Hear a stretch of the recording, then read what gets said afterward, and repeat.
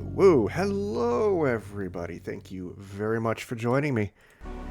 And welcome back to Zero Parades for Old Spies. Welcome. Oh shit, I didn't know you could scroll this. Huh, cool.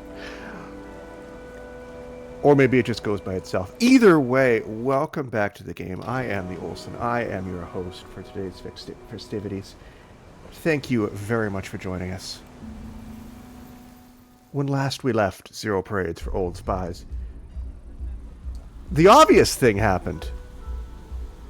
Wait, has the obvious thing happened?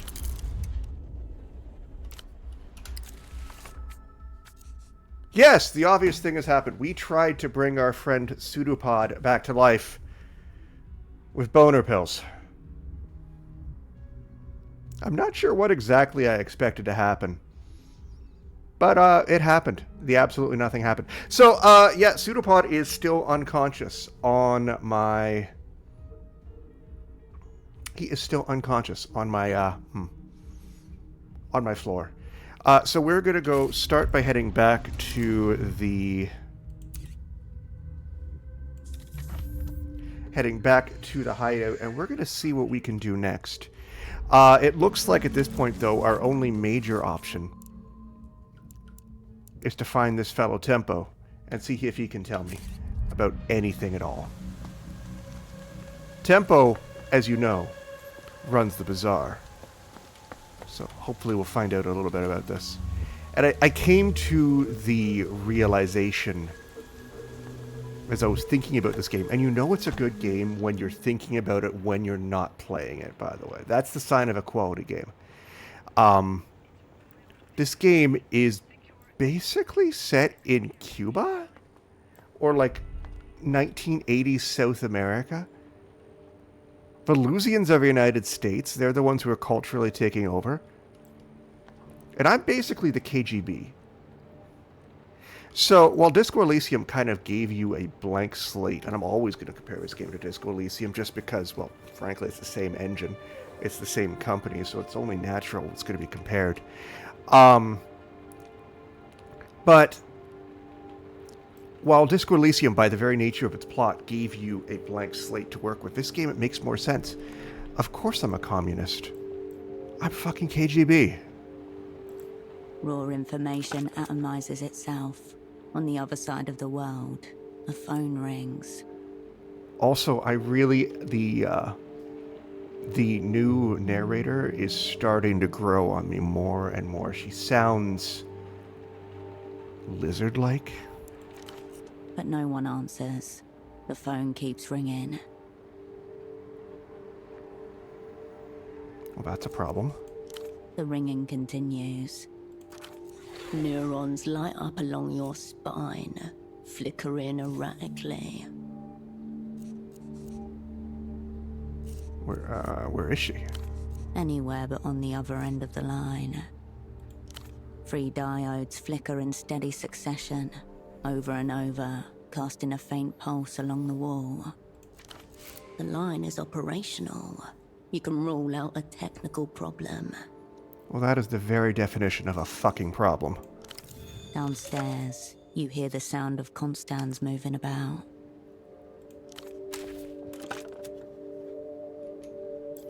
Let's chat with her quickly and see what she says. We picked up another loose end. I've got all kinds of loose ends. And actually, I did pick up that book. Let's take a look at it.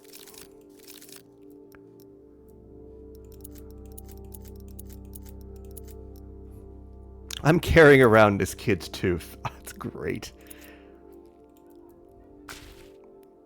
The Wang Guide to Improvised Firearms, Volume 2. A low-budget clandestine publication, somewhere between fanzine and paperback. The author's name is listed on the first page as Ji Cheng Wang. Almost certainly a pseudonym. Here we go. It consists of some 60 pages of text, followed by an appendix with cut-out schematics for the body of the gun. Making a homemade weapon? All right. Ostensibly a how-to guide, it doubles as a philosophical inquiry into the subject of firearms ethics. This will be of absolutely no interest to my American audience, but There are times in the conduct of human affairs when it becomes necessary to wang someone or something. This is a reality. There are, however, some preliminary considerations to disseminate. he substitutes the verb to kill with to wang. You would too, if your name was synonymous with death. I think I get the gist. It goes on extensively, the tone veering back and forth between sardonic hand-washing and outright murder advocacy. Alright, let's get back to the schematics. You leave the ideological content aside and turn to the diagrams. Well, what about the list of materials? The instructions specify materials for a 6-shot pipe gun with push feed. 500-gram hard plastic melted down, 1 coin 10mm diameter, 1 broomstick or wooden dowel, 1 aluminium can, tools, glue, and plywood. That seems easy enough. What about bullets? Ball bearings. So that's everything? Yes, and it is up to you to scavenge it all. Best place to start would be Photo 24. There's gotta be some of this stuff lying around there somewhere. It's a working photo lab after all. What about the schematics?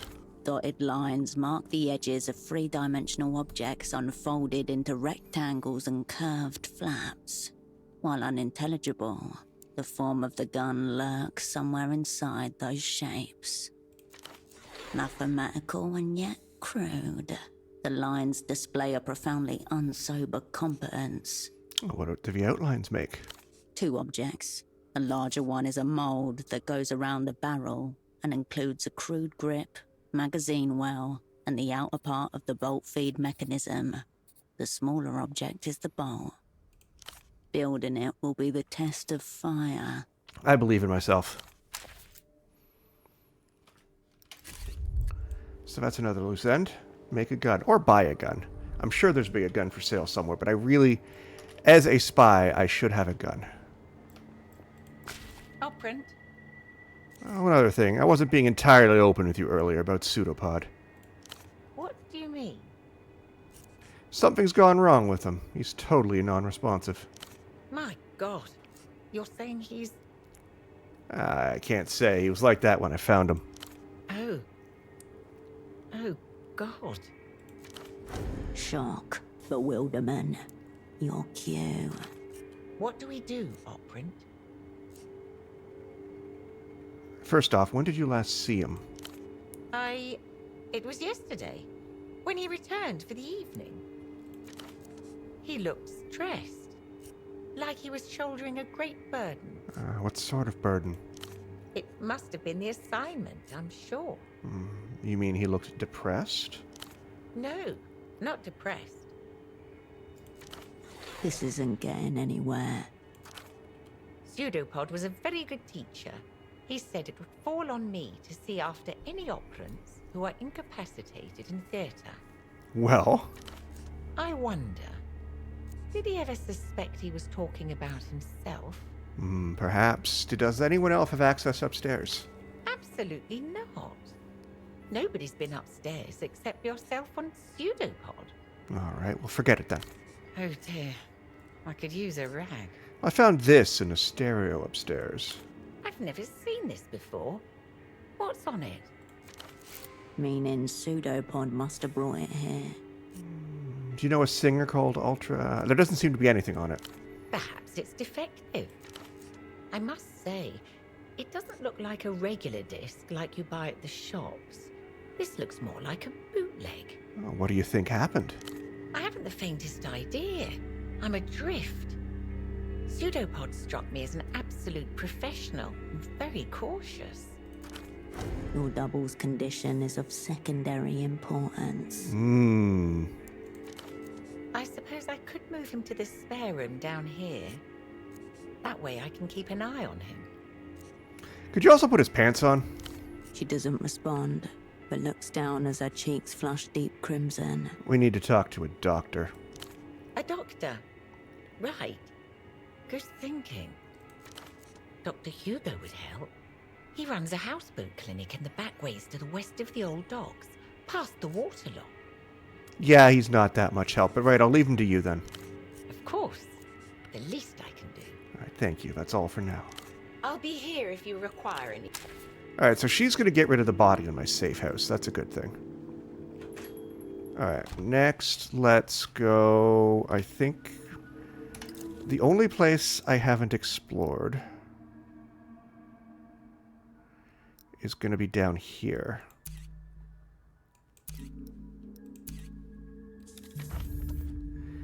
And then I need to figure out where in the Bazaar Temple was hiding.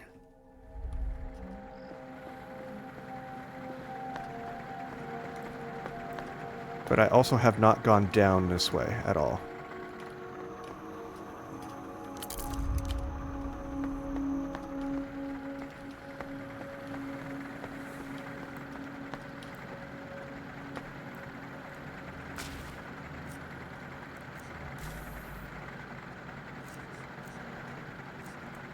With pleasure. All right. Tell me what's on it. I'll be seeing you. Later, goat eyes.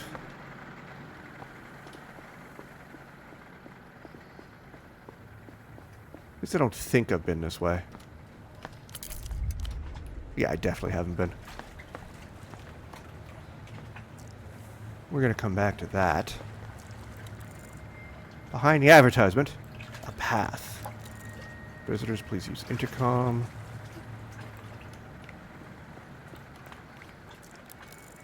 Rusted catwalk creaks under every tread.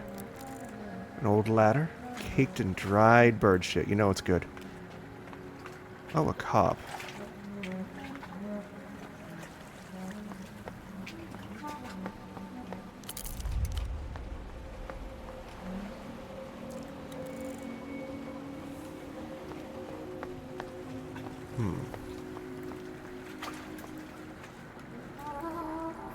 Well, like any good spy. Let's go rooting through the dumpster. Why have I got messages?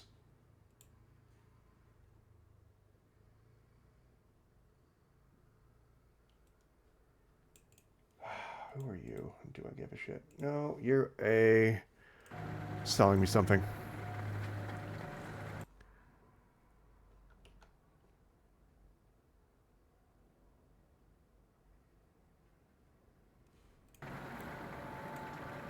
Rubbish is piled so high it overflows the rim of the metal container. The sanitation crews are running behind schedule. Well, let's find out what they have. The layers of detritus are many days deep. A whole history of discarded artifacts is piled up in front of you. This bin is an archive. Search it and you may conjure the recent history of this place. I think I should spend a skill point. The rubbish container.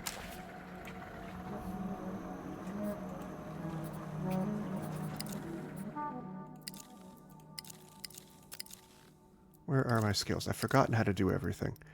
That is blueprints. Your knowledge of a city and how people use it, buried secrets, useful shortcuts, improvised accents. English is hard. Alright. The container is still overfull with rubbish. I need to roll an 11.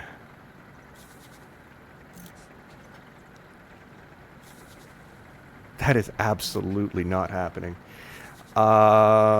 We're The rubbish container and all. We're gonna come back.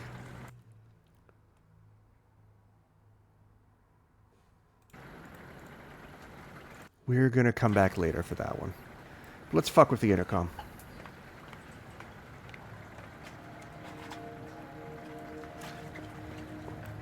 Like, I know there's probably no penalty for failing it, but that is an 8% chance, even with a...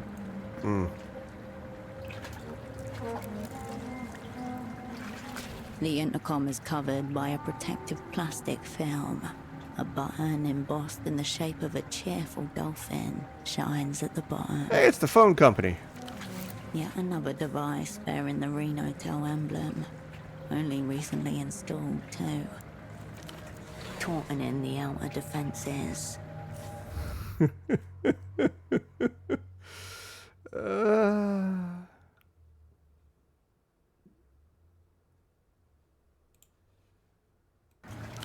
It curls under the edge of your fingernail and slides off in a single, unbroken piece. I'm glad to know that popping bubble wrap would also feel good for this guy. Girl. You can see your reflection, flipped in the unblemished metal. Let's consider my upside-down self. There's a compulsion to check your reflection every time you pass a mirrored surface. Just gotta keep up appearances in theater. Of course.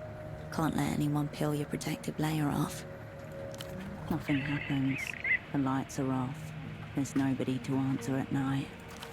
Or maybe somebody's just been left in the dark.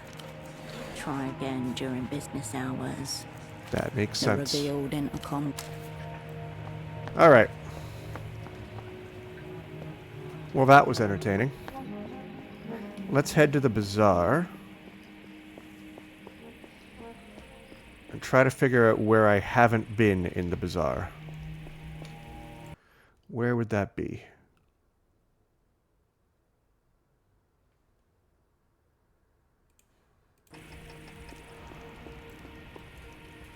Certainly not in there.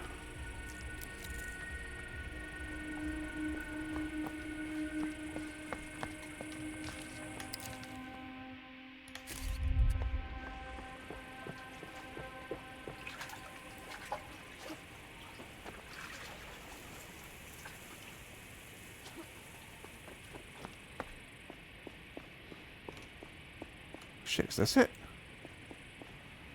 You stand before the still door. You step back from the door. That's the door to Tempo's office.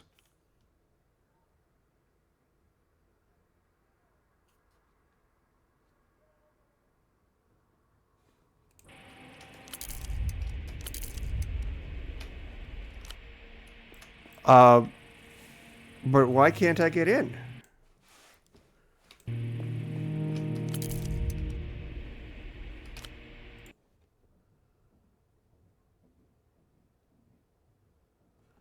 Huh.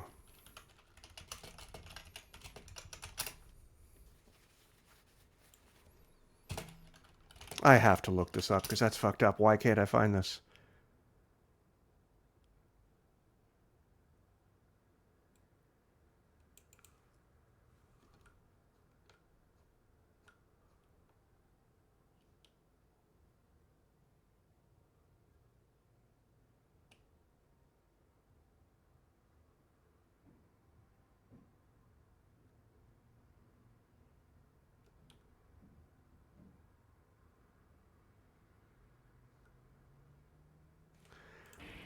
Oh, okay.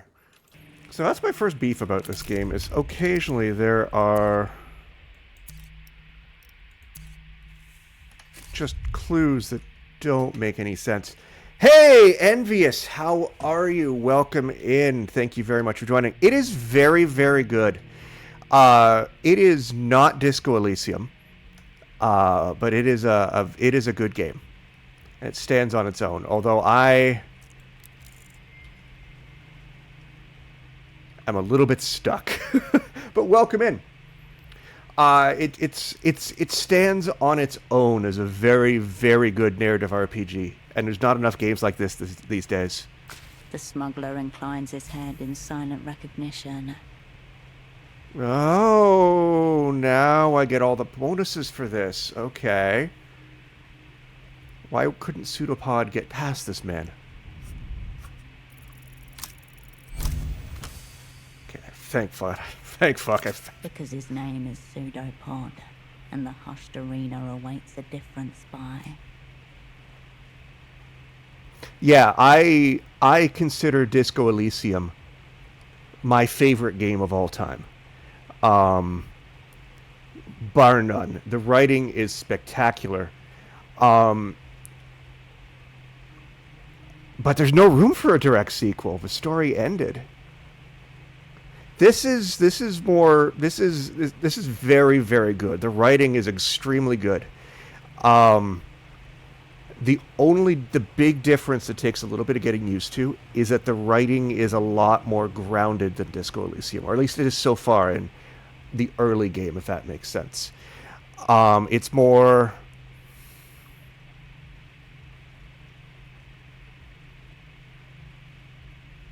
There's always like an air of like nothing in Disco Elysium was quite real, which was perhaps reflective of how the game began and your character's limited perception. Whereas the character you're playing in Zero Parades has razor sharp perception. She's a smart girl. She is dealing with a different sort of PTSD in his own way. Linval Brown is in it. The narrator is not Linval Brown. Linval Brown plays a creepy old man. I've found most of the voice actors from Disco Elysium playing different roles. The narrator in this game is not buttery smooth at all. Oh, you hear it in a second. You turned my colleague away because he wasn't me. And who are you? Okay, so this guy's audio is still bugged. Her narration is almost.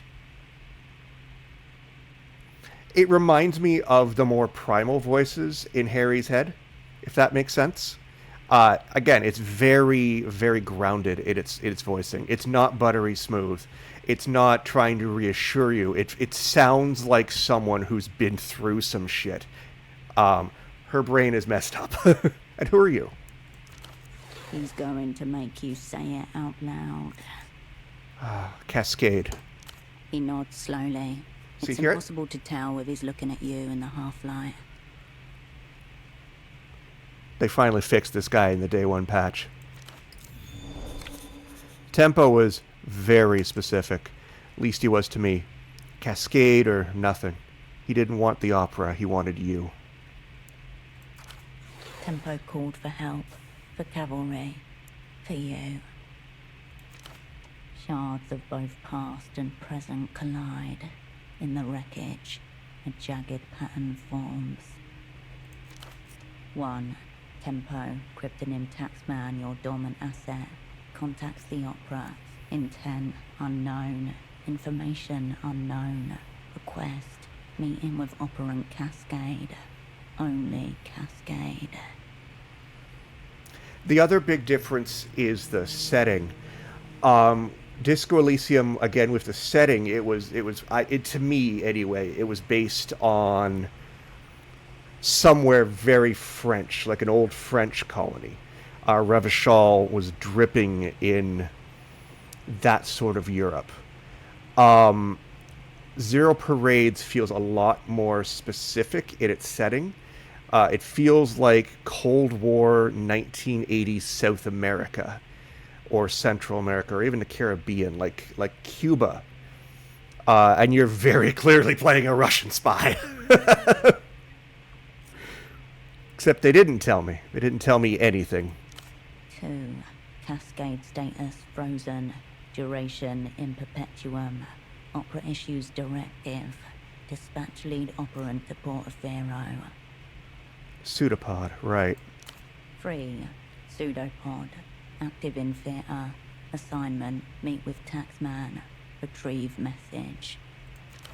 They wanted Pseudopod to become Tempo's new handler. You were just here to smooth the transition. 4. Pseudopod fails to meet with Taxman. Requests Cascade from Opera. So you can see so rather than various parts of her personality, although sometimes it's her personality as well, it's not just her personality forming her inner monologue, it's also the parts of her training. So, gray matter, shadow play, which is her skill as a spy. So, a little bit more, it's still fantastical, but not as fantastical as Disco Elysium was. But a very strong game on its own right. 5. Timeline disrupted. Movements unknown. Pseudopod. Status changes to lost. Then I entered. Stage right. 6. Cascade. Status changes to reanimated. Operant arrives in theatre. Unbriefed. unassigned, and In the midst of a disassociative episode. questions coagulate, but at their center a truth catches the light. This is my assignment. There's still magical realism. Like, this is still a world with magic in it.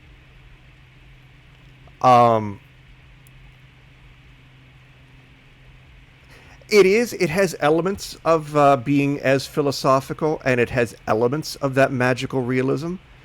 But everything is going through the lens of people who are living in a real, living, breathing world. Like, for instance, like, you had the Pale storyline in Disco Elysium, but not everyone really... most of the characters didn't really understand what it was or what was happening. You kind of experienced that through Harry and his visions. There's no visions like that so far. There's stuff happening in the world, but you're experiencing it through your character in a more realistic sense. And this is my assignment. Here's how I see it, or maybe how I don't. His voice refocuses you. The Weeping Eye, that would be the enemies, came in heavy, start cracking skulls. Tempo gets a wild look in his eye and follows it out the door. You two spirits appear out of nowhere, full of socks and half-stories. Now we're all jumping at shadows. I'm Rustemian, brought up to follow codes. I can't follow a code if I don't know what the fuck's going on. Sorry you're caught in the middle here, buddy. We're calling this the middle? Best laid plans. I was trying to slink around the edges. Won't take me to Tempo. That's our biggest problem. Tempo's gone. Vanished. Guess that explains why I can't get into his fucking office. It is fully voiced, Envious. But we are waiting for a week 1 patch. There are certain major characters where the voices got screwed up. It's buggy. Which, this is the year of our Lord 2026. What video game isn't buggy? So this guy, for instance, his voices just don't work. Zaum already posted on a couple places. Yeah, we know. He's supposed to be voiced. But outside of his opening line, he said nothing. Every other character has been voiced so far.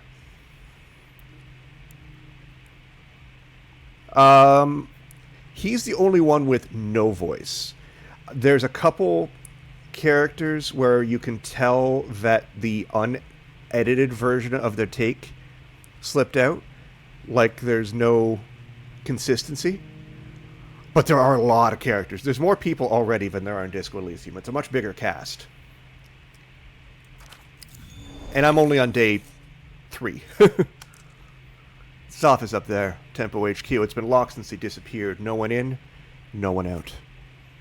Any idea where he is? What happened to him?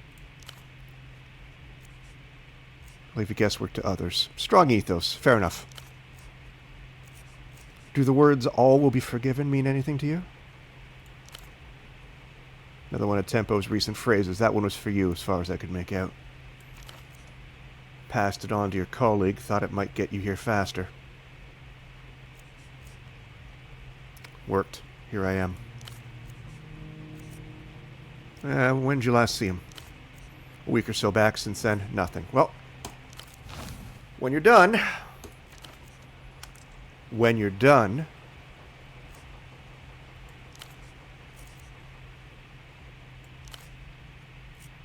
He lowers his head in brief salute. Alright, now I'm going to do a little bit of light breaking and entering. Because I found his office already, I just couldn't get in. Assuming I can find it again. Yeah, that's it right there. Here's the stairs. Alright. You approach the still door again, this time knowing who it belongs to. Tempo, it's me, brother. I'm back. Silence from the other side. Really sorry about how everything went down 5 years ago. You get no answer. No twitch or shuffle behind the metal. Well, the lights are on. Yet you can sense something leaking through the door seams. Unearthing. Contamination. Well, can I pick the lock? It's a standard lock, and you have a lockpick to hand, so you can certainly try.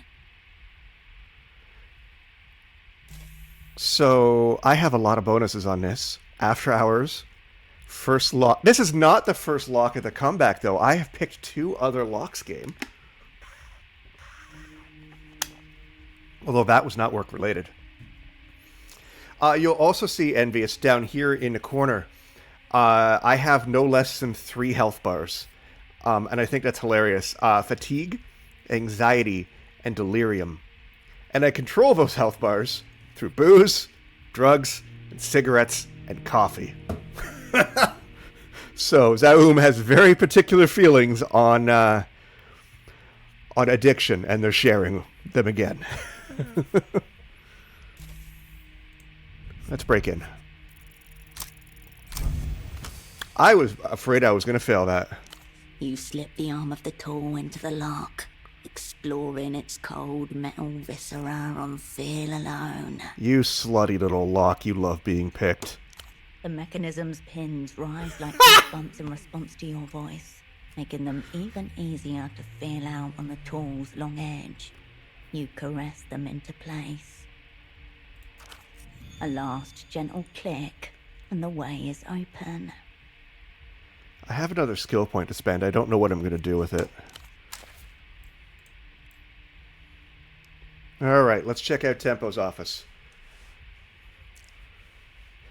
Oh! Well, shit, that's a lot of blood. Guess I know what happened to Tempo.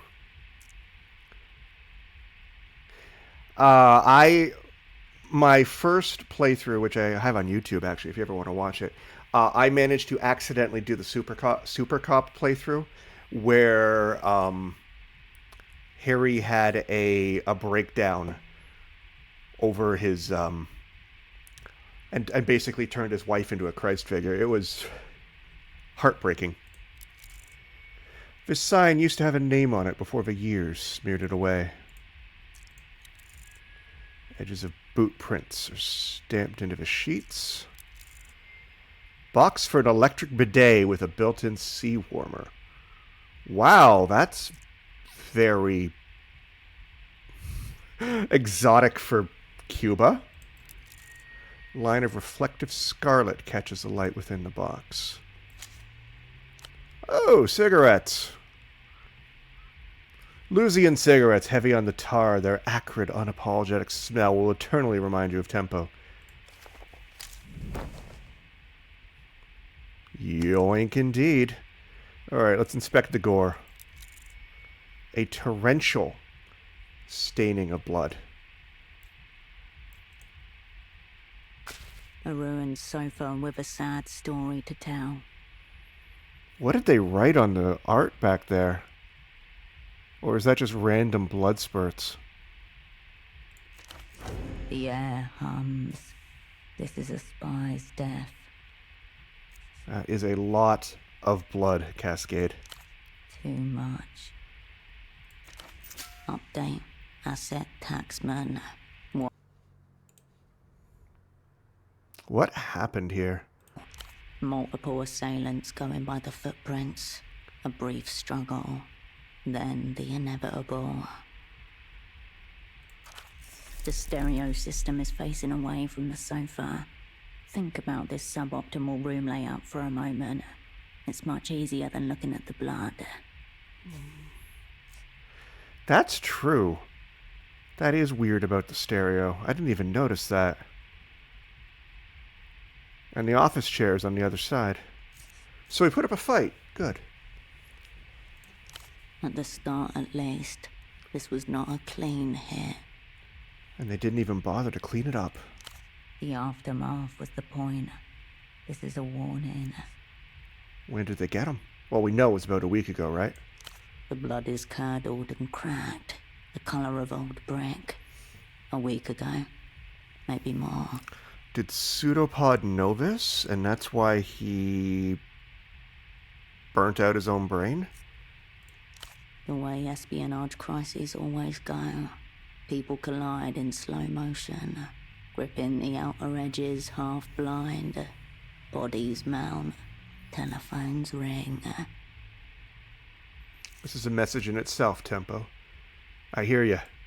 Mere minutes into the match and the away crowd are silenced by a stark scoreboard. Enemies 2, Cascade 0. Not a great start. But what's that?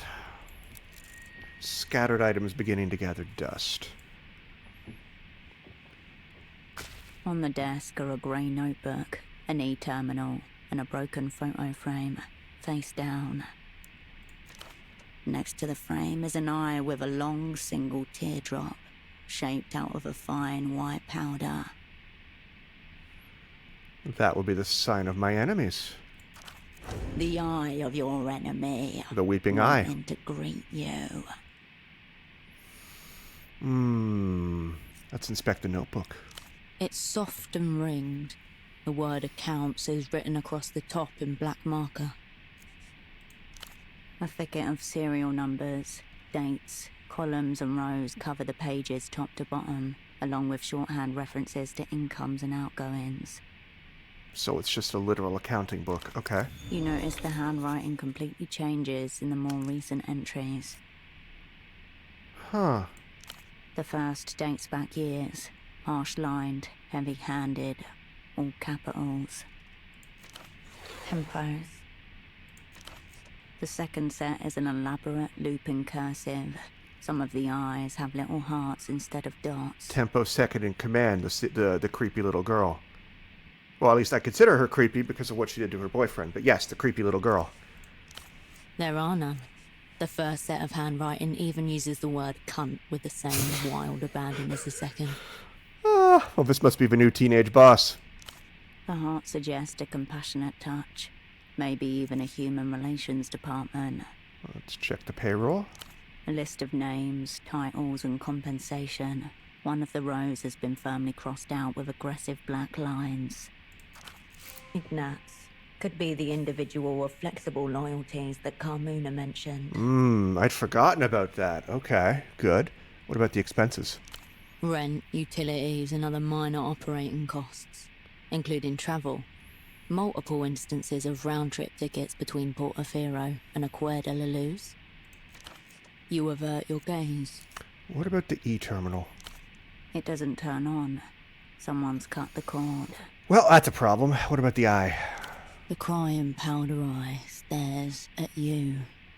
Why is it here? It is a signal.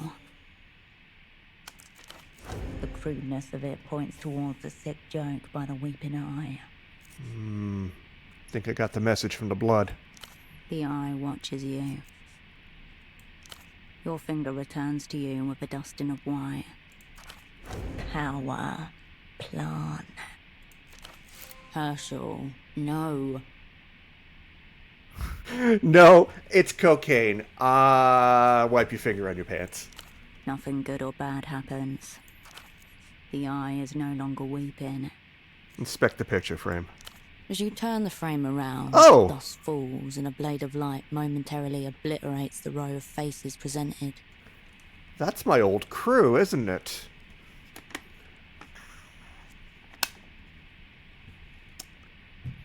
So one of these guys is probably Pseudopod. That's me, Cascade. And one of these guys is probably Tempo, though I'm not sure which one. Inside your stomach, spider's skull. And I'm about to have a full-on crisis here. A surprise attack launched from your own past. Here you all are. Tempo, Etsy, Vesper, me, Ramses, Carolina, and Holocene. I haven't heard of any of those names before. Well, let's get to meeting them. Tempo. Taxman. S-Stock. Oh shit, this is their real names. Okay, Vesper. Virtue. Cascade. Radiant. Kindred. Olesen. Except for Holocene, who's just Holocene. Your former network, known to the Opera as. The whole sick crew. Unknown to you, as those friends you left to die 5 years ago. A set of implements arrayed upon a workbench. Your people. Let's look at them. None of them meet your eye, apart from you, the only one looking down the camera. They were counting on you, and you abandoned them. While they thought of you, you thought only of yourself. You selfish little child. Like I said, I'm having a full-blown crisis. Let's look at yourself. Your controller told you to run, and you did.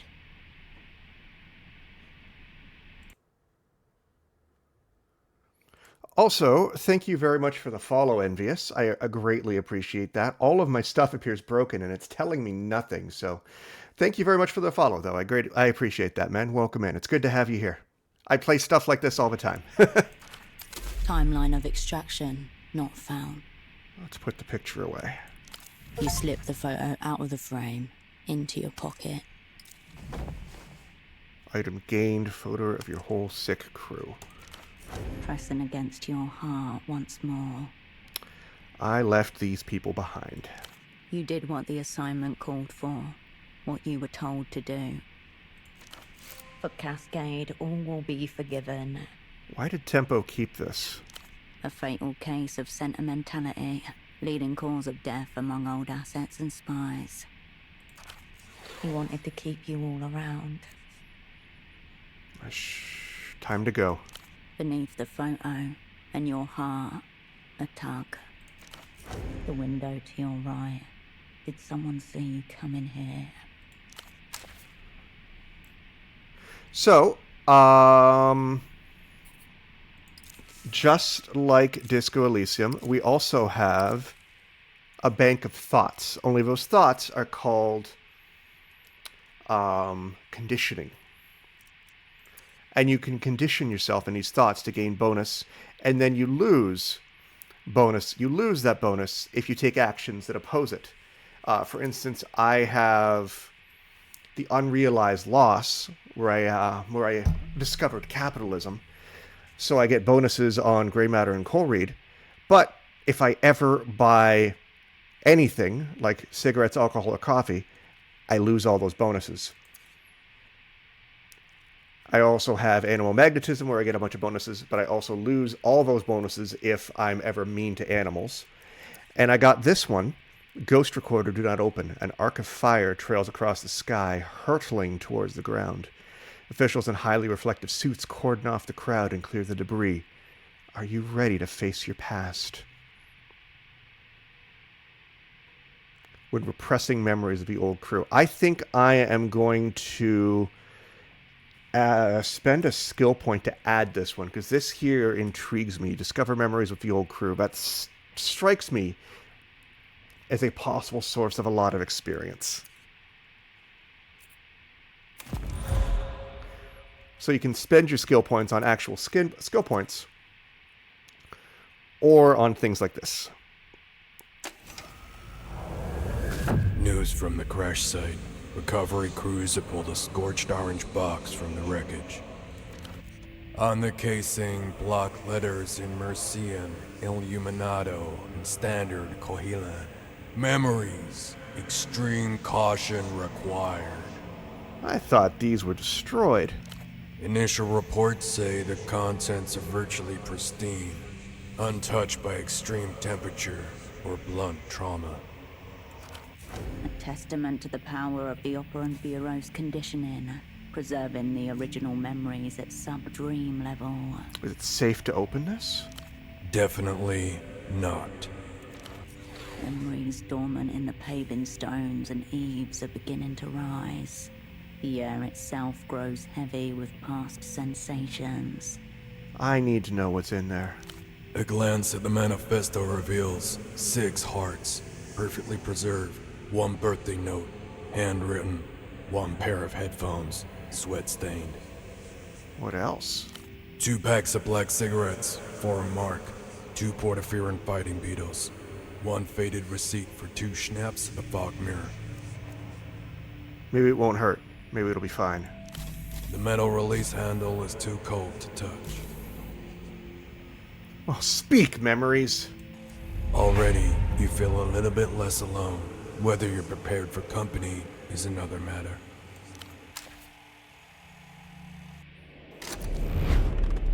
Cool. So that gave me +1 records and +1 Technoflex. I'm a nerd. I build things, so that's kind of handy. We're going to keep that. I like that. Definitely going to keep that. Cool. And now we saw someone out the window, so let's find out what's happening. Only faint shapes visible beyond. You can make out an impression of the bazaar beyond the window, obscured by dust and grime. Let's wipe the glass with our sleeve. You gather up your sleeve and exhale onto the window, where your breath reveals a clear handprint in the dust. Let's put your hand on it. You raise your hand and place it gently onto the print. It's smaller than your own. That would be the kid. That is not Tempo's hand. Someone else has been using this place. You are late to the party, and the after party. Look across the water. Across the canal is the district of Lower Vudas, a haggling mess of slums, continually sprouting from the defunct ruins of itself. A cross-section of the city would be a cliff face, stacked with evidence of floods, political tides, and fossils of forgotten hardware. What about the bazaar? Nighttime finds the bazaar nearly empty. You observe a few teenagers and individual souls going about their routines. Something's off, though. An unusual shape breaks the pattern. A large orange figure sliding between the stalls. Wait, is that the same guy from the photo store? Glancing up at the office. Too much and too often. The man from the photo shop. The weeping eyes errand boy. The seedy little oddity. A possible cover. Something flashy to distract from something ugly. He's a tail. Of course. In espionage, coincidence is folklore. Well, what's my move? Known to the opera as the whole sick crew. Lose him in the bazaar, turn its layout against him. Okay. And how do I do that?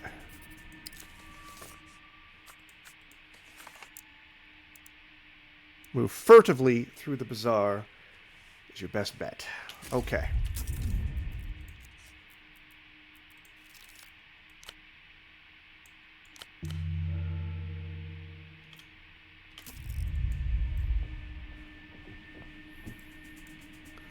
How does one lose a tail in this game?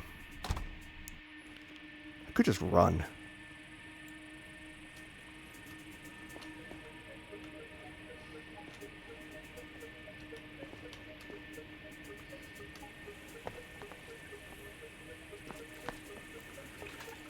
I guess, oh, you notice the music changed too.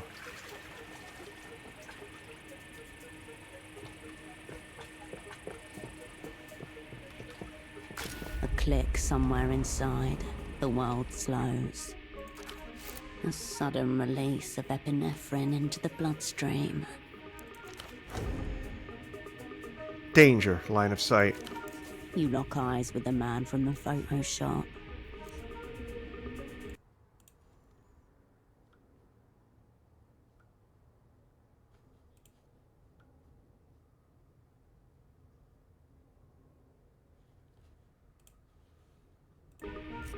Okay, focus. He cradles something within his coat. A camera? His words return. A little photo should not count as a crime. It's not like it's a loaded gun or something. The time to act is now. Evaluate. Advance. Or a void.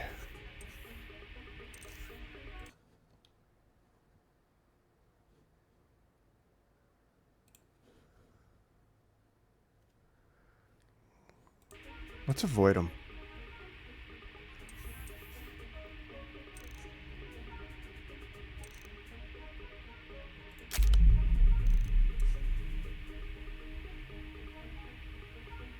Sports adjacent clothing, cotton feet, legs worn out from the pylon climb.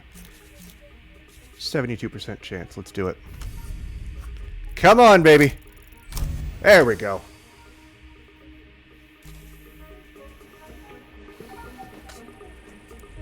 Your muscles tense up in anticipation of the launch.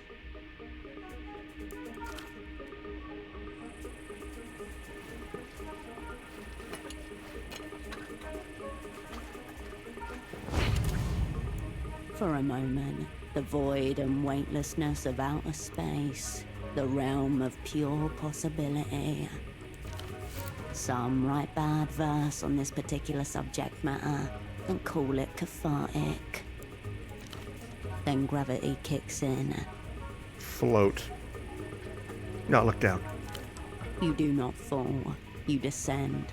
A moon knocked off its center, hurling towards the capital city, tail burning. The shockwave is tremendous and silent as it travels up, out.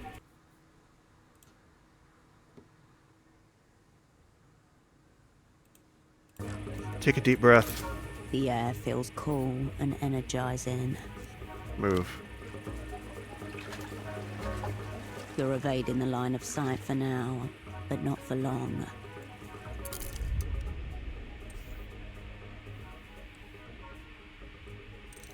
Deliberate diversion or onward.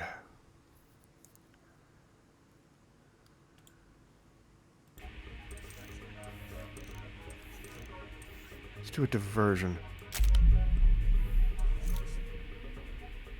Helped Carmuna, fan shifters, checked out the clothes racks, serious thinker. I've got delirium despair, let's do it.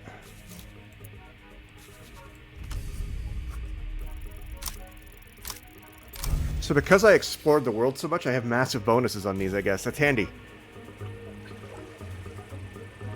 There are many objects in this box. One of these objects could be your object.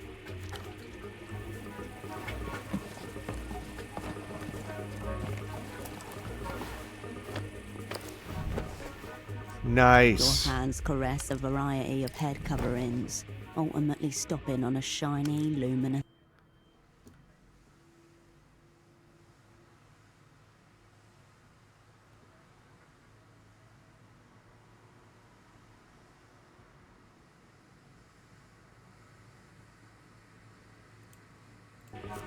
This seems fitting. It does when you're making it up as you go along.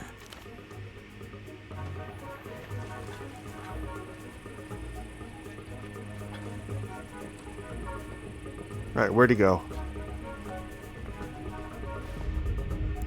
Greasy, awkward, and dressed in a gaudy multicolored coat, the man stands nervously scanning his surroundings, one hand reaching towards his pocket.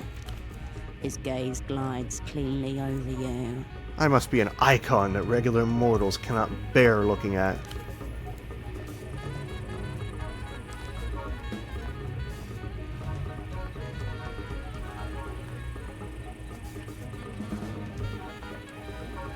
Oh, he found me. Try not to get carried away. He's still here. You hear the whine of a 50cc engine. A small tuk-tuk appears in your peripheral vision. I'm gonna snooze the ads real quick. I'm gonna run an ad break shortly after this scene, but need to get rid of those. Yo, Apricot, this way. Oh, thanks for blowing my cover, girl.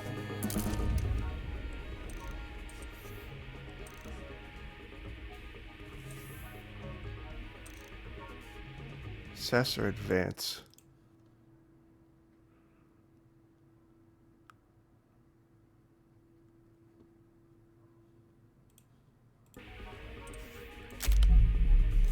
teenager in a tuk-tuk called you a cunt. They may be an ally. You may not have a choice. Well, this must be Tempo's lieutenant. Only one way to find out.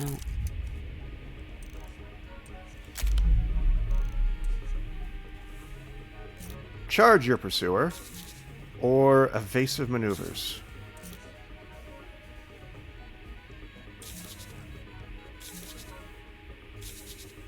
Almost trivial. Let's do coordination.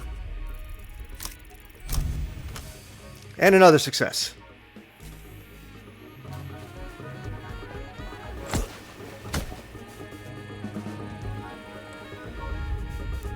Your body crackles with electricity as you batter your foe into submission. His eyes light up in fear. Let's make it personal. The man flinches and the air stands still. Two bodies collide. One folds.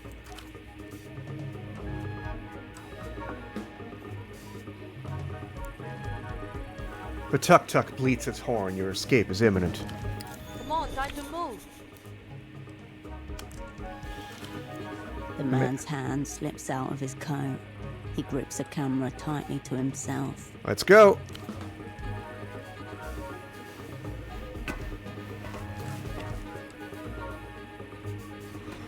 I love a good tuk-tuk.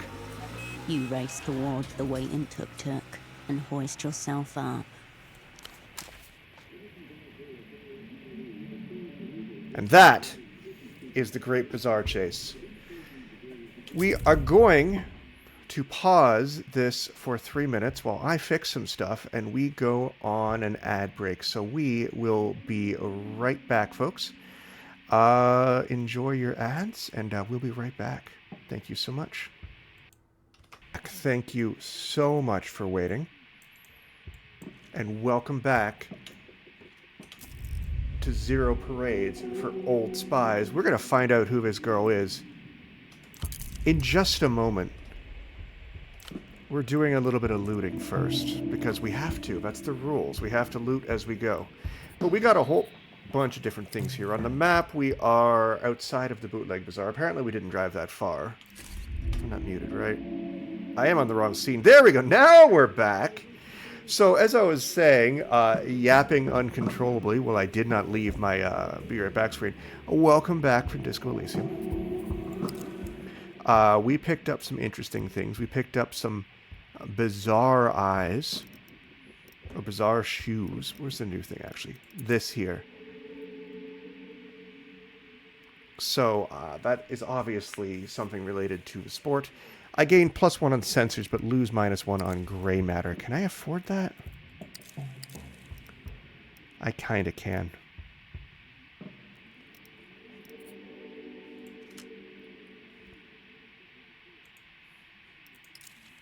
What else did we get? Let's go have a chat with everybody. Okay, first of all, I want those sunglasses.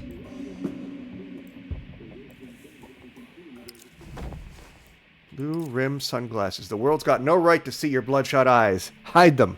Stylishly. Shadowplay +1? Sure.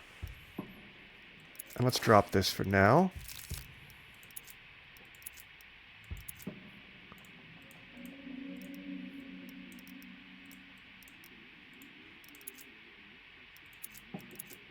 I have 2 of these visors now. That's fun.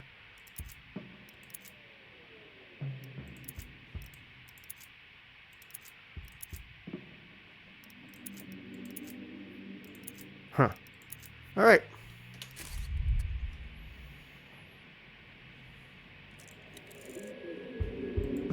Very large poster hiding a crack in the wall.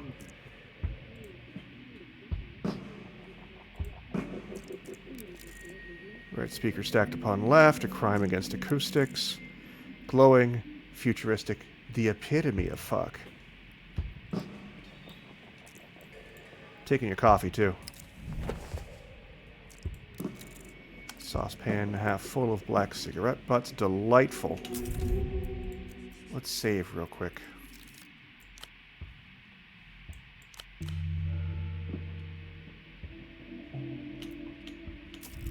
I didn't quite gain another experience level in that, but let's see how this goes. Hello.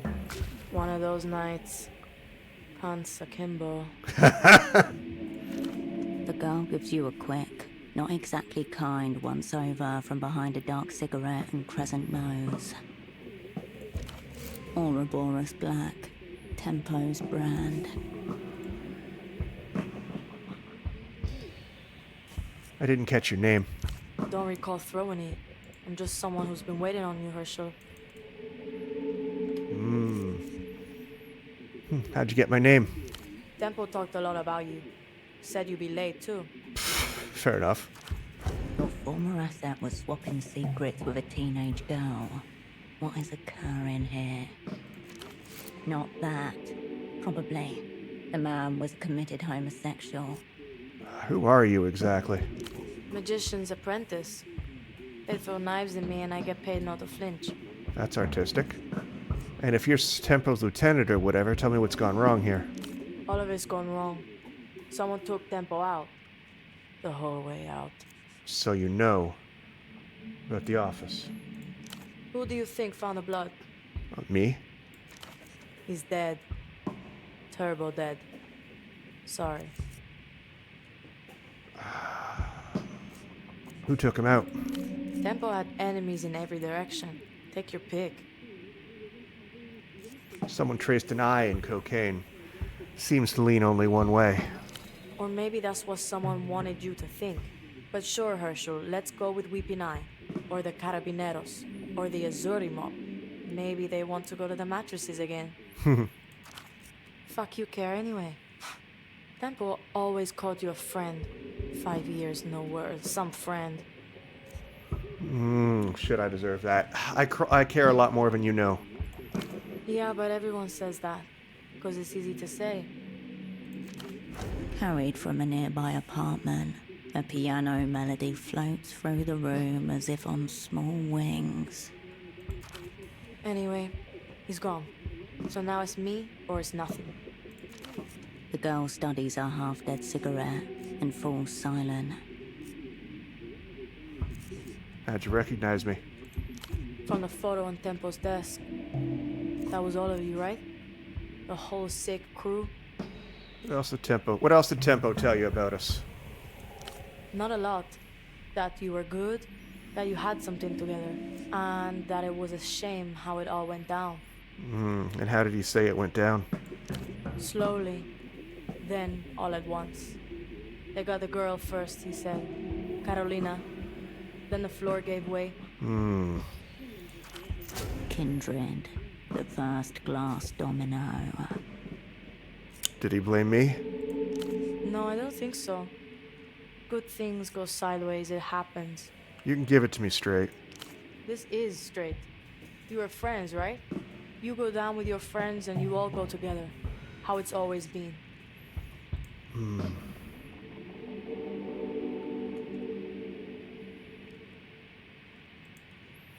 Tempo asked for me. Maybe you're the person who could finally tell me why. The ritual, obviously. Has it started yet or what? The ritual? Cascade or nothing. Tell her Taxman is ready to begin the ritual. That was Tempo's message to the opera. What's it mean? 30 experience. I got money for that? Horoscope, not a term from the Opera Bureau's playbook. I don't know. This is my first time hearing it. I really hoped you would. I thought you were high up in the opera or something. Tempo said you were top floor, brightest spy in the sky. Uh-oh. Tempo didn't know they shelved you after 91. He thought you were still respected, revered even. Let's be honest with the girl. They buried me in the filing room for 5 years after the last time. What's that mean? Are you still a spy? I'm a spy for the time being. Thanks for the honesty. But the way Tempo talked about you, I'm glad he's not around to hear that. You're supposed to be the great Cascade. Pockets full of answers. Do you know what all will be forgiven means? Was that part of the ritual? Tempo used to say it. So yeah, I do know what it means. Nothing anymore. I think it was part of Tempo's message. Probably some coke shit. He practically had a feeding bag attached near the end. It was a message for me. Maybe it was. Nothing to do with our current reality, though. Gotta forgive yourself these days, I hear. The girl closes her eyes, then opens them again. Oh, so the Smoke imagery of a drifts feed from bag her full of nostrils. cocaine is something. Quiet, Herschel. I sense the presence of spirits.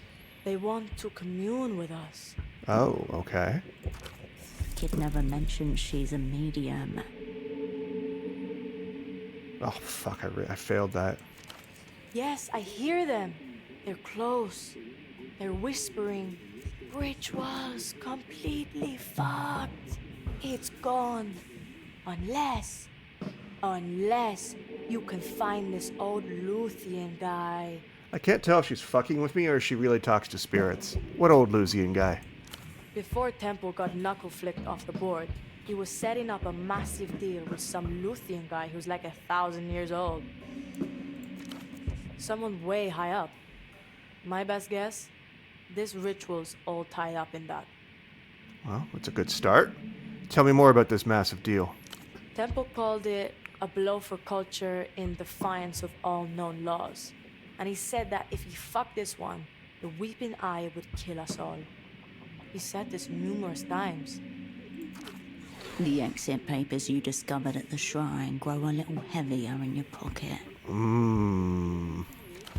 Seems that prophecy is coming to pass. Temple was first, a blood sacrifice in his own office.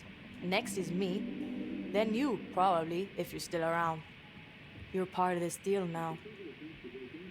My pocket does have one answer in it. This old Lucian guy, was his name Dante? I never knew his name, or his new name.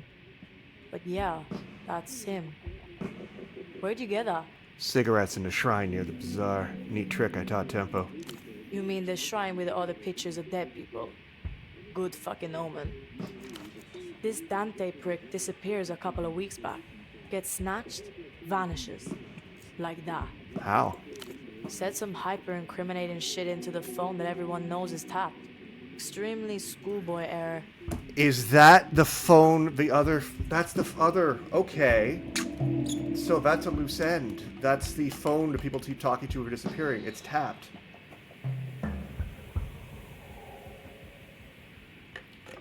The phone at the western end of the bazaar that people keep disappearing when they talk in it. It's just fucking bugged.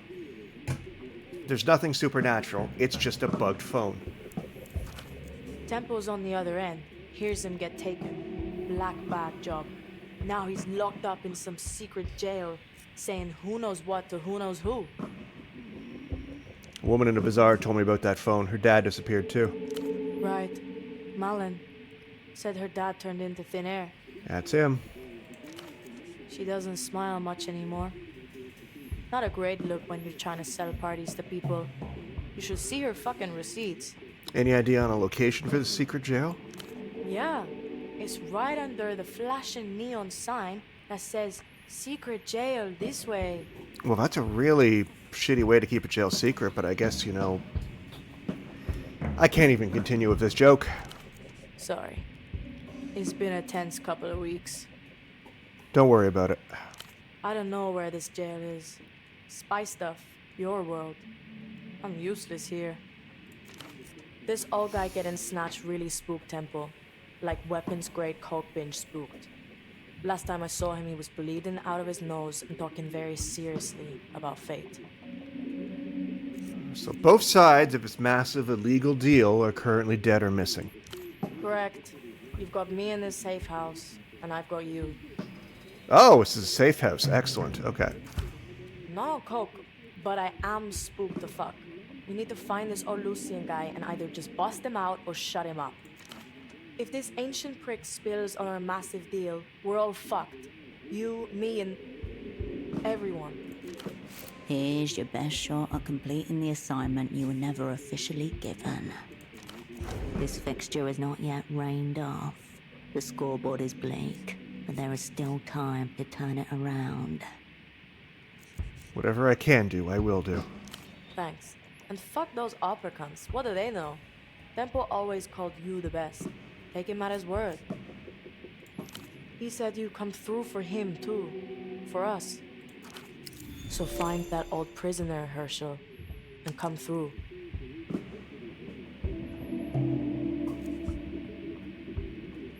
Let me get this straight.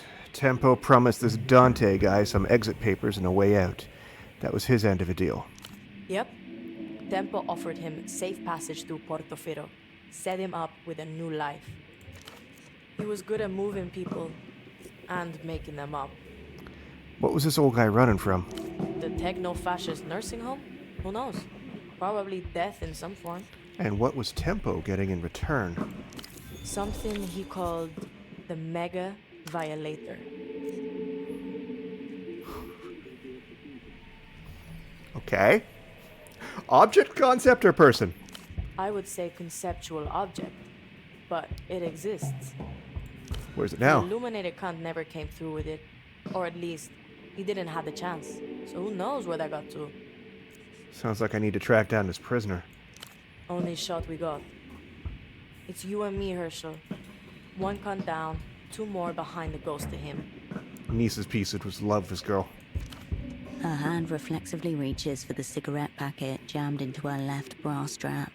She smacks the packet once against the side of her head, then flips open the top and plucks one out. A far too familiar gesture. Something grinds and sparks against the inside of your skull. Roll at least a 6. I don't want to max out. Please give me more than 6. Yes! At the aerotram stop with Tempo, fog-stained and matted with rain. The final time that both of you felt certain would not be the final time. He smacked the packet on the side of his head before offering you a smoke. He did that a lot. You do it too sometimes, without realizing it, when you're thinking of those days. We hosed here, Hush? He latches the cigarette on his lower lip.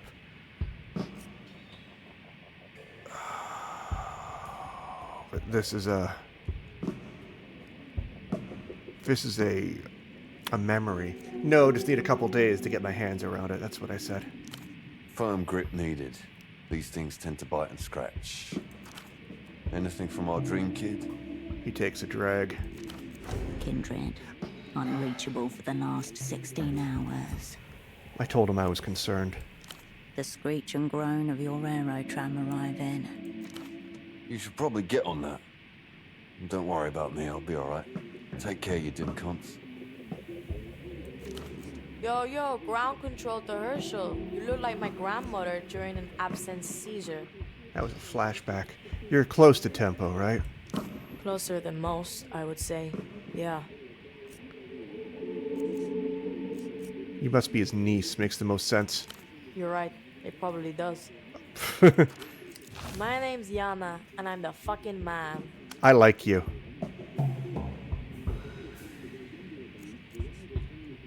That guy that tailed me, what's his deal? Ignatz. Area clown with shit taste in jackets. He used to work at the bazaar, till Tempo sacked him. Why'd he get sacked? For being a clown, officially. And unofficially, for maybe going in with the weeping eye. Carmona likes him a lot, said he was being falsely accused. Carmona's got dye in her brain or something. Whatever she comes out with, assume the opposite. Duly noted. Either way, Kuntz just bought himself a lifetime ban from the bazaar. Welcome to the delinquent heap. Is Marco your boyfriend? He's up to something shifty on behalf of his scary girlfriend. He's not my boyfriend. We were just hanging out for a while. Maybe we still are. Whatever. What's he up to? Some cunt has me in his crosshairs. A cunt with weird headphones and a shit mustache. I see. Who is he? Dunno. Headphones are the defining feature. And the fact he's after me. Isn't that the same...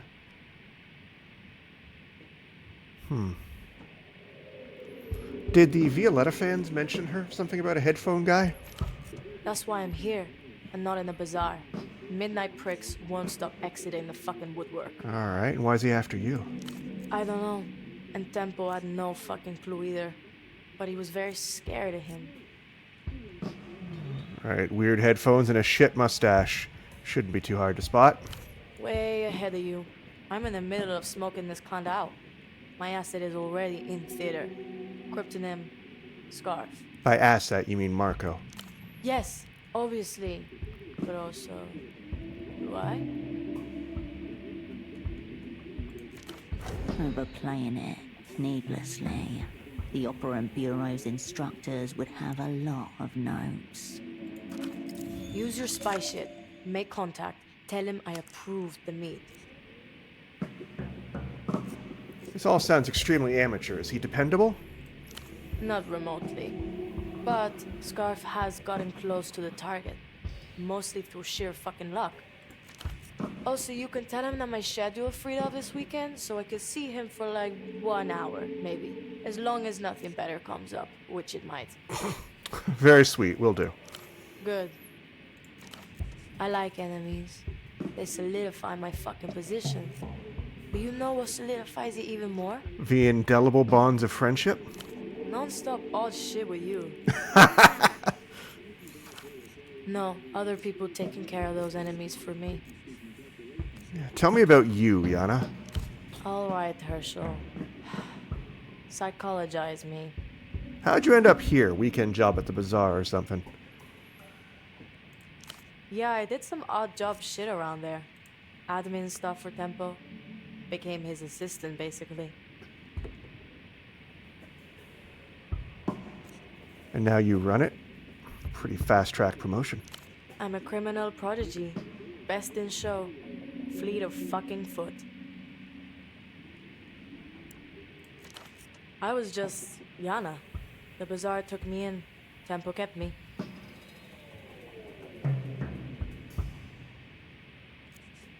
Where are your parents? Probably where I left them. Guess we'll leave them there then. Appreciated. Don't you have school and friends and shit like that? I'm retired. From school? Government education is for losers and narcs. Okay. They're never gonna teach you the most important thing in life. How to make fucking moves. I don't quite get what's going on between you and Tempo. We had a professional arrangement. Now we have an extremely personal one. I was here. That's all. Hold on. Don't I get another name? Like how Tempo was Taxman? Could go with Tax Girl. Strong thematic resonance.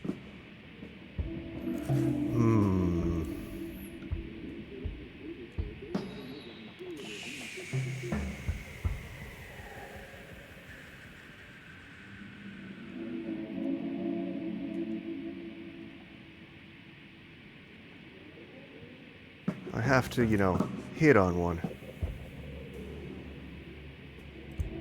Get thinking then. And it better not be Tax Girl, or I'll kick off.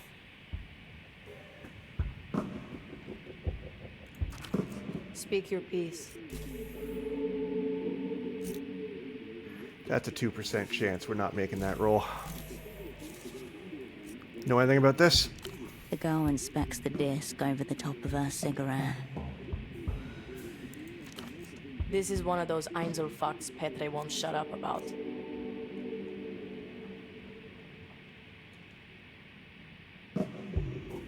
Isoltone XR.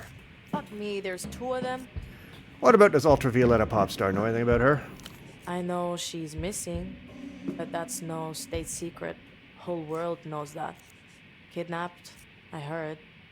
Sad end if it's true. Some girls enjoy dressing up as her. I understand. Fans who shift. Fucking losers. Where did you get that anyway? Hold your cards close for now, Operant. All remains tilted. Place I'm staying at. It was in a stereo system. People don't just leave rare shit like that lying around. Highly weird. I thought so too. Then again, not even the third weirdest part of this whole fuck circus. Oh, fuck, circus. All right, later, Yana. Keep your powder dry, Herschel. Okay. So I've got a skill point, but I don't know what I'm going to spend it on. Maybe poetics for... I'll come back to that later. I could also go blueprints again, so I can go digging through that trash.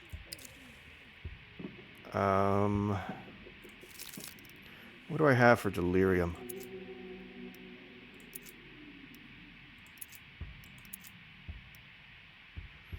Oh, I'll kill the delirium, but I'll get a whole bunch of fatigue. Is there anything delirium versus anxiety?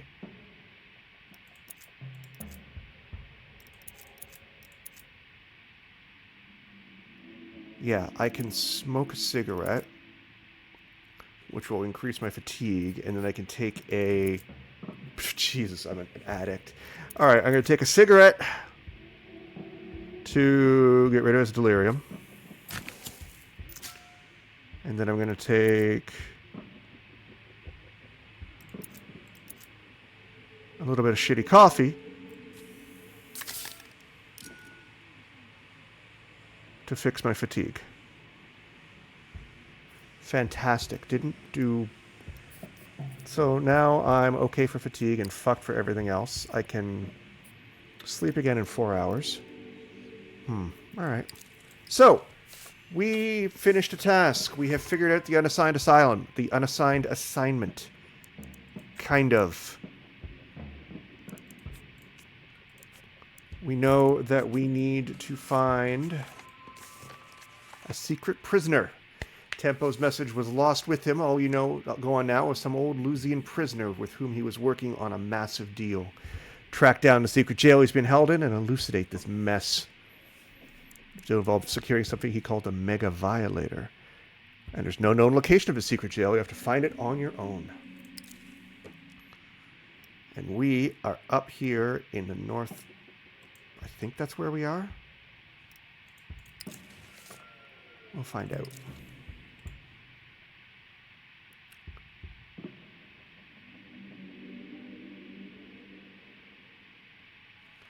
All right. Let's get out of here.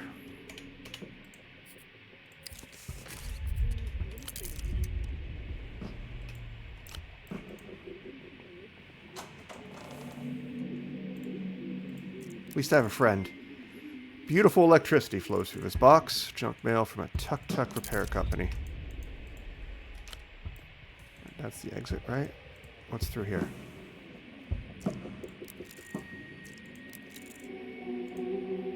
Other apartments.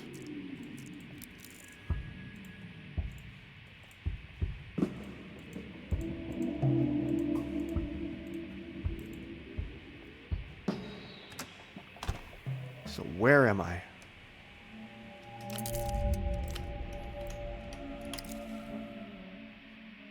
Huh. Okay, right in the middle of Party Alley. So I've got one safe house here and one safe house here. That's not terrible.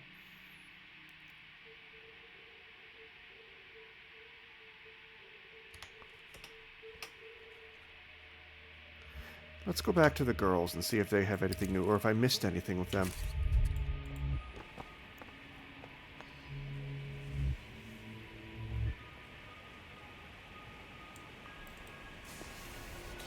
You're back. And you still look like that. About ultravioletta. Yeah?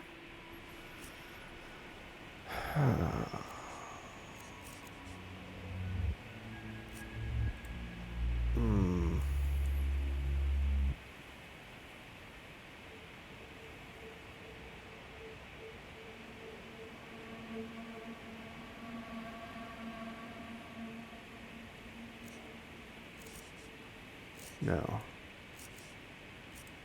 What? You want to talk about the weather? Yeah?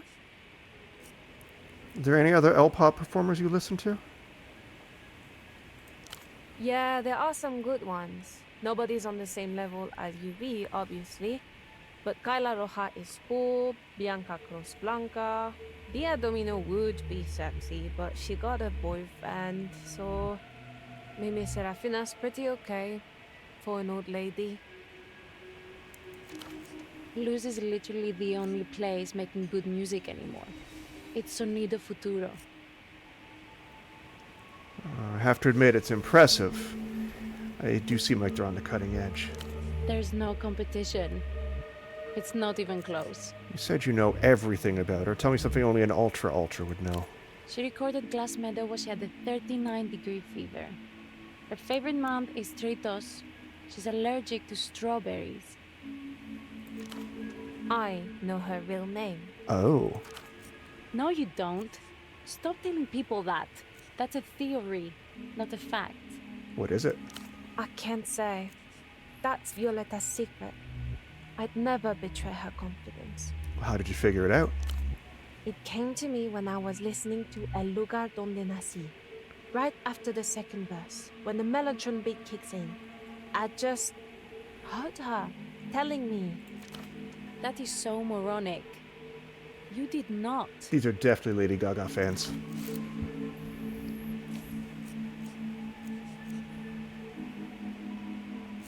You can't dangle that in front of me and not spill. It would be wrong. Which of you is the bigger fan? We are both Moonglow. Equally Moonglow. I just don't see the appeal. That's the saddest thing I've ever heard. And I heard the 91 recording of Stardust, the concert where the whole crowd cried so hard they vomited. I hear the ground over there still smells like stone. What? You want to talk about the weather? Ugh. I could get that to 52%, but I really don't want to spend that fatigue yet. Sure.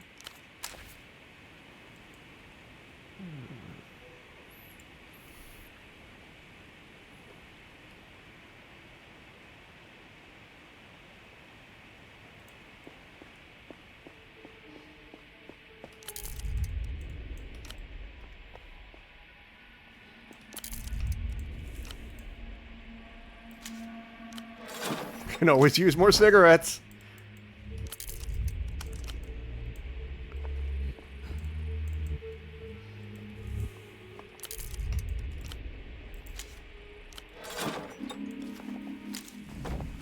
Cigarettes and coffee, folks.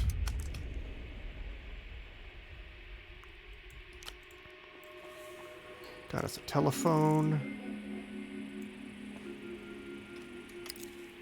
And this is the area that was closed off before because of boars that I was trying to get into, but I couldn't get into before.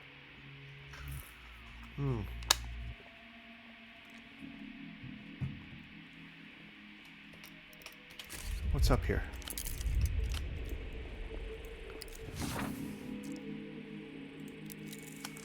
Electrocution waiting to happen. Fine local good, finer global tastes. We have a high-end tailor. The bald man watches on as you approach, his frown deepening with each step. Dressed up like a compromise.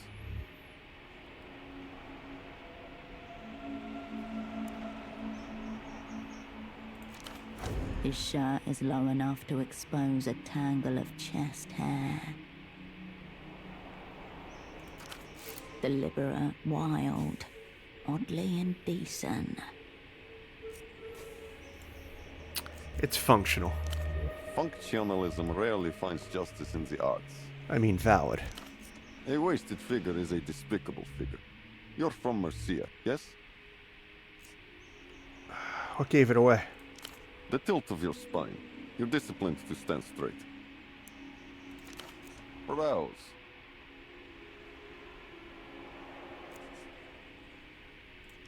Inside, a small cathedral of pristine jackets, dresses and suits, impeccably arranged.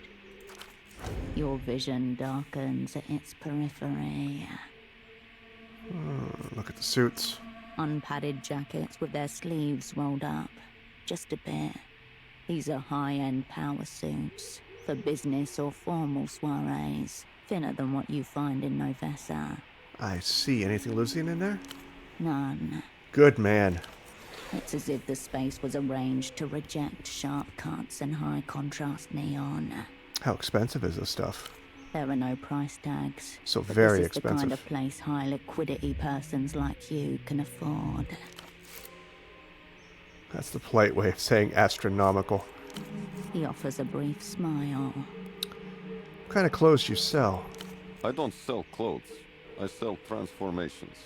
Transformations which generate epochs that capture the delicate moment between the before and the after. Do they truly generate epochs? Yes. And in addition, they are of high quality, very respectable, and delicate. Delicate sounds very me. Then you found yourself in the right place.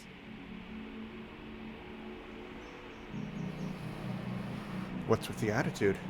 You're a potential customer. And only because of your figure. Calves aside. What the fuck's wrong with my calves? It's the first thing I noticed about you. One of them is slightly larger than the other, leading to a gross imbalance. I can see that you don't know much about the world of high value. If you move in certain circles, you may have heard a certain type of man say such things as, I have a guy in Portofino, but you wouldn't have heard of him. Okay, and? I'm the him you haven't heard of. You think your clothes are too good for me? When I say your selection would be an insult, it's your taste I'm criticizing. Allow yourself to ask for help. Bruce, dress me, please. Bruce, dress me. Please? Perhaps once more. With feeling. Dress me, Bruce.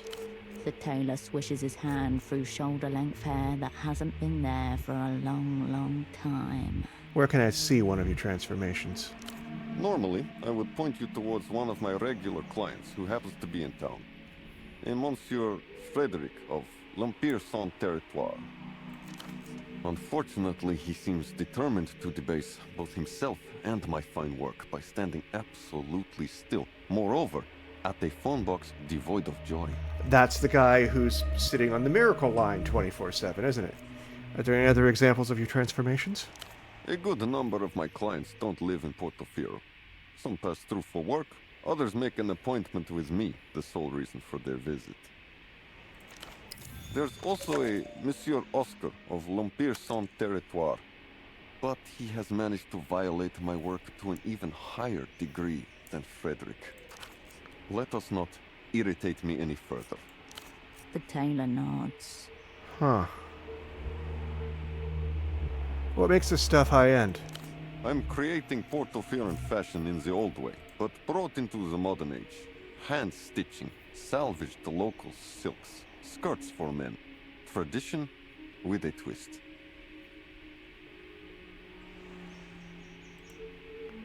What's so special about hand stitching? Any flaw a man creates in the pursuit of his craft becomes a part of the craft. A mistake made by a machine is just a mistake. I see. See? Look at this. He points towards a black jacket. A silver chain connects matching epaulets draped across one shoulder. You're gonna have to take his word for it. You're going to have to take his word for it. Fuck. You're artificially inflating the price of your labor week. He stares at you. Oh, that was a mistake. Momentarily speechless. I have a matching skirt for it. I dropped 2 stitches on that one. You use salvage silk? A silk torched their last sweatshop for the insurance. Most silk you find now is repurposed from old garments. Sounds like it would make it expensive. It's priceless. Melita won't like seeing that on your expense report. Skirts for men? Nestorismo brought pants, and with them, the mediocratization of men's fashion. The skirt is the perfect utility garment and my inspiration for this evocation of Portofino's past. An ensemble for a star-worshipping priest. He gestures to a loose kimono in swirls of green and cream, and a boxy skirt made from the same material. One of my more daring recent efforts. Not entirely successful. In light of my failures, 15% off. Very kind. The secret sauce to your craft is nationalism? No. Nestor was a nationalist. I just cater to people who are tired of a world that insists on shoving garbage down their gullets. The main source of the garbage just happens to be invading Portofino from beyond its borders. I mean, it's coming from Lelouch. Set foot in the bazaar and you'll see what I mean. Everything you buy there is designed to disintegrate within a couple of years, at most. Okay, I think I understand. You have some semblance of an introduction to understanding. I'd like to hear your thoughts about my outfit. I could offer some critique, yes. You may not like it. Let's try. He circles you with his gaze alone. His brow furrows. Personal, yes? Pure People's Republics. It's classic you, isn't it? I can see why you'd like it, but you can do better. I see. I'm in the market for a high-value suit. Is that really the criterion by which you want to dress? Its value? The goal is to pass for a top-tier individual. That word, pass. That's your problem.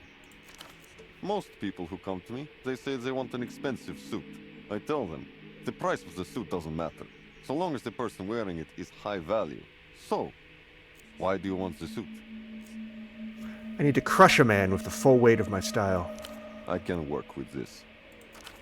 He disappears into the depths of his shop. Upon return, in his arms a bundle of fabrics. A pair of checkered shoes dangle from one finger. All right, I've compiled some pieces that might give us a place to start. Consider the pants. The trousers are tailored in a loose fit style.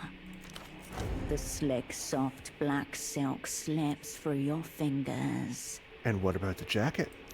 Blocks of earth-toned silk have been neatly and nearly invisibly stitched together. It's subtle, but you can see the telltale bulge of shoulder pads. Business. Excellent. Sweat. And much strength hide themselves here. And what about the shoes? The shoes are the most striking element of the outfit. A pop of eccentricity. Diamond-shaped leather cutouts in black and white, with a subtly pointed toe. They say, I'm corporate, but still hip. And that's a great message to give. There's no doubt about it. This is a power suit. You can't picture yourself wearing this. You're not even sure an imaginary woman could pull this look off. If this style was enter, you'll just have to make the best of it. Let's browse your clothes. This is what's there for you. Alright.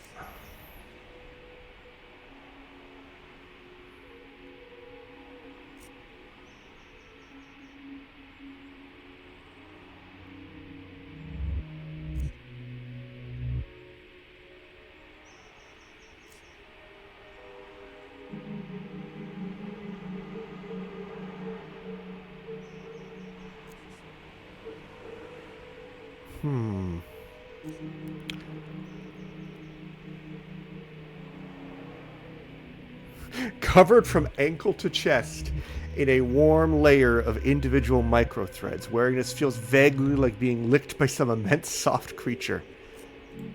Well then. Of course you will. That is fantastic. Ah, okay.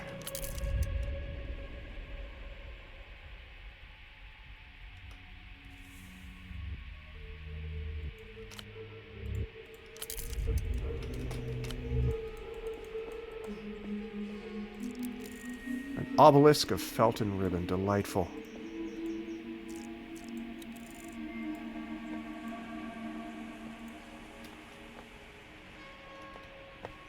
Okay, so this takes me back to the doctor's place.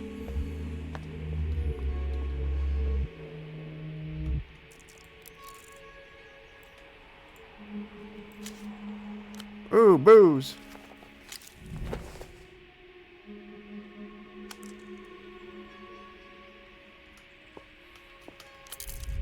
And boots.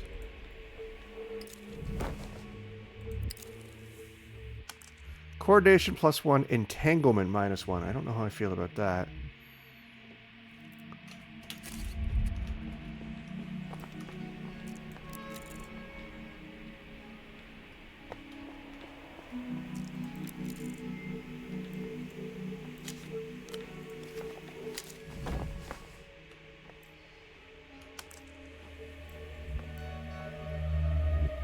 Who are you? Well-dressed gutter drunk.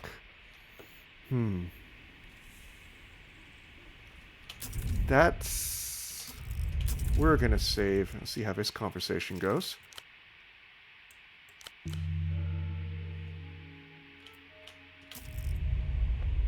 Could I ever see beyond her, only to discover more of her?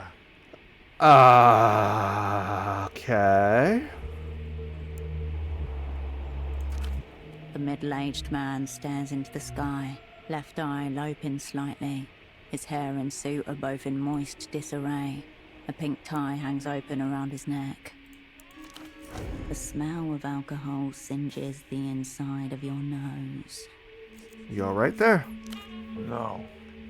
All is lost. Are you looming over me in official capacity? I'm looming, but only a little. A hedged opening position. Exploitable if we found ourselves across the table. But I have abandoned post. Delegated all responsibility to my junior. It will hobble him, of course, the fate of our kind. Who are you?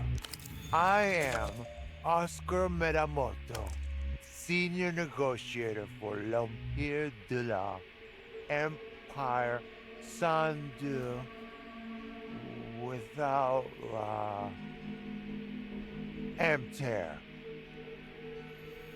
Great.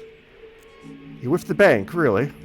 I am, or was, and may yet be again.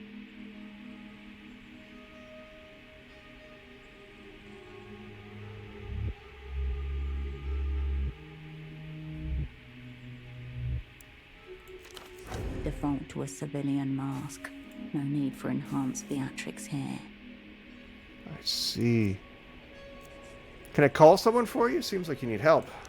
Thank you for the offer, but we are far beyond that pale. For immediate release, Oscar Metamoto is hors d'usage until he receives at least 3 apologies.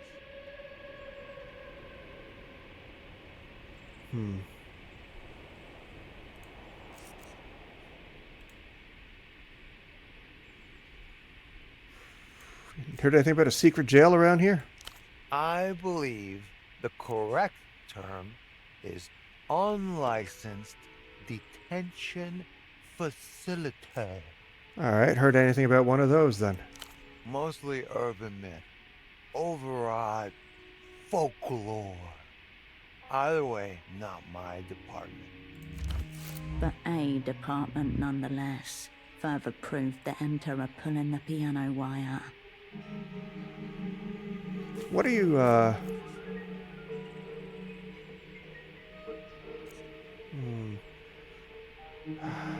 How'd you end up like this? Actually, what's Enter doing in town? The bank is always open. And always in town. Ah, but you said you were a negotiator. What are you negotiating? Yet another special condition on the master contract that dismantled history. But I can say no more. I am le negociateur sans corps. Oh. Enter haunting the city. Could be routine economical gouging. Could be something bigger. How'd you end up like this? I visited an old friend. On the verge of our great triumph, we defeated ourselves. Tell me about your friend. Reno, final boss of Reno Enterprises, and most famously, final boss of telephonic communication. Like Renotel? Money, power, king with no crown.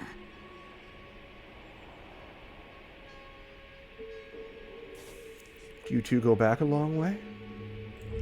Eons drew up his very first contracts when he was getting into private infrastructure. Bulletproof. Where'd this blowout happen? The blood-soaked arena was Reno's apartment. Cozy little penthouse at the tippy-top of the housing campaign. Private elevator, of course. Tunnel to Coliseum. Site of our last stand. Who bested you? Top shelf liquor, mostly. The crowd roaring as we were torn apart. Blood running rivers in the sand. Just you and Reno? You two went hard. We often do at our rare reunions. But no, some others fought alongside us. Intimate circle. I brought Frederick Lejeune along too. Frederick the which Young? proved to be an error, but also a lesson well learned.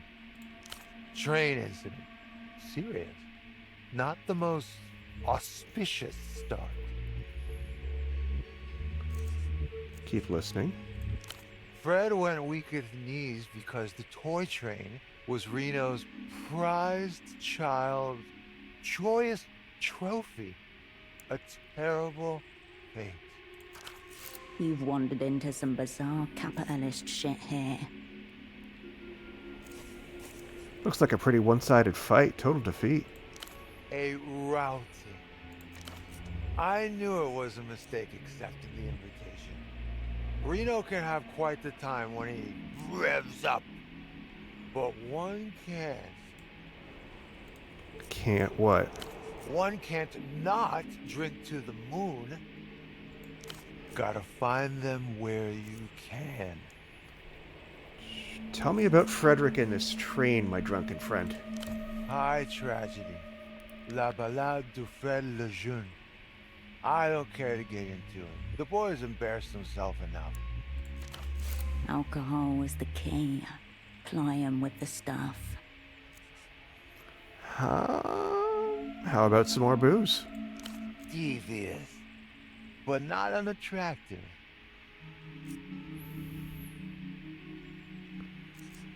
The local mid-tier stuff.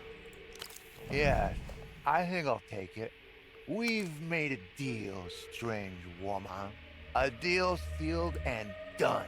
When in doubt, ply people with booze. He throws the alcohol back down his throat, eyes open wide, staring at the sky. Metamoto is back at the table. Oscar, the train. So, yes, the little reunion we had at Reno's. The one that's rendered me gravel-bound. Fred was also in attendance. And? The prize train was in circulation, being shown off to a trusted few. A moment's distraction, a stray placement. Fred saunters in from the kitchen, wreathed in smiles, fails to scan the landing zone. Sits right on it. Frederick accidentally broke an expensive model train during a party, and he feels bad about it. The crack, splintered plastic, a gunshot through the soul. Freddy knew instantly what he'd done.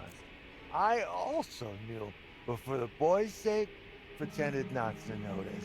Freddy sits on the train. What then? What then? The Jeune stayed seated on the wreckage for almost 2 hours until things got elucid enough for him to make his play. He seized a moment of distraction, then, limping slightly, off he snuck to stash the body. Does he do this kind of thing a lot? I, personally, have never before seen him disintegrate a model train, but it's not the first time he struck an own goal at a social gathering. I see. Isn't that pretty bad for a negotiator? Fred has killer instinct. Robust bust at the table. But socially, the dial reads Dread 0. I hope Reno didn't see. He did not. Fortuitous. Fred would have been banished from the tower immediately. But he will notice if he hasn't already. Okay. What's so great about this train, anyway? It carries your heart away. The sheer craftsmanship of the model. Exquisite, if mysterious. Well, maybe this model train incident is affecting Frederick professionally. That will be one of 1,000 pressures assailing the boy. But it will be a significant one. Bigger occasions have fallen through for less. You hate to see it in the professional game. As his lead, his actions are your responsibility, my friend. Mine? Yes, yours. Mine. Where did he stash the pieces? I didn't see where he put the main part.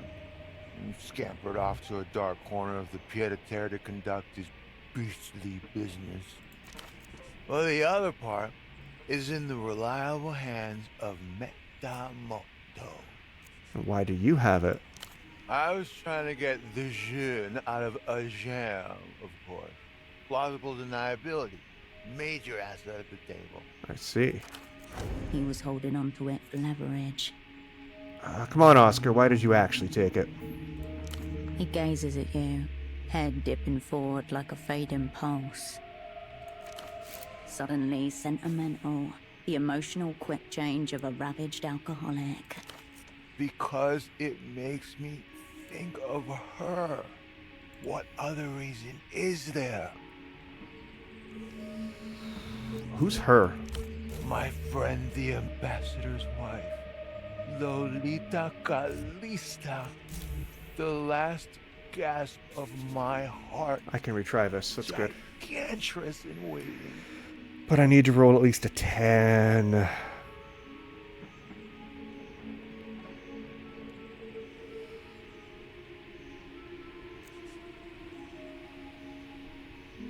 Tell me more about this Lolita Calista woman. My friend, the ambassador's wife, Lolita Calista. The only woman that will satiate Metamoto now. Radiating with grubby intent. No other woman? None. The terms are set. Well, love is love. That's sweet, Oscar. It's not sweet. It's an affliction. Worse than the drinking. Far worse. Where'd you meet her? At one tiresome function or another. I don't recall. I was too astounded by the primal synchronicity.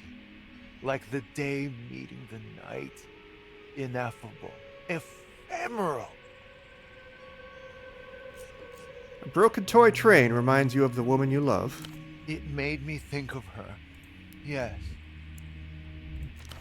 I wanted to bring Lolita the train, offer it to her, and say, let's go away on this. You and I. For a night, for two. Forever.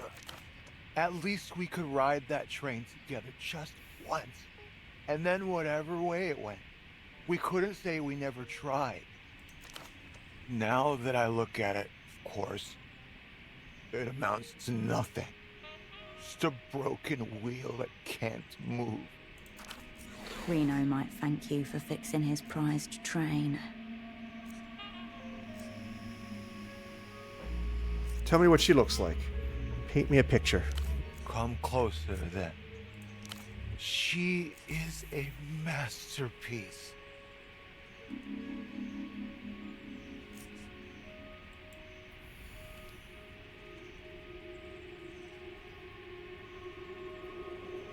Kind of follow the line of his fingers. Rather than complete drunken nonsense, the senior negotiator's fingers are tracing a specific shape. Is that a hoof? Well, Oh, what? We'll come back to that as well. Your eyes fall on an empty can of coffee, its center crushed flat by an errant boot, rolling in disjointed rhythm across the cobbled stone. Beside you, you're aware of the senior negotiator, fidgeting. There is, so much of her. You follow it for a moment, before it lopes off behind a wall, out of sight. There is so much of her. So I much can't handle of this drunk man. to hold in the mind in one holding. So you understand my predicament. He looks up at you with a small shine in his eyes, a hope that you are aligned. Pat him reassuringly on the shoulder. Thank you for the encouragement. Sticky. He rubs the invisible slate clean of his Lolita tracing and soft. I cannot concur. Okay, so I won't pass that. You said you needed at least 3 apologies. What for? One from my opposite number, one from my superiors for the professional cuckolding, and one from my aforementioned junior for making me superfluous. I see. Who's your opposite number? I wouldn't know, because he has yet to appear. Where is he then? Laughing at Metamoto from the darkened wings. Common occurrence with the Olesens, unfortunately. Pre-match mind games in the dugout. Got it. Good luck with the apologies. I will prize them from dead hand if necessary. Well, thanks, Oscar. I might be back later. I usually charge a consulting fee, by the way. For you, I'll waive. All right. We are going to pause now for a few minutes while we go through an ad break quickly. Thank you very much for hanging out.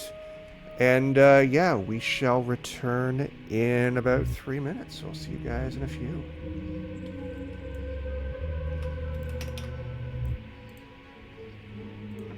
And we're back. Welcome back. Thank you very much for sitting through those ad breaks. Greatly appreciate it. We didn't really find anything about the secret prison, but we did find yet more loose ends. I met a man named Oscar who claimed to work for Emter. It's probably Bruce's client, let's be honest, although I didn't make that conclusion because he wasn't dressed well enough. We have a guy named Frederick who broke a train, but we didn't really find anything super useful other than that. So we're going to continue heading and exploring.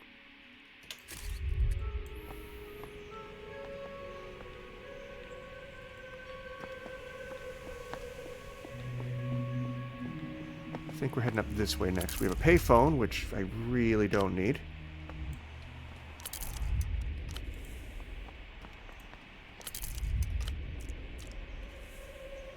Got a bunch of people in green who I can't talk to. Dumped in the dead of night, hoping to avoid a fine.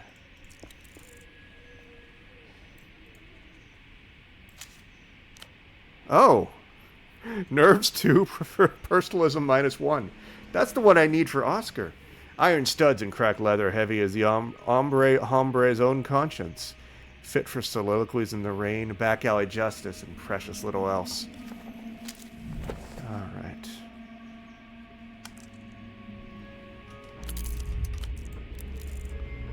Flyers for shows, rallies, all far in the past. Where am I near, by the way? I don't know what that building is. Oh, that's the Palace of Culture, which I guess is condemned. Drunk enough that if the building collapses, he won't care. Oh, that's good and drunk.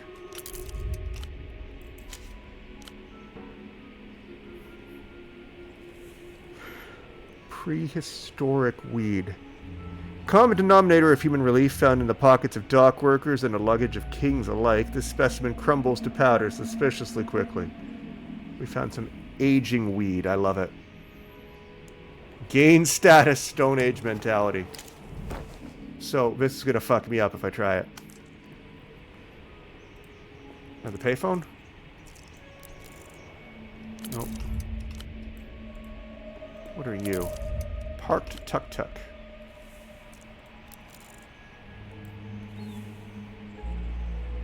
A name is emblazoned across the side of the tuk-tuk, in a cool blue font partly obscured by diaphanous hand-painted soap bubbles. Lymphadores are Swiss, cleaners for hire. Around the back, an aluminium roll-up door shields the contents of the trailer. Aluminium. Love the British pronunciation of that particular rock. What kind of cleaning service is this? Evidently the expensive kind. And yet they drive in a tuk-tuk?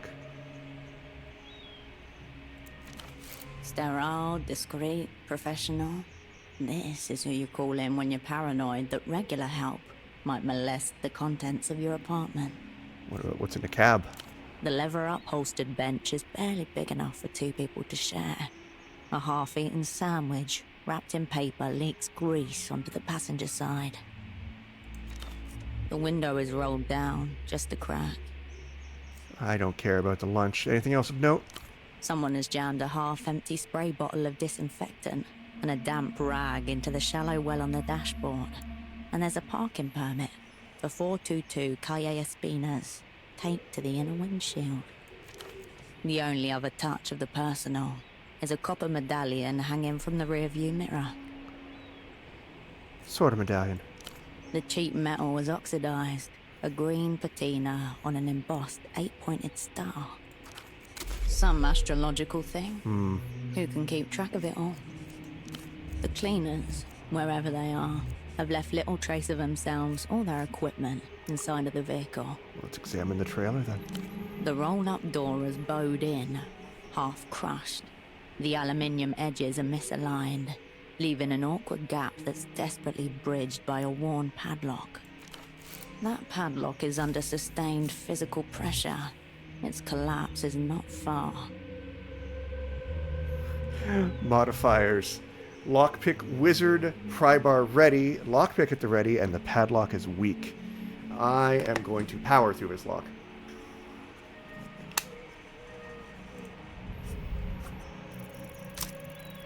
With a critical success. The old padlock, under stresses it could not possibly endure, shudders and pops open.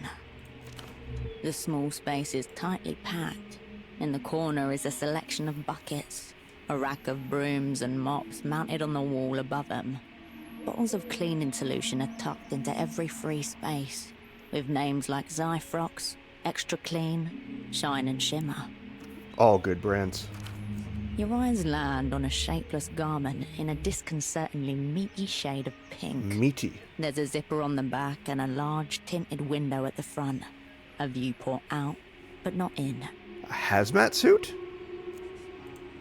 Anything that obscures your face is good, when this suit has the advantage of obscuring your humanity completely.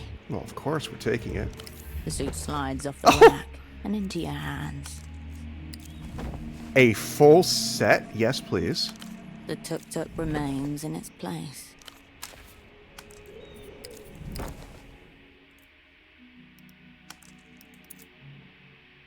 Hood, gray matter, Technoflex sensors.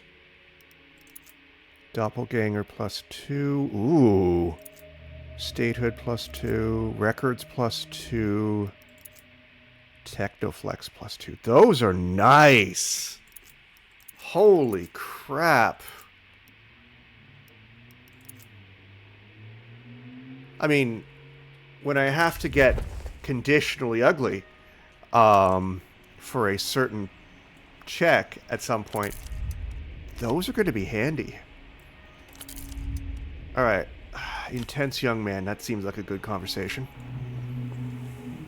Hey, you. You're new to this scene, aren't you?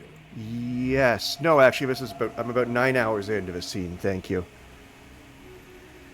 A young man in a long, colourful puffer jacket with an oversized collar stands guard.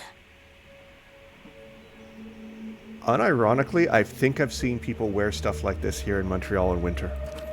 His forehead glistens with sweat. I've been around. Really? I haven't seen you around. But maybe it's a good sign. Maybe the scene isn't as dead as it seems. Maybe. My name is Kurt, by the way. Kisok, born and raised. Is he not a bit too old to be speaking in this manner? Nice to meet you, Kurt. Likewise. See this jacket I'm wearing? A product of the local scene, custom made by one of the tailors here. Pretty cool, huh? What makes it so cool? It's one of a kind. Check out this zipper. It's got a pair of fangs on it. That is cool. But you know what's not cool? Some of the official heat I've been feeling as of late. What are you doing here? I'm checking out the scene, inhabiting the streets, thinking about the past and the future. I see. He's doing nothing.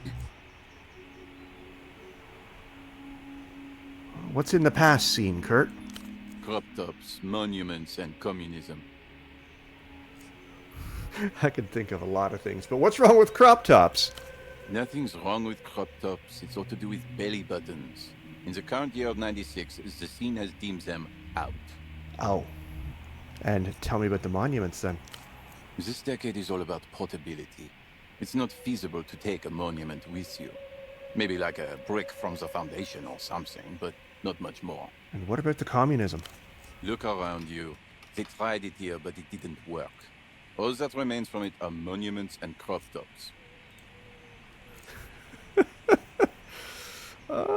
The free market will...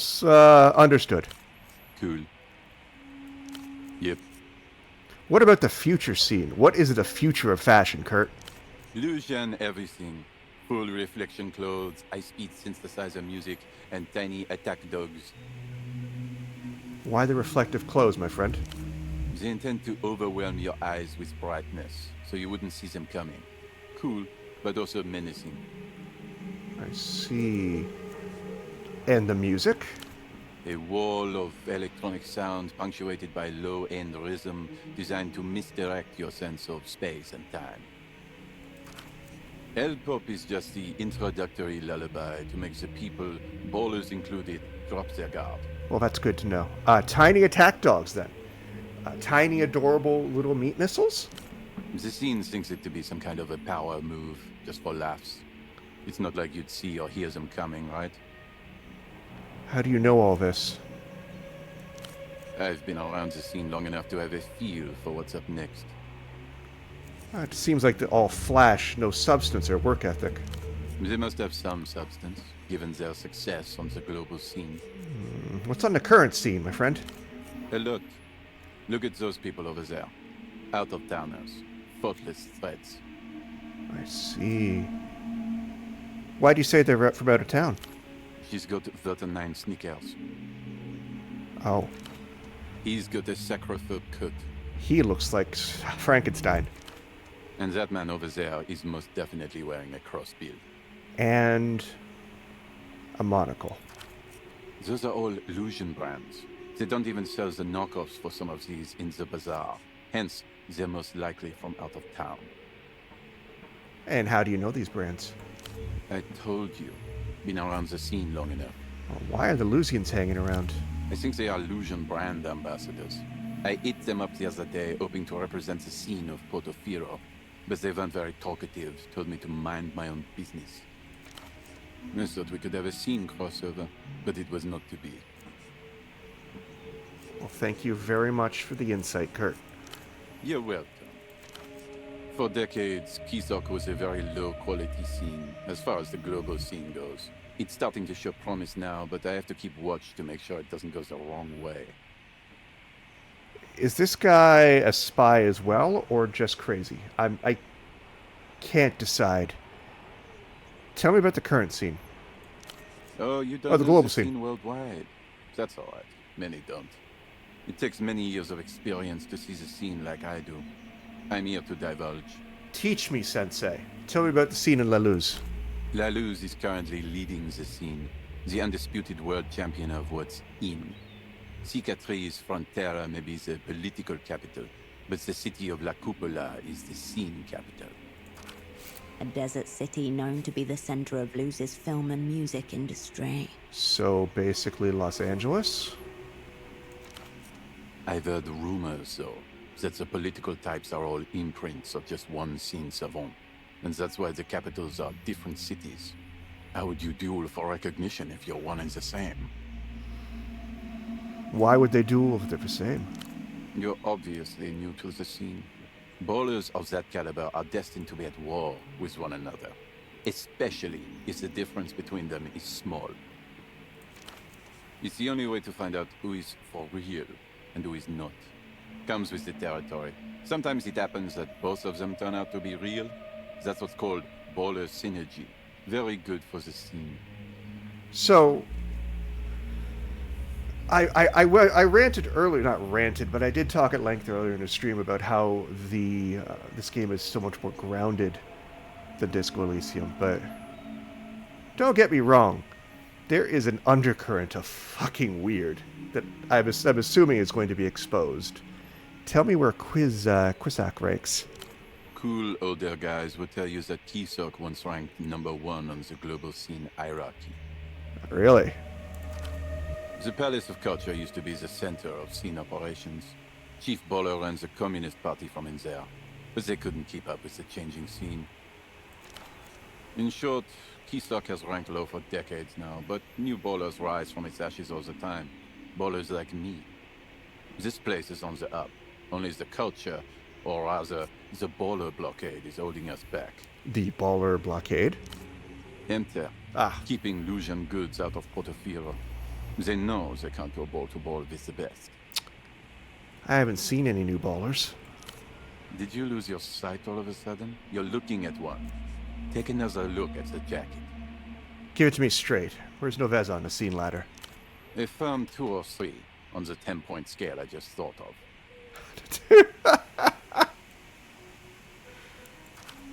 It's not very baller of them to force everyone to do jumping jacks or executing civil servants in the street, especially when wearing the clothes they do.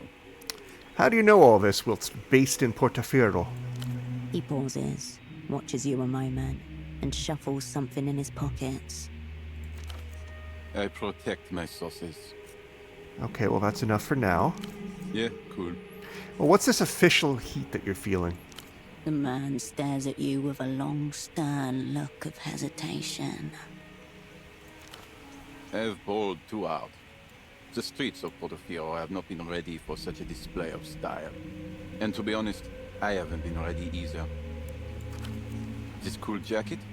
The party alley tailor made it for me, but I never paid for it. I owe him money, I have no money, and I cannot show my face around the art of the scene. You mean the one who makes high-end clothes? Yeah. You've met Bruce? That's the same one. Uh-huh. Why would he give you such a cool jacket without payment? I'm a local guy. Been around here all my life. He knows my dad as well. And we signed a contract.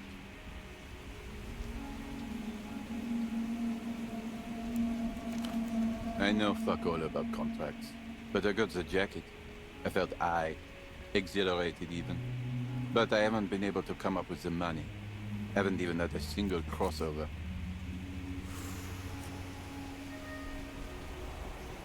How much do you owe him? We signed a contract, as I said, but I was too excited to remember anything about the total cost. Maybe it was a lot, maybe it wasn't a lot at all. But the jacket is baller. I suspect and fear it was a lot. Can you find out how much money I owe him? What? Okay, sure. This is a weird quest. Sure, I'll help you. Thank you so much. Go to the Party Alley Plaza. It's east from here. There's a tailor named Bruce. Maybe you can ask him, like, quietly, diligently on my behalf about the, the price of the jacket. I'm very impressed that he doesn't know the price of clothes he's buying. I'll be sure to make it worth your while. And checking out... He's doing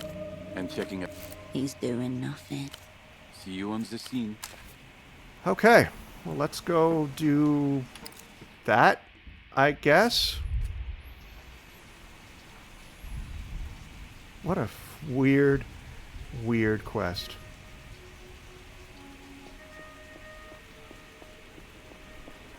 And there's Bruce down there, so let's go chat with Bruce and find out how much this costs. As long as I don't have to pay for it, that's fine. That's really my goal here.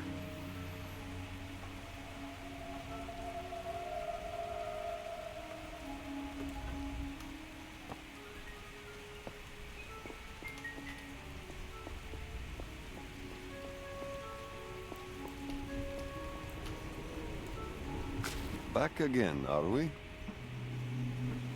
Yes, I'm here on behalf of Kurt. Ah, my young friend of the avant-garde, the savant of the scene. Has he sent you for another high-end piece of mine? Not exactly. There seems to be no creditor in this man. He believes he owes you money, is that correct? There must be a misunderstanding. The jacket's paid for. Oh. Let me clarify. The young man doesn't owe me any money. He owes the bank money. He must be confused. M-tier deals with development loans, sovereign debts, exchange rate, not individuals. Well, M-tier's a transnational development fund. Why would Kurt owe them anything? One of their subsidiaries recently launched a new scheme called the Financial Citizen. It allows people to buy things, art and services, here, in the now, but pay for them later. Oh. So it's 1990s KGB spy Klarna. Got it. Why would anyone want that? So they can get to where they need to be without the waiting times, obviously. Very important for the uneducated masses who are into fast-moving fashions. But not my Kurt. He is very educated. Their subsidiary is right here in Portofino. The customer signs an application, which I send to my creditors. I am paid shortly after. Life goes on, we all smile. You can bet that M-tier developed a thought-through process for this. In other words, you're not going after Kurt. Of course not. I bear my young friend no ill will. However, I am saddened to say that the Financial Citizen may feel differently. What else do you know about the Financial Citizen? Very little. I make use of their services, and that is where our dealings end. My M-tier client, once off the phone line, could probably tell you more. Or Oscar the Drunk. How much does Kurt owe then? The jacket itself was 500 so. Woo! Underpriced for a masterpiece. But there's accruing interest, service fees, and other economic fashions on the side of the bank. I'm perplexed. Does the young savant not understand how he afforded the jacket? Bruce, listen carefully. Kurt is dumb as all hell. We'll disagree then. He is aesthetically astute. He gets style and the finer points of my craft. A natural. Please tell Kurt not to worry about me. We are settled. But do remind him of his arrangement with the bank. I'd like to keep making pieces for him. Okay, I'm guessing the culture blockade is good for your business? I see it as essential to safeguarding Portofiran culture. Nothing less. You've seen what it's like out there, I'm sure. I feel like the blockade is doing much. It's not perfect, but I'd say it's the only reason Lalus haven't drowned us in the detritus yet. These Lucian imports, they're not even culture. Culture has never been and cannot be state-directed. That's true. It has to come from inside. It's personal first. Culture has to come from people. Yes, but not only. Culture, authentic culture, emerges from the friction between the artist's hand and their chosen medium. So it comes from people like you. And you too, why not? And them, and them, and them. Anything else is just logistics. Of course you will. All right. So let's go.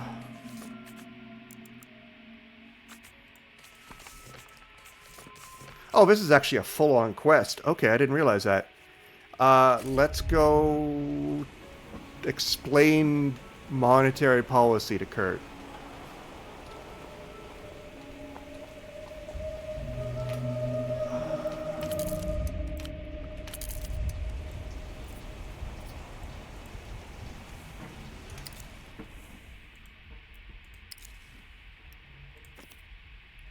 I kind of want to put points into something.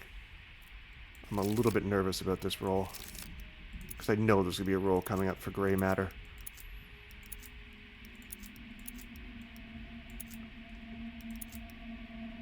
I could wear shitty shoes.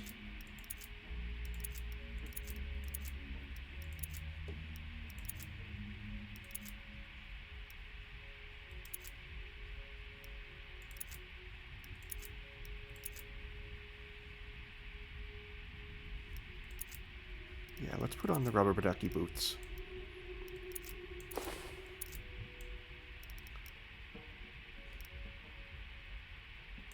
Oh! Okay, that's a hat. Okay, I'm going to explain this to him from behind my protective gear. What's the worst that can happen?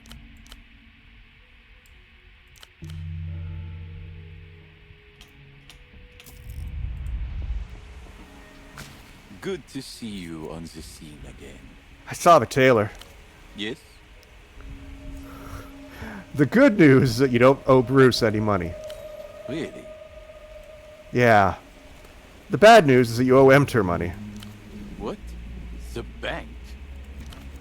How can it be? This is not what the scene is about. I owe money to Emter? Have to roll at least a 5. I can retry this. You got this, buddy. Yep, there we go. Got an 8. Cool. Totally worth the silly hat. Money. Some say it is real, Delirium. others say it is fake. But it definitely has an impact on the world at large and the individuals within. For this young man, the explanation should be as simple as possible. You took out a short-term loan for the jacket, which the bank paid the tailor for. What does that mean? Even simpler.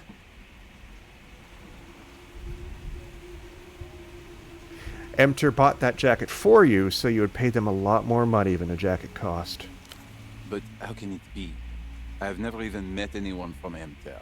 How would they know of my desires? You can do it. The jacket cost 500 soul. You did not have 500 soul. Emter has many soul. They gave Bruce 500 soul for you. Now you must give Emter 5,000 soul.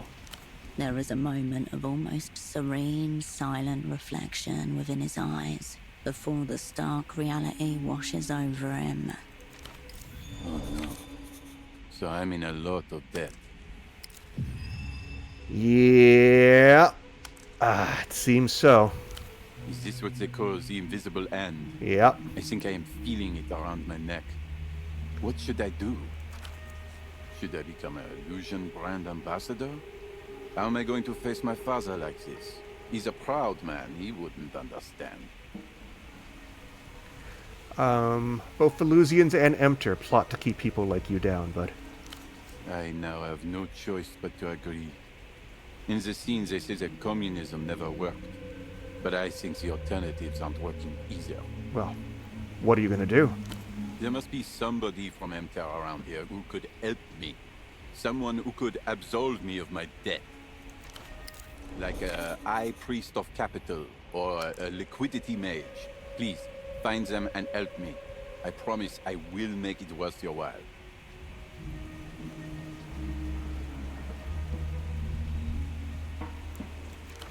That Mr. Metamoto guy comes to mind. Well, let's go visit the drunk.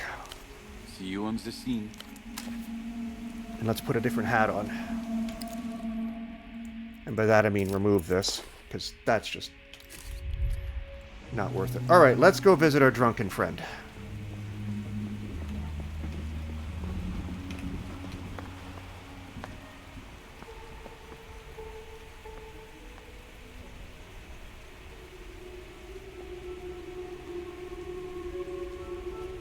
Where was he?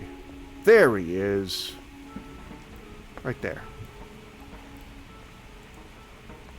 Back for more Metamoto? I'm always here for more Metamoto, my friend. I need more Metamoto. Bring me more Metamoto. He offers you a grin he doesn't seem to have a firm hold on. I'm not going to try that. I need someone to absolve some debt. A forgiver. We are around. We linger. Whose debt needs abracadabra? His name is Kurt, and he signed up for something called the Financial Citizen. Yes, our program for the disadvantaged to accentuate their purchasing power. Fantastic stuff. Very fair rates. How will we be able to make your money if you're unable to pay you back? Fair child. There is no such thing as money. It is a mere promissory note. There is only debt and credit. Oz, can you just help me out? Why not? Seems I have very little on. But I require holy water for the right of forgiveness. He wants more booze, doesn't he? The right of forgiveness? That is the official term, isn't it? The forgiveness of debt in return for a confession of sin against capital? I'm one step ahead of Herschel. You just want to get drunk on my expense. We all live at the expense of someone. Where can I find this water? In well-stocked markets and machines. The name, Wisnia Schnapps. On tour. Ooh, that's new. The on tour part is very important. Return with it, and we can begin the ride. Goodbye. Be well. I now have 2 skill points. I really should be spending these. We're gonna put one on...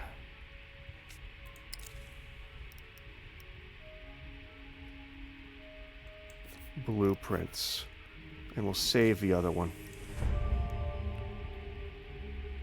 For now. I do want to go back to that garbage pile at some point.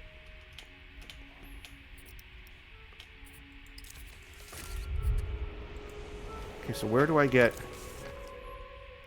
on tour to perform the rite of forgiveness? In fact, this seems like an excellent opportunity because I do need to go...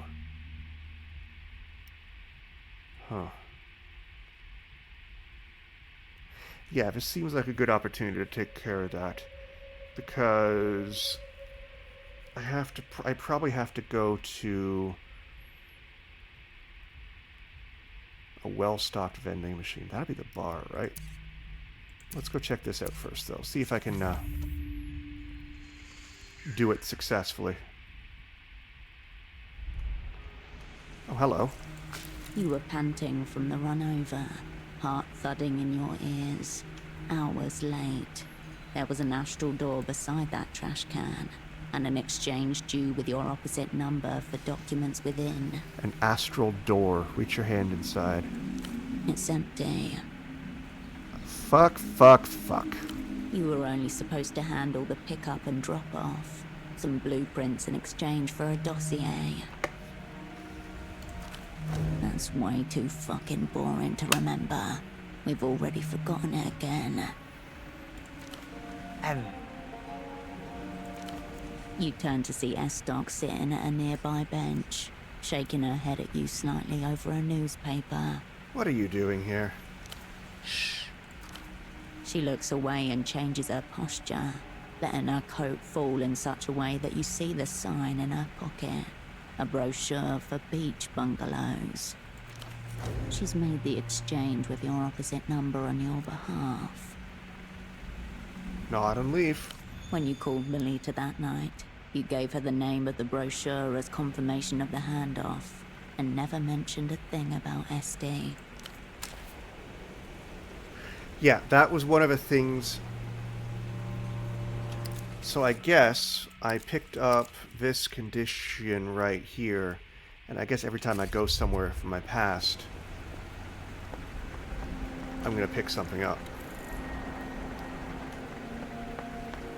Alright, so where was it? It's back here this way.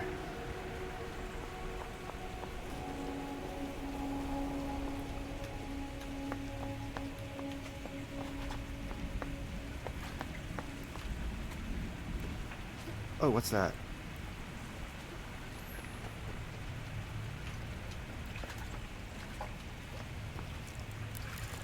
Shadowed waters wrinkle below an isolated cutout of an abyssal sea. Lovely.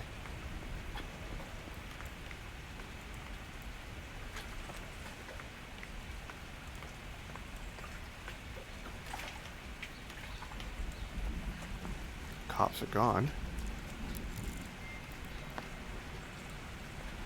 The container is still overfull with rubbish.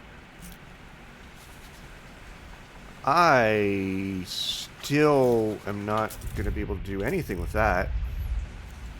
The rubbish container. Do I have more blueprints?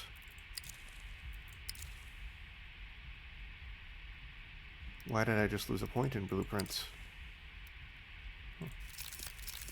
Let's take a look through the inventory and see if we can cheese this.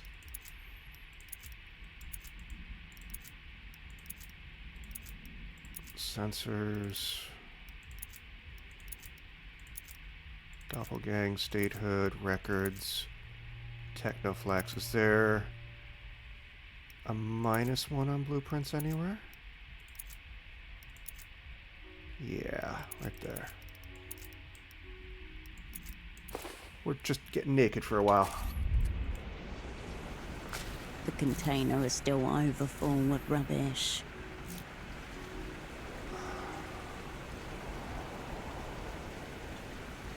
Do I dare? Yeah.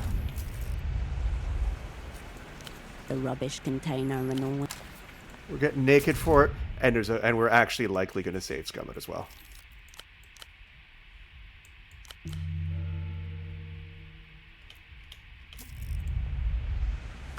The container is still overfull with rubbish.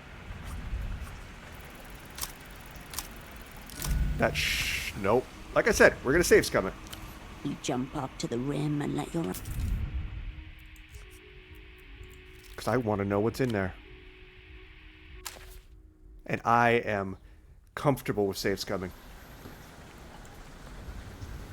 The container is still overfull. Come on, give me a 9.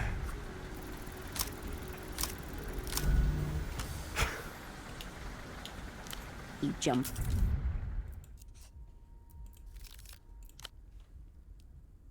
None of this ever happened.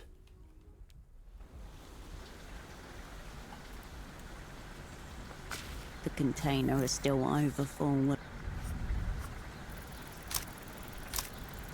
That'll do. Totally. First try. First try. The archives demand bravery and diligence. The mass before you is divided into 3 distinct strata. A thorough analysis will require you to explore each. Well then, where to start? Your choice. Skim the topmost strata first. Nothing of note yet. False teeth, a broken bottle. Oh, there's some soul if you want it. Nothing quite like dumpster coin. You pluck a few coins from the fetid heap. A couple of them are covered in an unknown greasy substance. Still legal tender.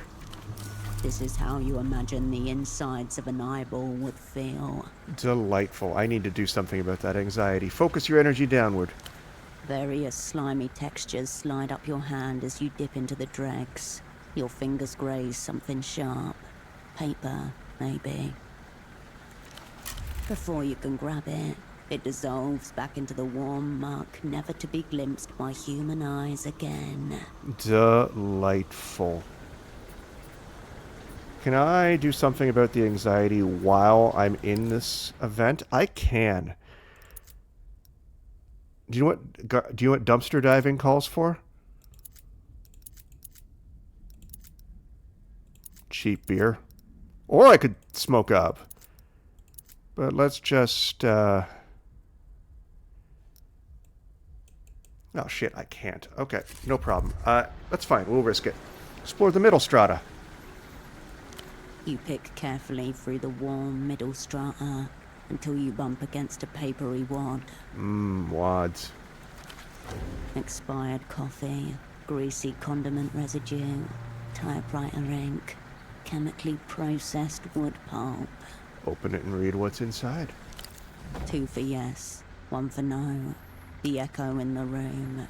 A gasp without breath. Chin up, gaze fixed on the radiant tomorrow. The dead man's parade marches past and I am left behind.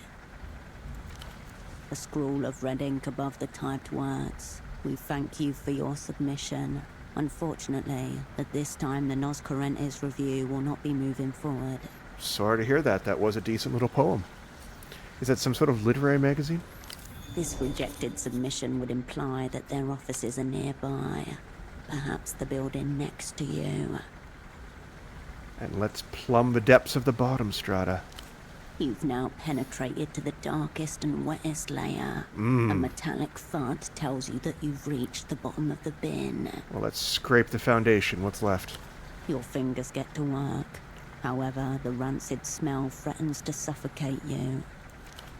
The bitter scent of rotten vegetable matter fills your nasal cavities.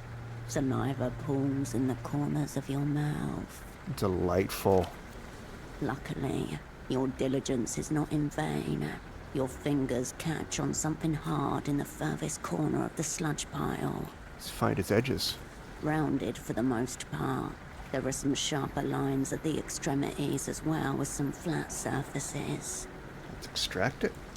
It's a pair of grimy glasses, Oh. large black frames, and what must be the thickest prescription lenses available. Well, these are... Okay, I know who these belong to, too. The missing vendor. These are the glasses he was wearing in the photo Marlon showed you. I should let her know. How did these end up here? This neighborhood isn't residential. There's no foot traffic to speak of, meaning they were unlikely discarded here by accident. Leaving one possibility too serious to ignore. The poetry magazine over there. Warrants a much closer look. Peer inside. The layers of detritus are many days deep. A whole history of discarded artifacts is piled up in front of you. This bin is an archive. Search it and you may conjure the recent history of this place. This calls for deep urban forensics. I think I found everything. The rubbish container and all its spoil. So that was entirely worth the save scumming. I am not proud to say I did that, but I'm proud to say it was worth it.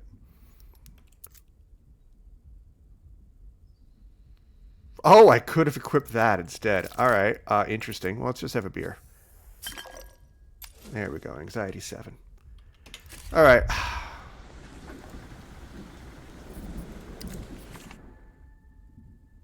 So Oscar let's go deal with the schnapps.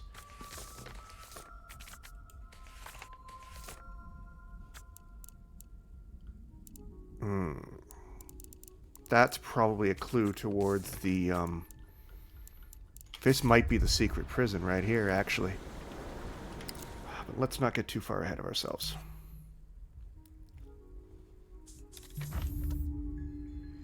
But yeah, that might be the secret prison.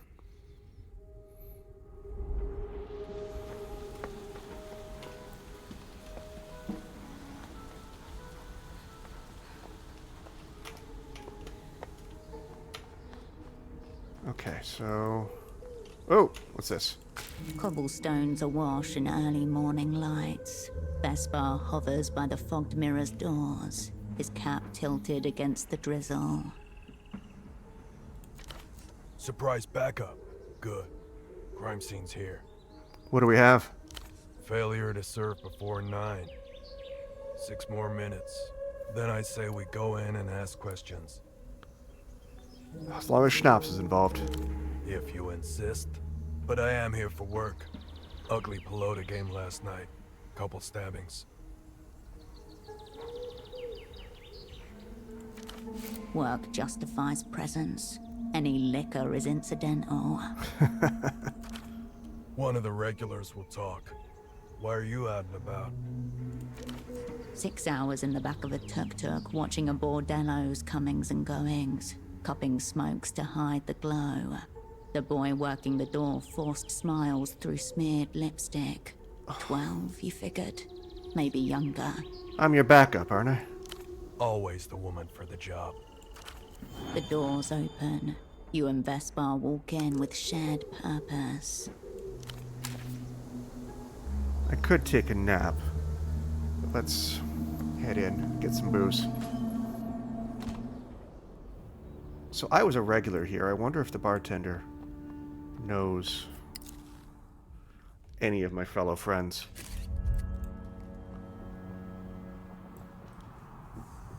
Thanks for fixing the TV. Very kind of you. Happy to help. Kisok versus Sporting if you're interested. Scores tied. With the purple bloom gone, you can clearly see the action as the Pelota players volley the ball back and forth across the court. Recognize any of these people? She gives the photograph a brief, considered glance. No.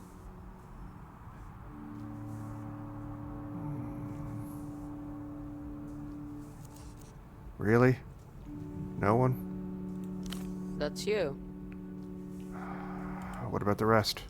She studies the photograph for another moment. I don't think I've ever seen most of these people. Most, not all. So who have you seen before? That one was a carabinero, right? How do you know? Him I used to see around. He was a loyal patron. Was. Why are you saying it like that?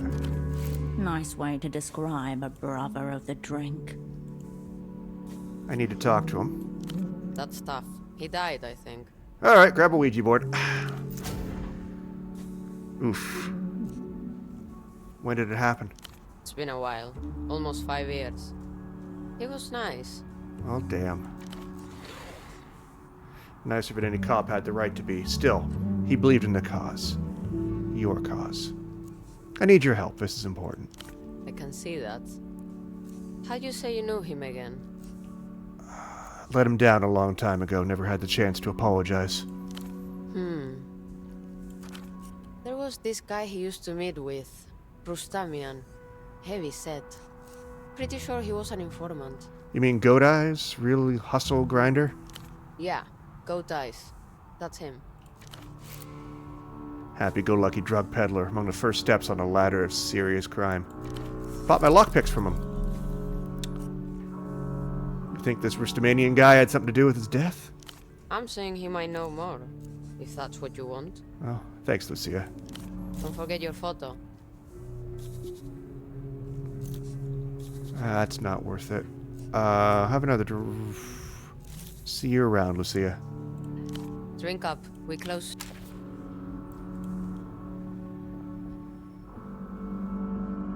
The brightly coloured cans and cigarette packets seem even more vivid upon your return. None of these are what I want.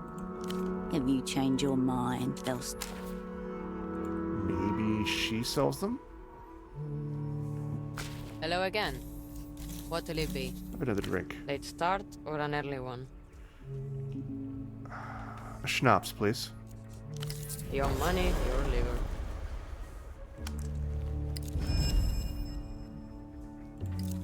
So I lost gray matter, I lost cold read, and I gained an intellect disadvantage for how long? 2 hours, that's not bad. But I got the schnapps, and that's the important part. Ultra concentrated schnapps. Sold in a tiny bottle due to its high alcohol content. For sipping, technically.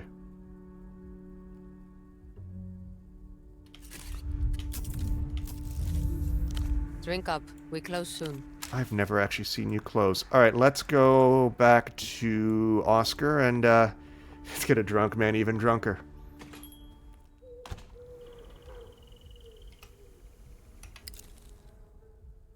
It's probably just easiest to go this way, right?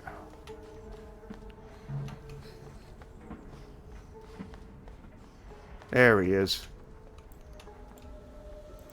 Loneliest of town.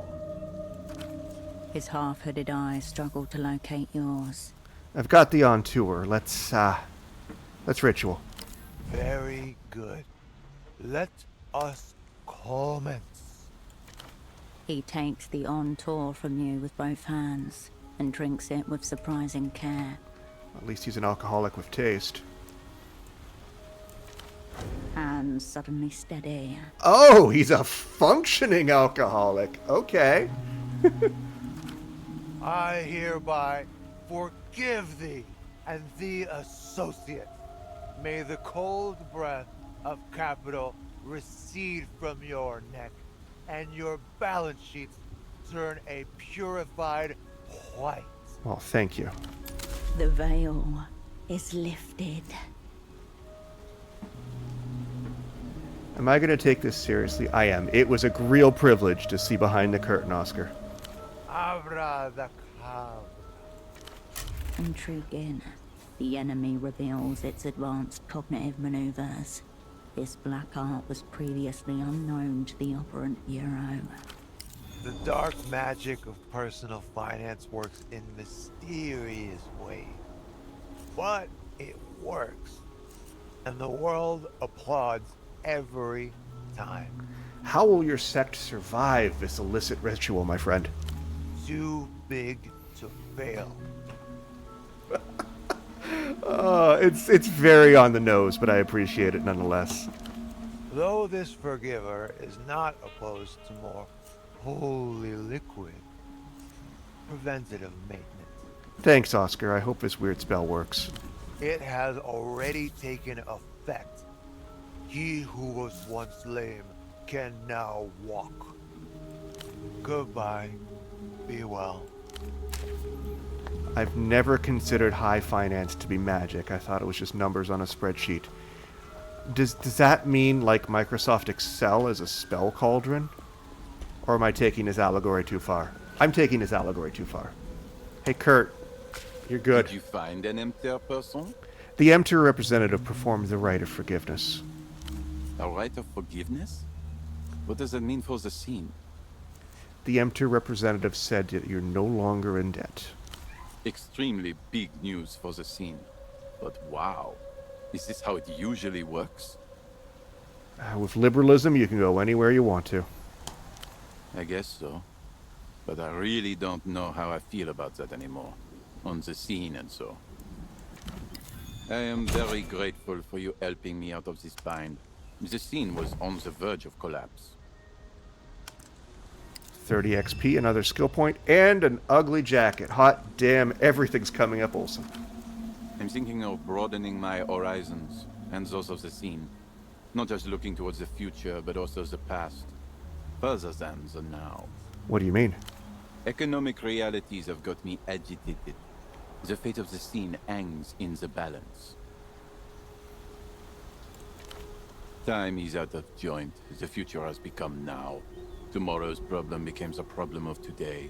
But what became of today's problem? It haunts the Palace of Culture. What haunts the Palace of Culture? Communism of the historic kind. A better time. Allegedly a better scene as well. Everything was free and ballers were abound.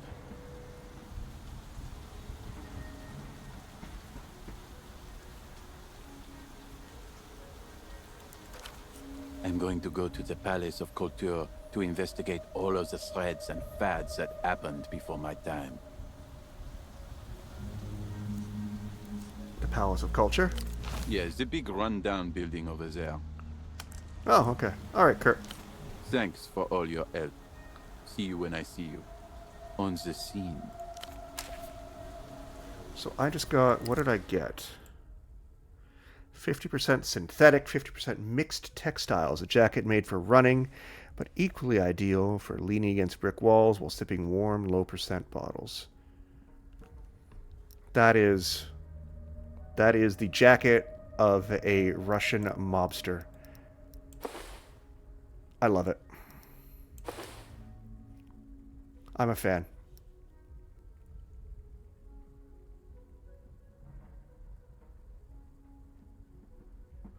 Alright, so where does that leave me? I can't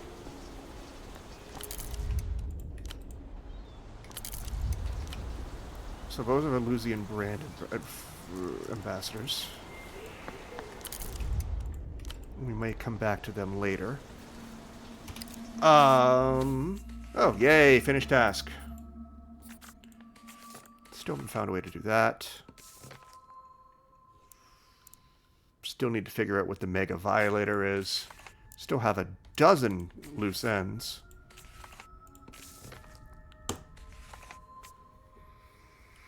Let's head back to the Photo 24.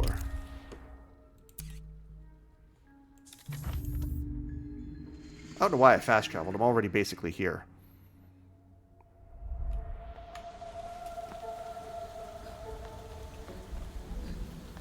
Let's check in with Constance to end the day. Maybe she's moved Pseudopod to a different room. And that seems like a good spot to end everything. I've moved Pseudopod into the spare room. He'll be safe in there until he recovers. Thank you, Constance. She gestures towards a small room with a small bed inside it. Look inside. Situated on the bed, your would-be double could almost pass for a convalescent, were it not for his empty, fish-like eyes. Any improvement? None, sorry to say. He's been like that since I moved him. What about you? Are we any closer to finding out what happened to him? Dr. Hugo refuses to diagnose someone he hasn't examined himself. I suppose that's principled of him. Lot of good it does Pseudopod just now. Were you able to piece together what he was investigating before you arrived? Something she should know better than to ask, and you should know better than to tell.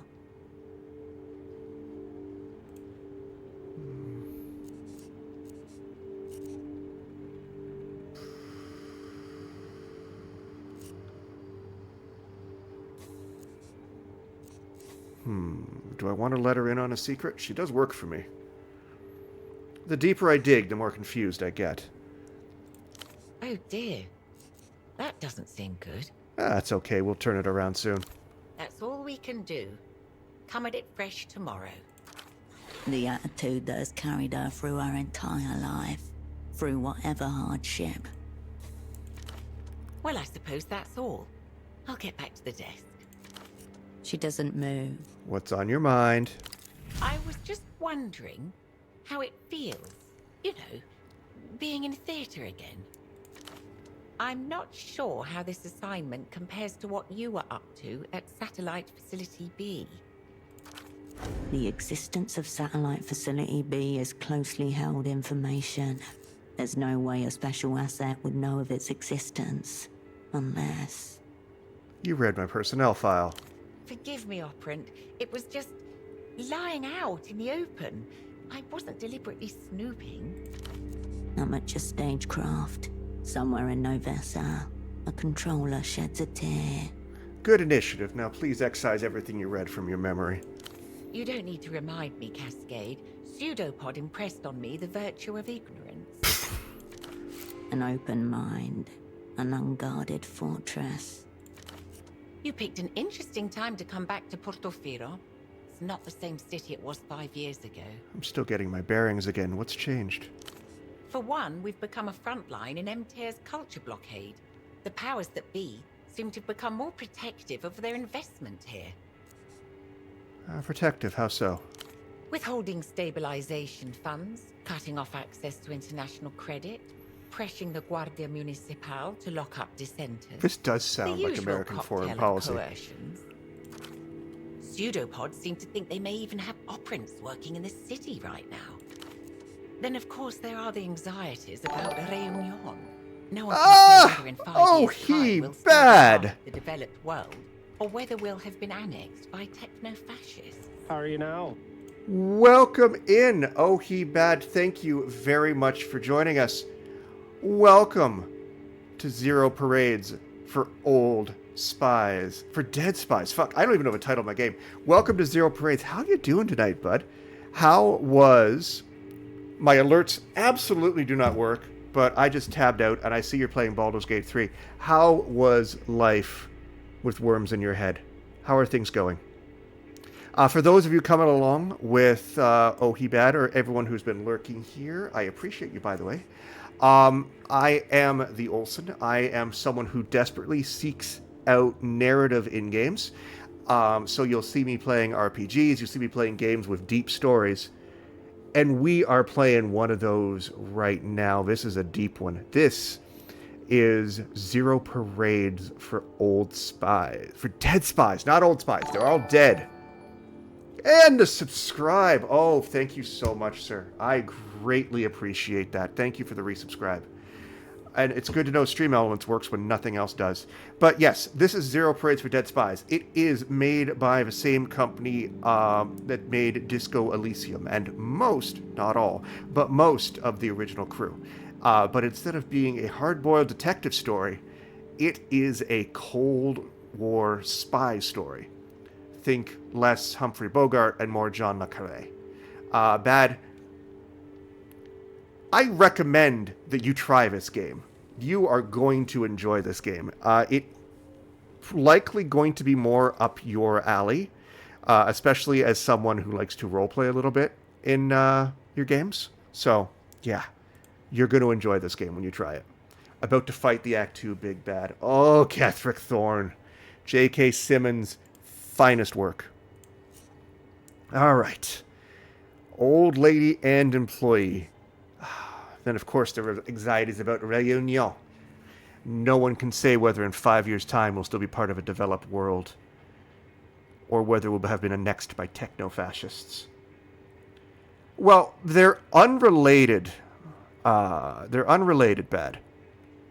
So it's not a direct sequel. It's a spiritual successor, but it's absolutely not a sequel. It's a completely different world. Instead of playing a amnesiac cop in a former French colony, you are instead playing the in-game equivalent of the Cuban KGB a KGB agent in Cuba in a world with American influence. It's a very trippy setting and a very unique perspective. Do you think they'll really do it? Do you think the Americans will invade? Maybe. They're terribly organized when it comes to getting what they want. My father used to say it's because they're all of one mind.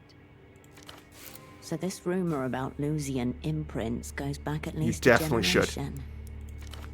A long time for a rumor to linger. And so this is your way of facing your fears then, is it? It's odd, isn't it? In some ways, I have so much more to worry about now, but it doesn't feel that way. Heart in throat, crumpled knees against cold linoleum, a deafening pulse inside the skull. Oblivion oozes through the door frame. I put up some decoration in my room. Ah, yes. I poked my head in upstairs, just for a second, to check the hot water.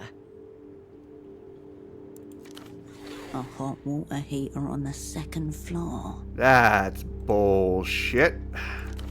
Definitely snooping. And I couldn't help but notice the art.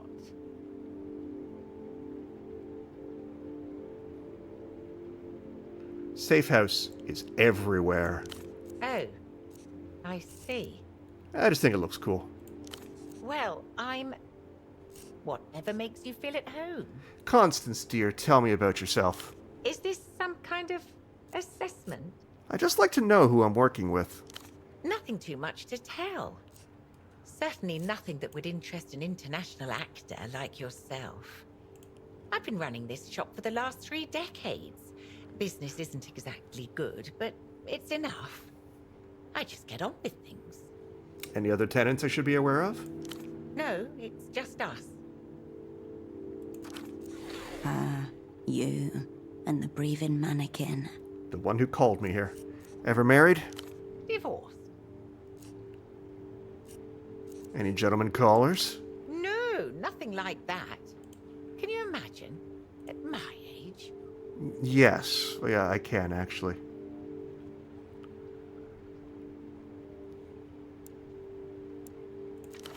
Younger than your mother. But in her mind, she's an old woman. Any children? Wasn't in the cards. What's the clientele like? Most people prefer drop-off and pick-up for their film and prints. No one lingers here for very long. Some days pass without a single customer. How'd you join the opera? A fit of boredom, if you can believe it. Here I thought I'd broaden my horizons, so I signed up for a mailing list, one dedicated to foreign literature. An age-old recruitment technique. Let those with a sufficiently international perspective reveal themselves. Then one day, this very polite man with a very pleasing accent was on my doorstep. I thought he was going to try to convert me to crystal worship. Instead, he asked if I'd be interested in letting my upstairs room. And that's how spies are born. That was Pseudopod. Yes, it was. How are you finding the life of special asset liminal class? I don't presume to know the inner workings of the opera, but I have to think I could be better utilized. Of course, I'm happy with the tasks I've been assigned thus far. Keeping a safe house is a major responsibility, but I have other skills, you know. Skills? Chemistry, for one. I have an entire photo lab back here with access to all kinds of toxic chemicals and powders. What? And yet I doubt anyone would suspect a woman like me of, say, poisoning someone. Okay. I've got a potential murderess. She does have the skills to pay the bills. Yes, sir. Whatever made this woman a plausible asset, it wasn't her knowledge of chemistry. Who knows what she gets up to when I'm not around. In the Operant Bureau's most fevered dreams, you would move as ghosts, phasing through walls, a mouthless set of ears and eyes, ungrounded and all-observing. If the assignment required it. I'll keep it in mind, thank you. Of course. I just wanted you to know. Let's move on. Of course. Something else on your mind? I'll be here if you require anything. All right, well, I was planning on stopping, but you dropped in, so let's keep going. Hell. We are going to take a quick ad break. We will be back in 3 minutes. And we're going to try to figure out what we're going to do next.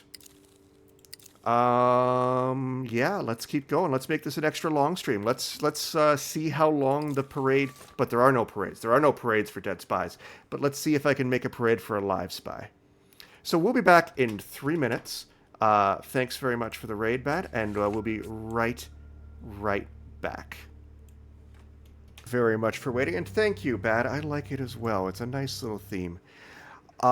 We are back from ads. And we are going to do a little last bit of exploring, and then we're going to follow up on the lead we found for the secret prison. But first, let's explore this new room that's opened up in here. Never off. Pseudopod has already absorbed a lifetime's worth of daytime TV. The poor bastard.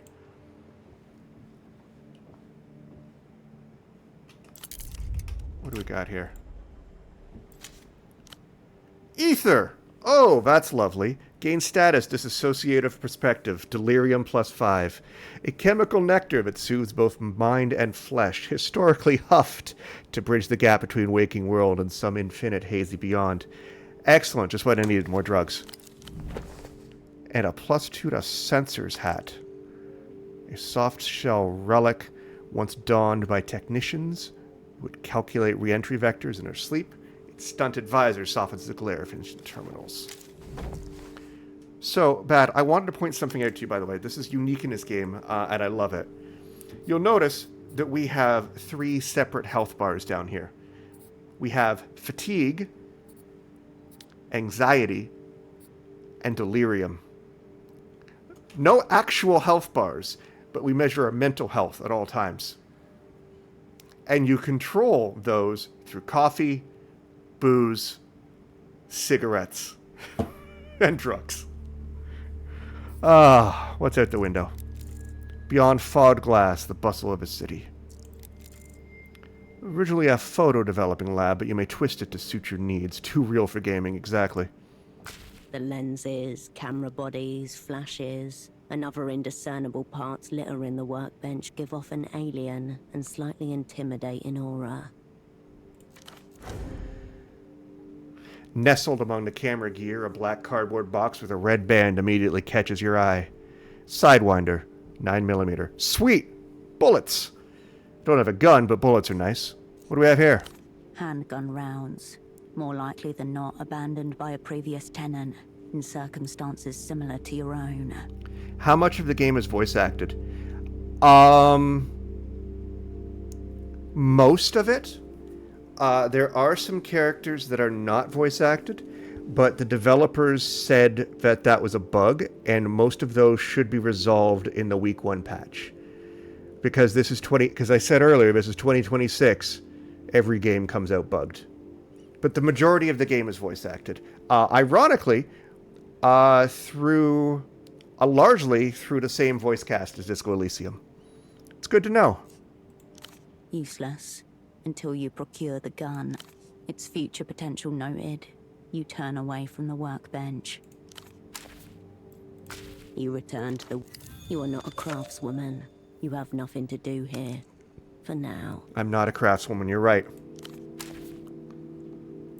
How you doing, buddy?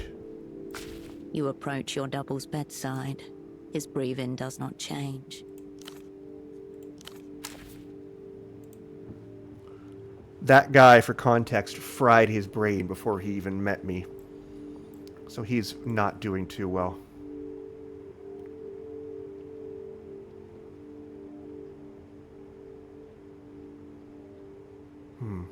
Let's go to sleep, because that anxiety is really high. And I'd like to clear that.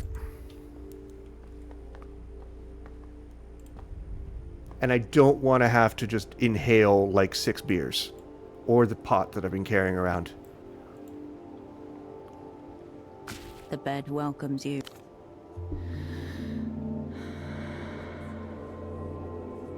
The murmurs of Portofino fade into nothing, as do you.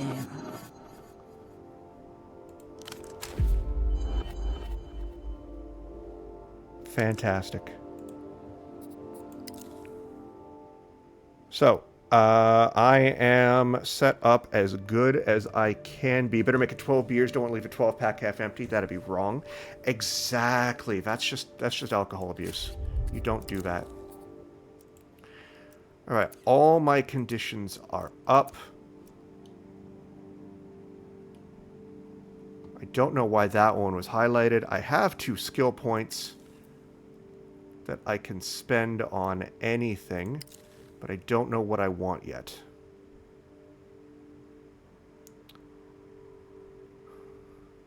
Actually, I'm going to throw a point into Doppelgang. Oh, this is like Disco Elysium. You don't have to worry about the long-term effects of alcohol or drug abuse. Because you don't play the game long enough.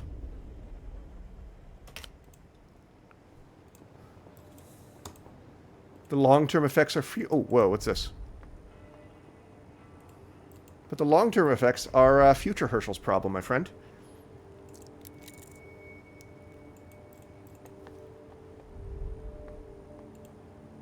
Okay.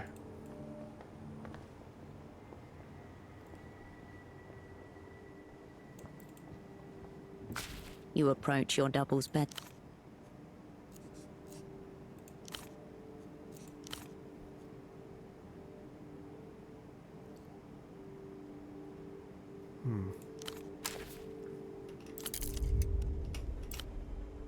Okay, I bought the game. Hey, look at that. That's the kind of positive influence I have on the world. You've made a good choice. Okay. So where do I want to go next? I've always been bad. One of the best decisions I made was putting a dedicated email address on my Twitch page. Even though I quite frequently do not have much of an audience, which is fine by me. I'm not here to make a huge audience. I'm here to meet people and talk to people. I still randomly get offers from like tiny little companies saying, here, try my game. And some of them are actually really good.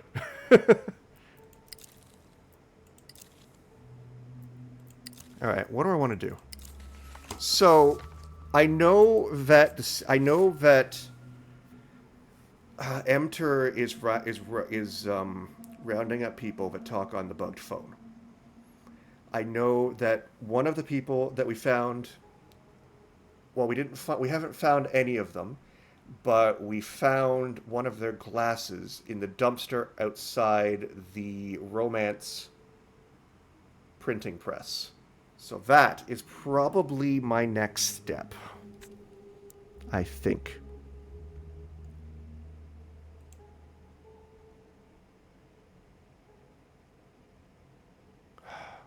Yeah, that's where we're going next. And that is down by Goat Eyes. Or do I want... Bar's not going to be open, so...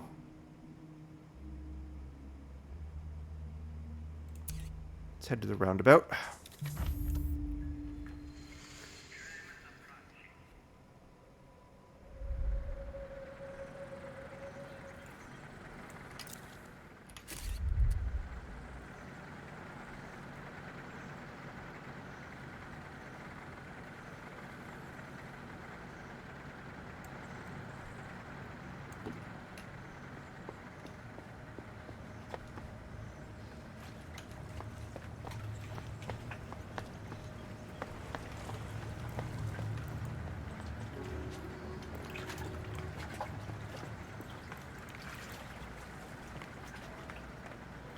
What else is down here, though?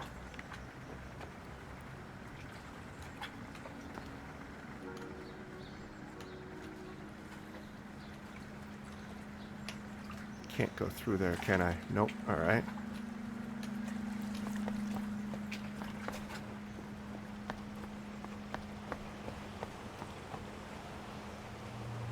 Nothing down here.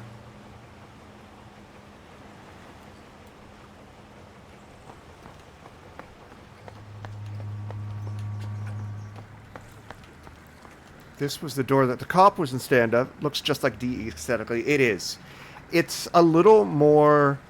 Like, the art is more grounded than Disco Elysium. Like, I always felt that the art style of Disco Elysium had a fantastical element to it, which kind of... It almost felt like you, the viewer, were viewing the game as if you were interpreting it through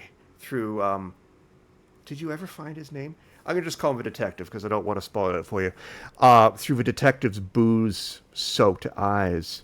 So I never... But this one is more grounded in a reality. All right, I found the glasses in there, which means I want to go check in here first. And it's unlocked, conveniently.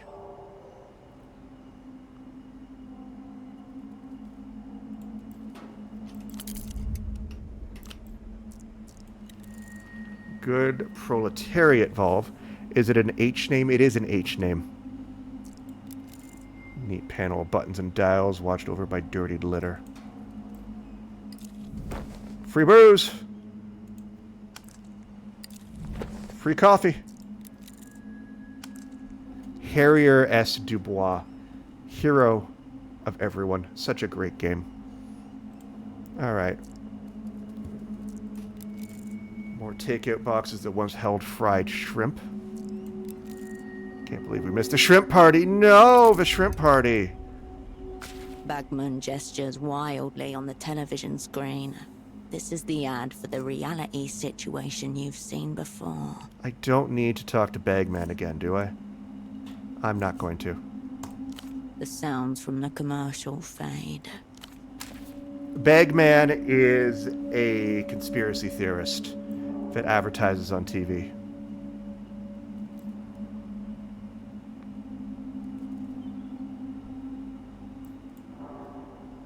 Sprawled in front of you is a huge control panel.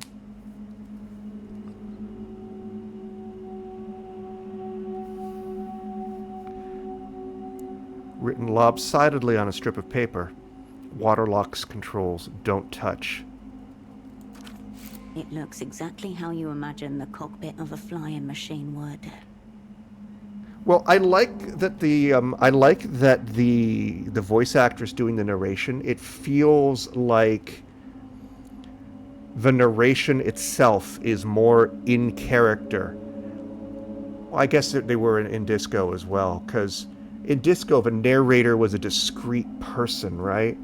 Whereas in this case, the narrator is very clearly the spy's inner voice, and it's clipped, and it's professional, and it's tight, and it's nasal. I like it. Work this out, and you should be able to drain the water outside. Let's examine the controls. The controls before you are unlabeled.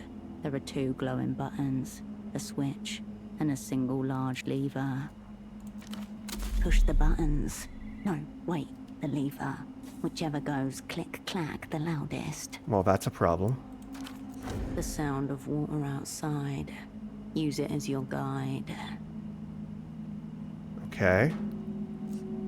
What happens when I press a button? Press the red button.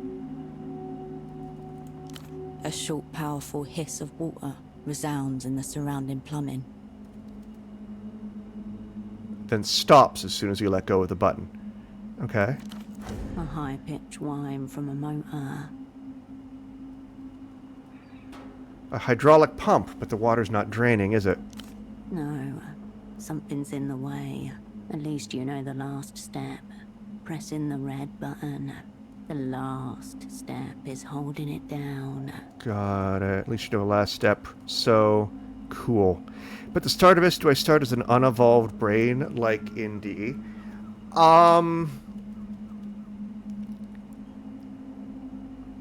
You start out as someone dealing with their PTSD.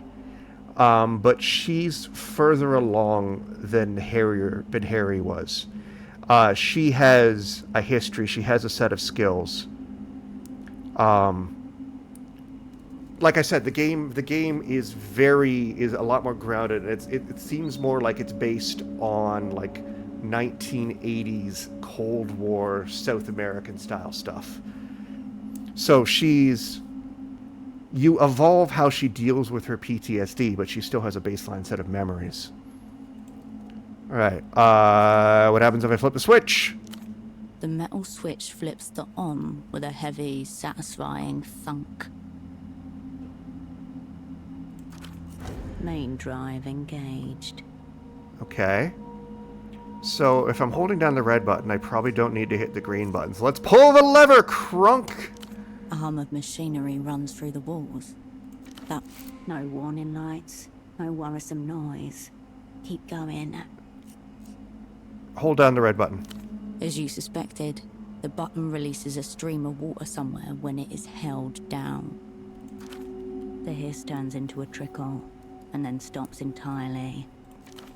The water won't drain unless it has somewhere to go. Okay. You leave the control panel, as inscrutable as ever. The large pipe outside the window catches your eye again as you turn away from the console. Well, now that's a hint and a half. I think I should go outside.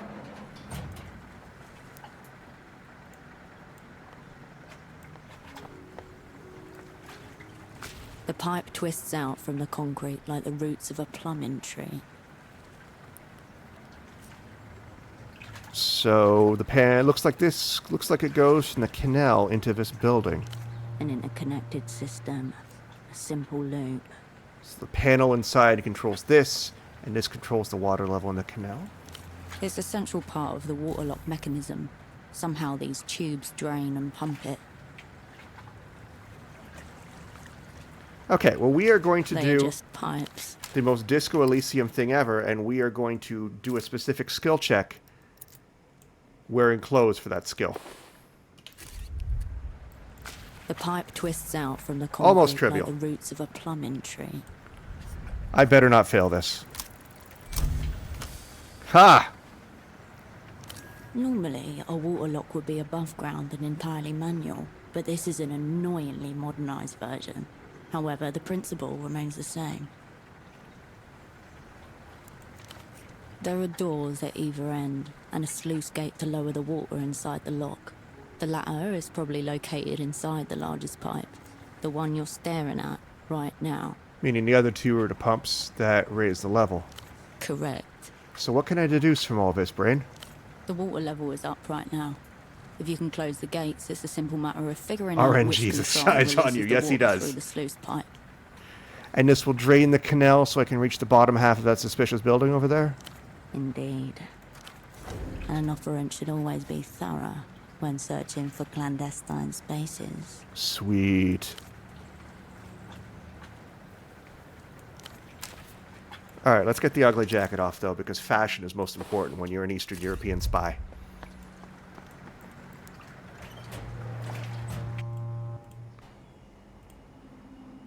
Alright, that was...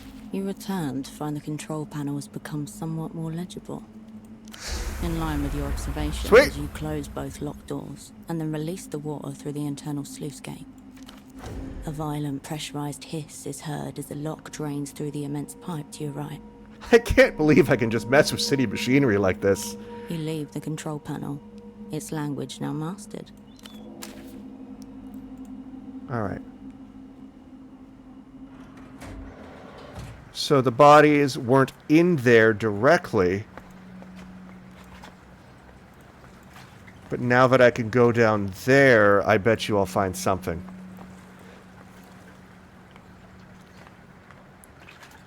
And there wasn't a path down there, so let's see if there's a path up by the traffic circle. There was a broken fence, right? He says to people who join the stream having never seen a traffic circle before. Yeah, right there.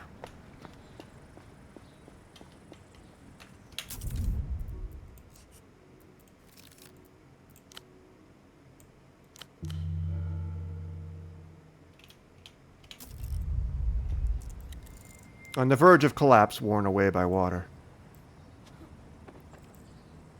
What's down here?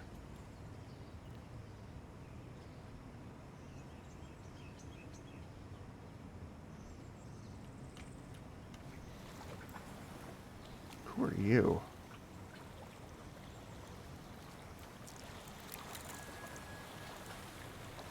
I don't have a pry bar. Shit.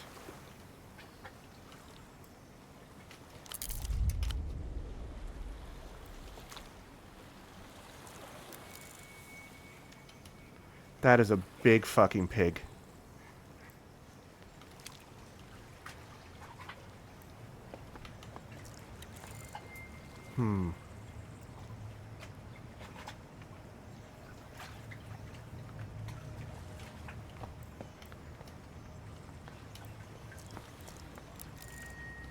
Hey, guy. Go on. You must be down there somewhere. But it's all slimy. What's down there? My expensive bottle of schnapps. She dropped it in the water, so now it's drained. She can go and get it for me. It's probably an accident. No need for an inquisition. It was an accident. I know, Caracalito, but it's still your fault, so you have to find it. Why don't you agree? Why don't you, a grown man, go down and get it? What are you, the Canal Carabinero? Whatever. Come on then, down you go. Bet your missing bottle. What about it? Don't get my hopes up. Don't step on the shrimp. They make your shoes smell. True enough. So, there's a bottle of booze down there. Good to know. Don't talk about Harry like that. I love Harry. Harry was one of the greatest fictional characters.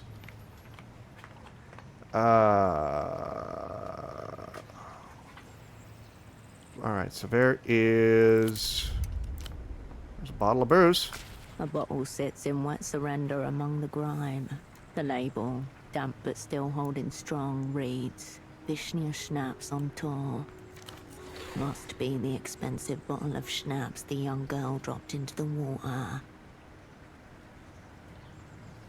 The guy couldn't even afford to pay 20... Hey, he just... No, he could afford it. He just needed to talk to the right people. What's on tour mean? It's 60% proof, much stronger than a typical bottle of schnapps. The sour cherry flavour makes it go down easy.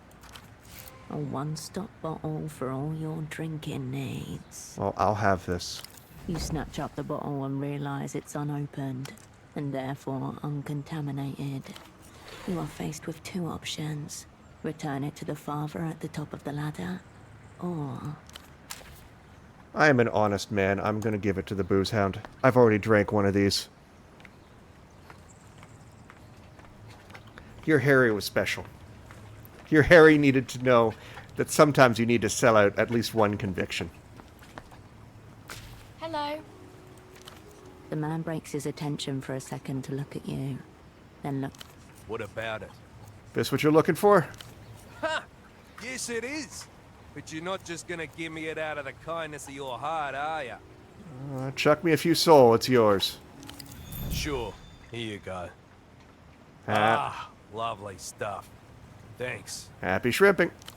Uh-huh. Bye. Cool. Easy money, easy experience.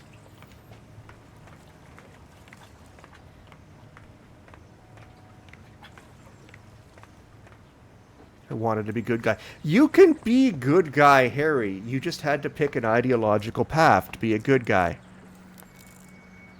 Tiny iridescent crustacean. Unsubmerged, the door has the forbidden air of something dredged up from abyssal depths. Well, if I was going to have a secret prison, I would put it underwater.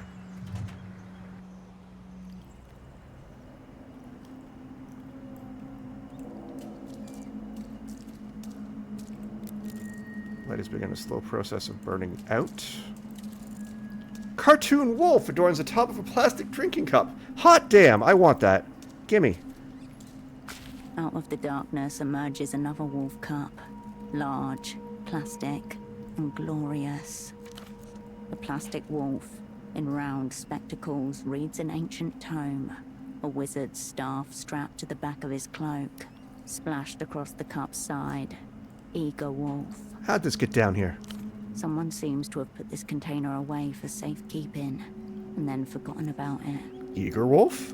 He looks sort of bookish and reserved, actually. Maybe he's eager to leave his studies behind and see real battle. Itching to prove that he can lead the pack, if they'll only give him the chance. What's funny bad is if you had survived one more day and been able to pay for the room for one night, you could have done exactly that at another bedroom somewhere else, and not have to pay for anything else the rest of the game. If you'd made it through one day. That's what you can do on day 3. Blobs of yellow paint refuse to stare back at you. His gaze is fixed somewhere to the side, drawn away from his book. By what? It's unclear. Let's take the cup. Eager wolf joins the crew. Another plastic wolf cup in your hand. As before, 1 out of 6 is stamped on the hard bottom. Another one for the collection. 6 in total to get your hands on. You're on your way to collecting a full set. Your fingertips itch with anticipated pleasure. Hot damn, 2 of 6. And I got fatigue bonus for finding a random cup. And that is an item, is it not? Sensors and statehood go up, but gray matter goes down. What's the bonus on this? It was an important cup. I'm finding the whole set for children. Upstairs walking around in heavy shoes.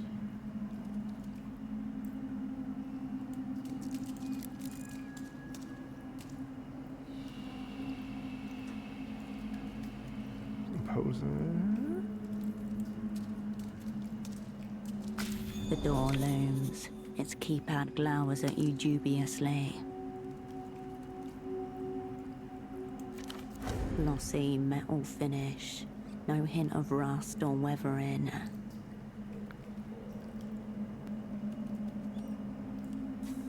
Look along the door frame. An even darkness runs along the door's edges. I see. What if I listen real close? The metal is cool against the flesh of your ear.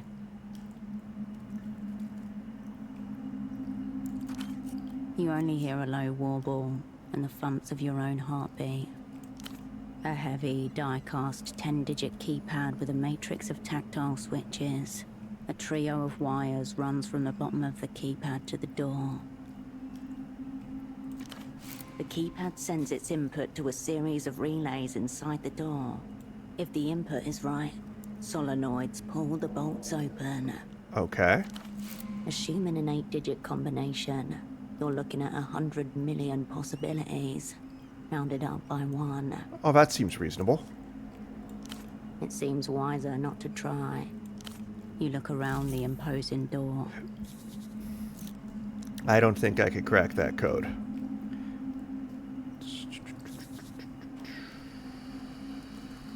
Let's take a closer look at the lock.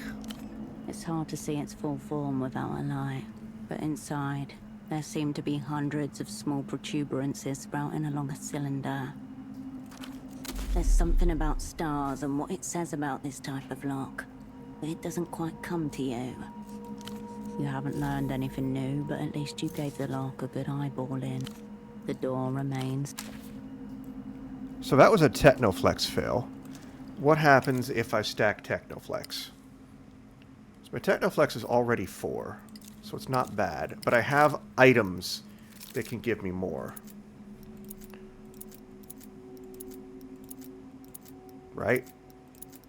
See, this is Technoflex plus 1. That puts me up to 5, and I'm willing to look ugly for this to succeed. This puts me at Technoflex plus 2. So that puts me at 6.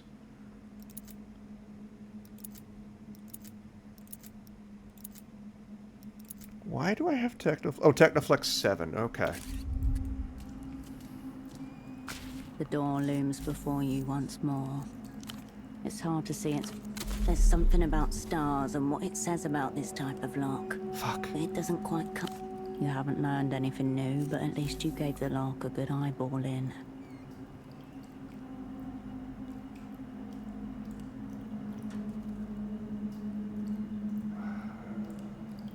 Shit. An even darkness. The metal is cool. You only hear a low... A heavy die. The keypad sends its in. Assuming an 8-digit combination, it seems wiser not. You look around the imposing door. It's hard to see. There's something about stars and what. You haven't learned anything new. It's hard to. There's something about stars. You haven't learned anything new, but at least you gave the lock a good eyeball. Thank you for the hydrate. Nothing seems to work on my stream today, but that's fine. Where is the autosave? Because I feel like...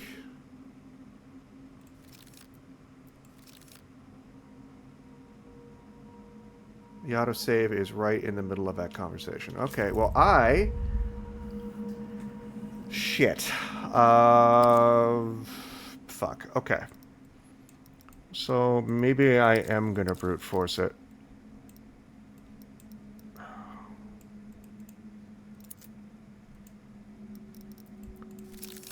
Let's put my clothes back on.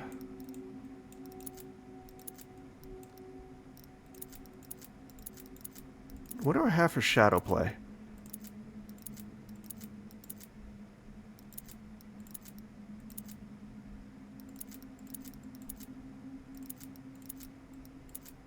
Absolutely fucking nothing. Am I just gonna...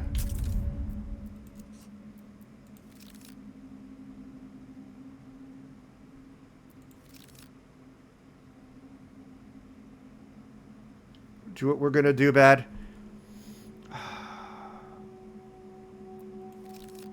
We're gonna roll back to 10 minutes ago. I want to find out what was behind that Technoflex check, and I can't redo it.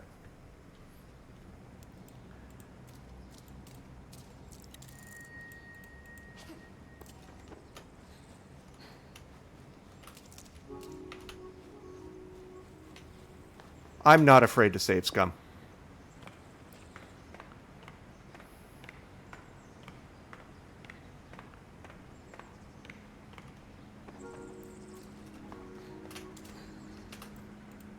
A bottle sits in wet surrender. You snatch up the bottle. RN Jesus did not forsake me. I just did not get an opportunity to retry the check. So this time, we're going to retry the check. Go on. But it's all... My expensive bottle of schnapps. It was... I know, Caracalito, but it's... What are you? Whatever. What about it? Ha! Yes, it is. Sure. Here you go. Ah, lovely stuff. Thanks. Uh-huh. Bye. We're just going to hurry through those conversations because we've already had them.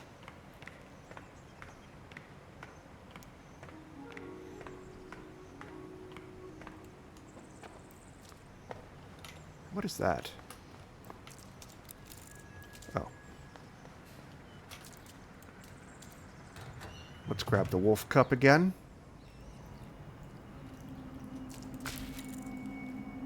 Oh, this is even a new one. I didn't even get this the last time.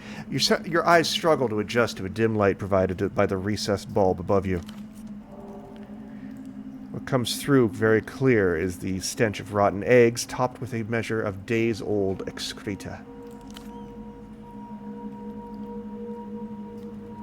Appears to be a utility room opposite you, a tangled network of pipes and an imposing door. But what if someone messes with the water lock while I'm here? The door behind you is mostly watertight. Why? I can swim.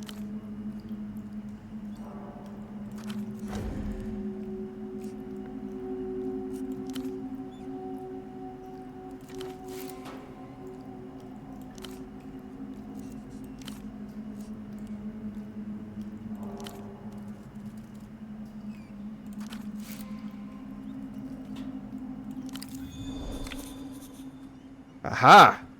I probably needed to get this the last time and I didn't get it. There's no other reason for them to be this kind of security, without a doubt, a secret jail. A forking road then. Above, you'd have to blend in. Below, you bask in the shadows and hope trouble doesn't await beyond the door. Of course, I'm sneaking in through the toilet. Out of the darkness, the plastic wall. Eager wolf joins another plastic. 6 in total. Your fingertips in. There we go. Let this be a lesson to gamers. There's no shame in save scumming. It happens. Okay. So now we're going to save right here.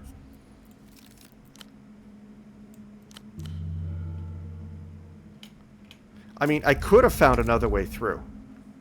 But I want this solution. So we're going to turn on the Technoflex.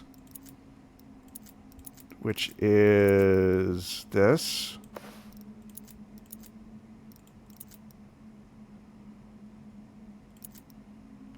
And this.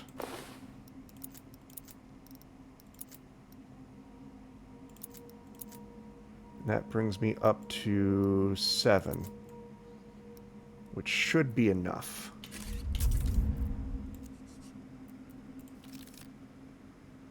Why does she have mats on her beekeeper hood? It is a hazmat suit. And I don't understand why there's mats on it.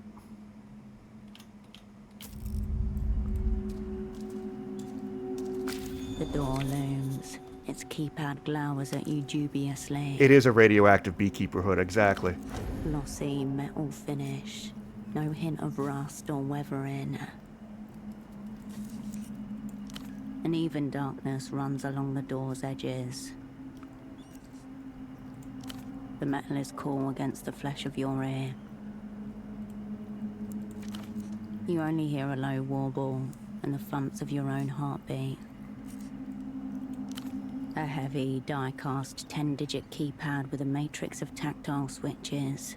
A trio of wires runs from the bottom of the keypad to the door. The keypad sends its input to a series of relays inside. Assuming an 8-digit combination, you're looking at 100 million possible. It seems wiser. You look around the imposing. It's hard to see its full form without a light, but inside, there seem to be hundreds of small... There's something about stars and what it says about this type of look, but it doesn't quite come to you.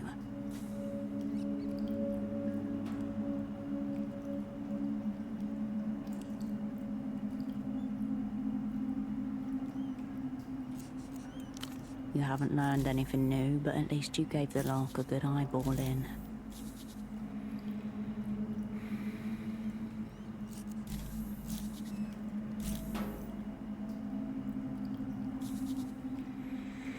Okay. Okay. The door remains. Let's look at options. What can I do about First of all, let's put our clothes back on.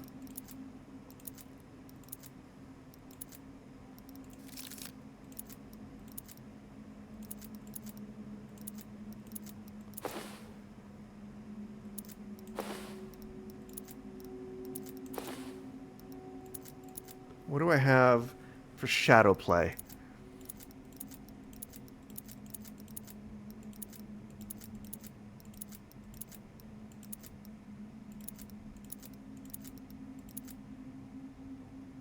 Nothing.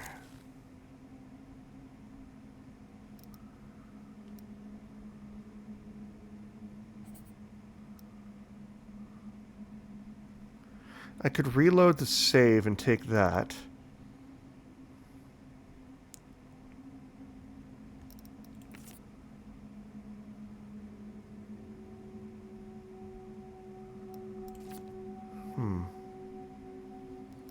Let's try this first. I can't raise that.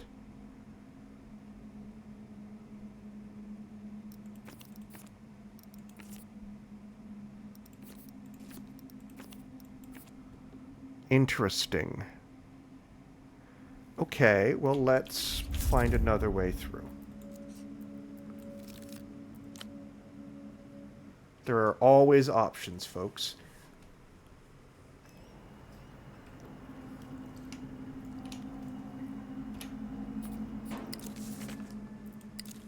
I can't raise my shadow play at all, but I can raise my technoflex.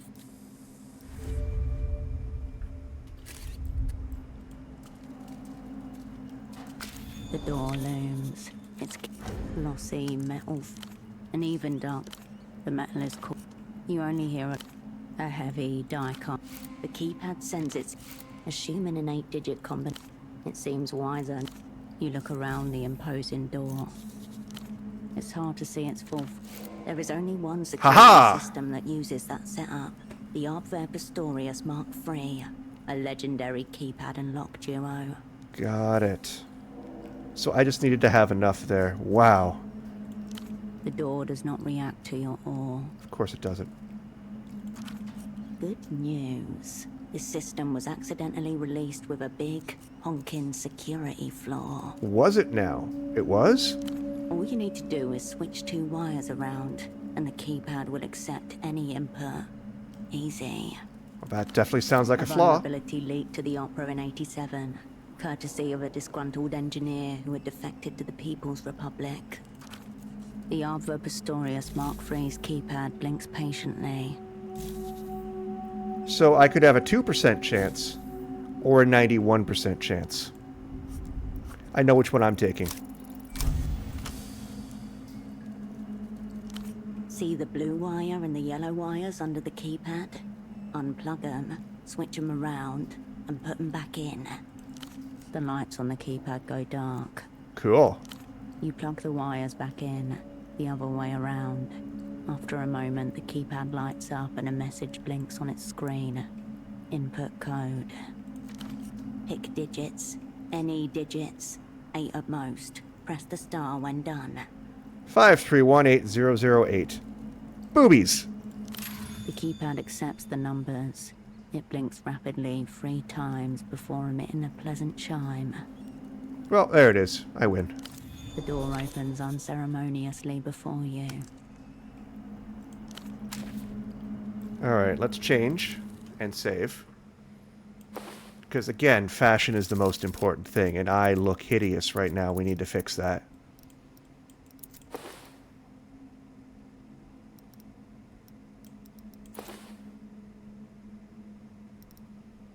Alright, good. That'll do.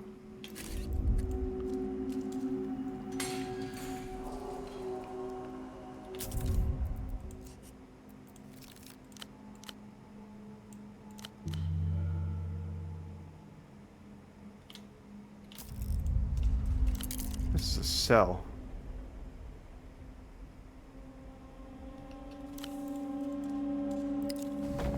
Melatonin.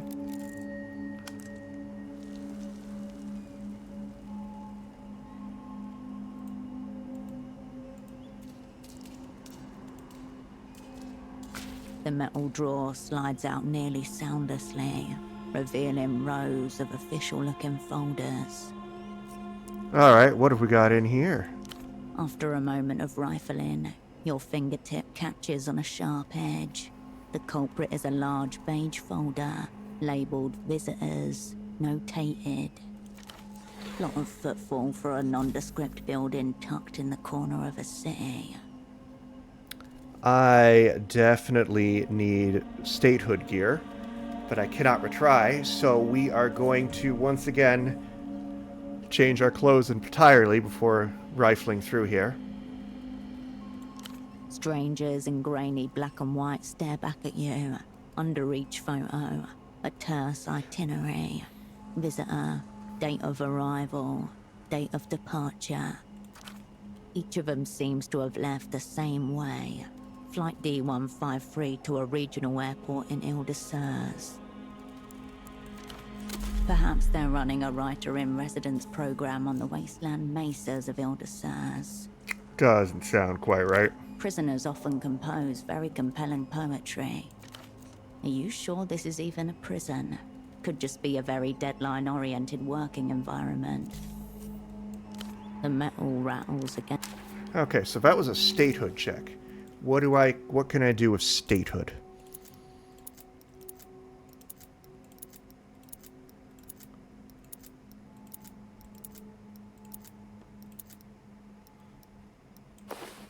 Yep, those are some great gloves.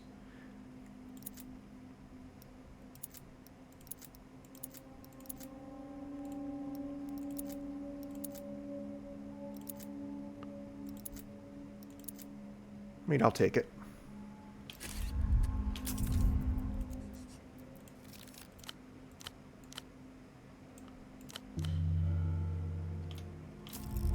The metal drawer slides out nearly soundlessly.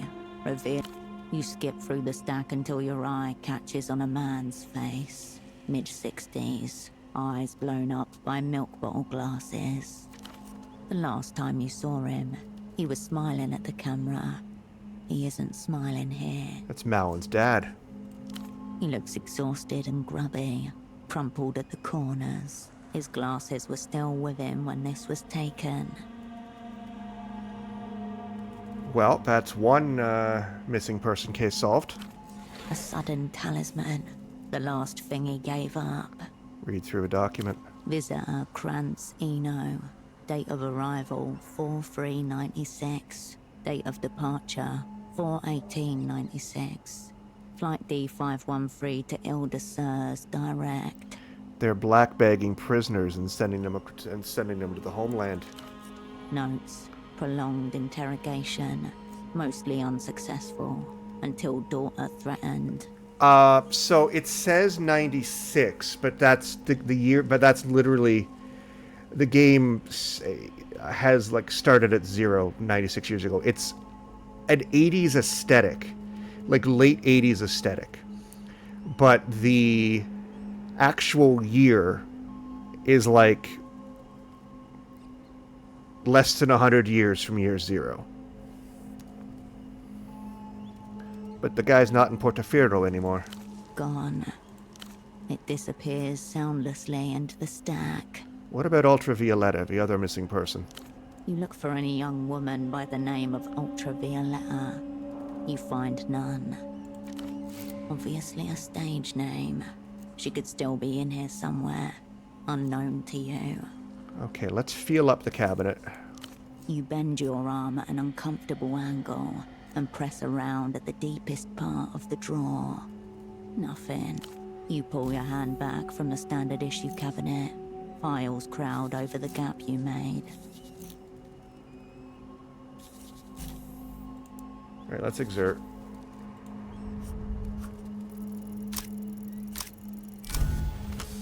Worth it.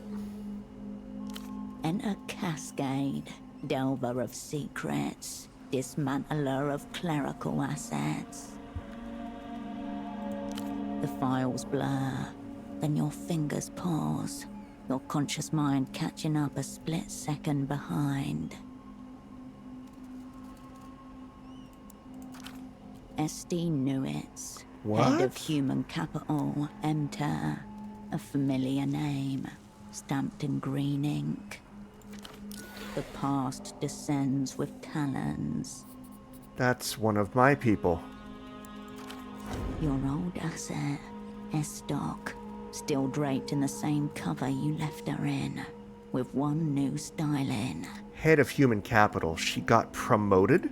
She is fastened to her cover, mutating with it. The mask has become her face.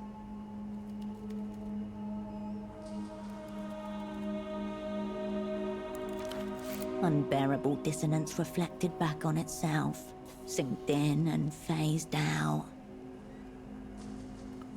So I still have a high-level asset inside the bank. Estoc, status alive, alignment unknown, presume bad faith. Human capital, yeah, for a people smuggling operation, it's a great name. Why does her name make me nervous? Something about unreturned phone calls, abandoning your assets, record lows in cowardice, that kind of thing. Cold, old megaton bitch. Never really proper gang to begin with. Work experience gang. A telephone from 5 years ago startles in its cradle, waking you from the thin end of a dream.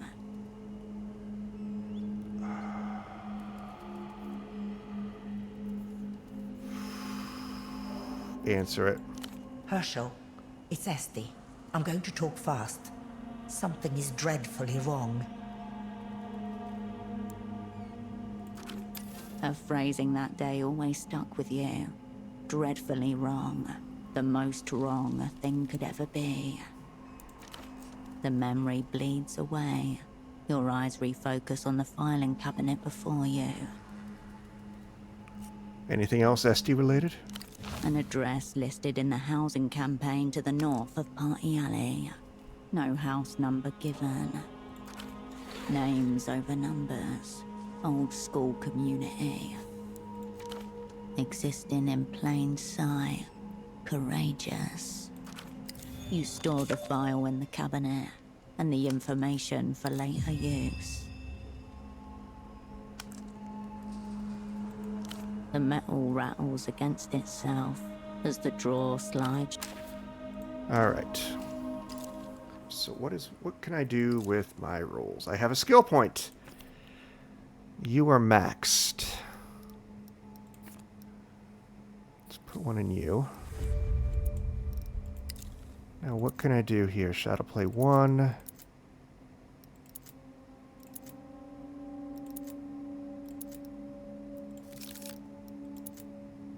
It's -1. Statehood.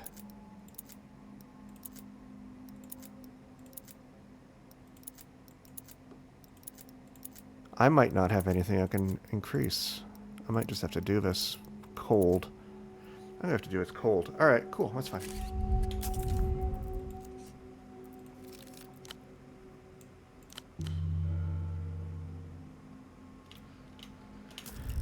Alright, what can I do about that anxiety? Before we continue, I need a cigarette, right? Nope, that's delirium. I need a fucking drink. There we go. The heavy steel door contains a single small window. Next to it, another brand new intercom like the one upstairs. As with anything that talks in this city, it is emblazoned with the blue Renotel logo. Let's peer through the window. Heavy condensation is obscured through layers of glass. Nothing can be seen here, in the domain of shadow and smudge. I've made the argument, Bad, and this game does it as well, but I've made the argument in the past that Disco Elysium had, and this game have, one of the best video game depictions of addiction that you can have. Because you don't have any negative effects right away for taking the drugs or taking the booze, but you feel, because there's a positive effect, you feel like you have to. So, it's interesting. Let's press the button on the intercom. You hear a brief static crackle. It fades out to leave the ambient hum of another room. Hello? You hold your ear to the box, living electricity buzzing along your ossicle bones. Somewhere in the amplified quasi-silence, there's a distant rustling, perhaps breathing.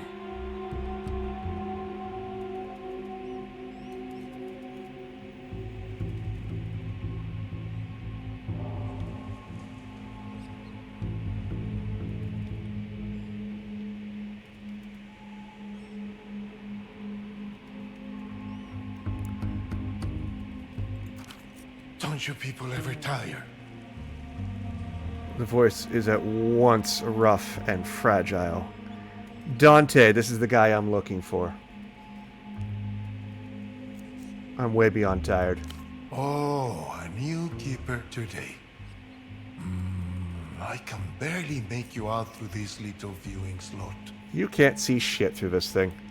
No, we'll just make do without. Do you have a name?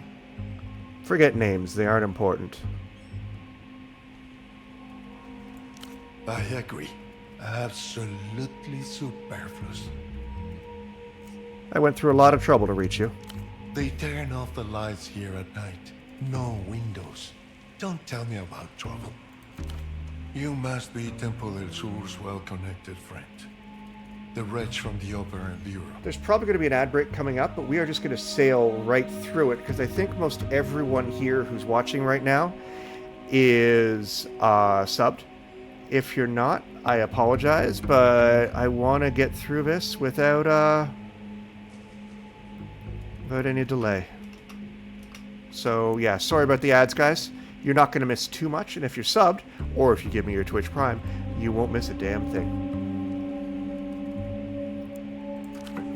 A knot of tension forms between your eyes. I didn't need Once that. again, you're a step behind.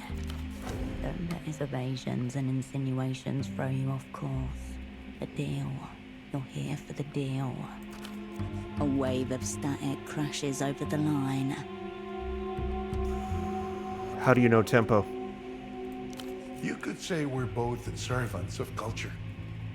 The ministry maintains relations with a number of men like your unfortunate friend. Smugglers and bootleggers? Allies against Emter's ridiculous culture blockade. Tempo's dead. Killed by his enemies. What do you say to that? Ooh, that's what I say to that. He was a friend to me, you prick. Good for you. To me, he was a betrayer. And what is poor Dante doing in a secret Emter jail? Briefly, I was making a personal call from one of those infernal payphones when two men bundled me harshly into a ad-free with a club! rough sack over my head. It's a good club to be in, Bad. Soon after, I found myself in this waterlogged hell. How long have you been here? Difficult to say, what with the lack of natural light and the irregular interrogations. But unless I'm hallucinating this exchange, I don't believe I've gone insane yet. I'd say more than a few days, but less than a week. I hear you and Tempo had some kind of massive deal going. Tell me about it. For a moment, nobody says anything. Green water sloshes about your feet.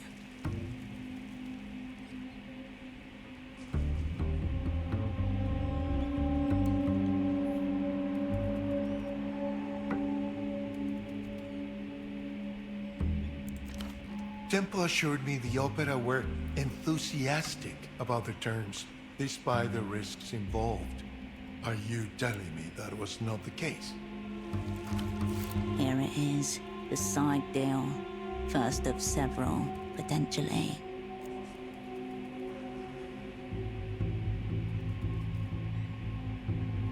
Tempo was very clear. It's me or it's nothing, so what will it be? A long, crackling sigh fills the room. I procured for Tempo del Sur an extremely rare device. The only one of its kind outside the Illuminated Empire.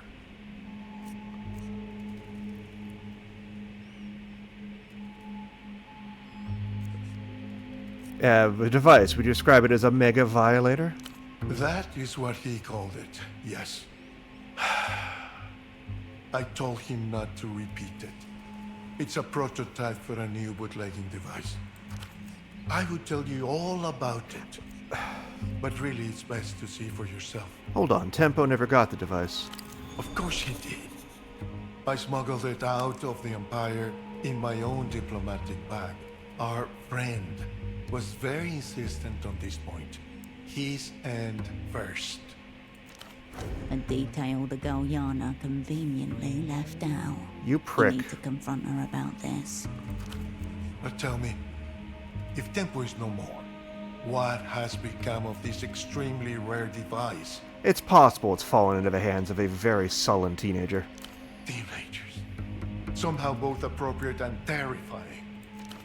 Not that it's any concern of mine just now, but I would not leave such a thing unaccounted for. Well, what laws does it violate, friend? Not that many. Only the big ones. And in return for this unusual device, you got your exit papers. That's the shape of it? It's not easy to leave the Illuminated Empire. Tempo promised he would call in certain favors. Alas, only one of us got what we bargained for. Keep going. There's a ritual in motion, Nameless One. One I suspect you've got an important part to play in. Soon there will... Wait. The phone line hisses and goes silent. Dante? Apologies. I had to attend to a personal matter. What was that about? A large rat swimming along the floor of my cell. It's not so hard to drown them usually. This one was just very oily. Oh, that's gross. Right, the reason you're here. There's a very important man on his way to Portofino as we speak. His name is Facundo Reyes. I need to know who that is. Also, somehow this man gave me money. Boom! Crit. Minister of Mass Culture for Leluz, political theorist, suspected war criminal, architect for Leluz's meteoric cultural rise. What else do we have on the man?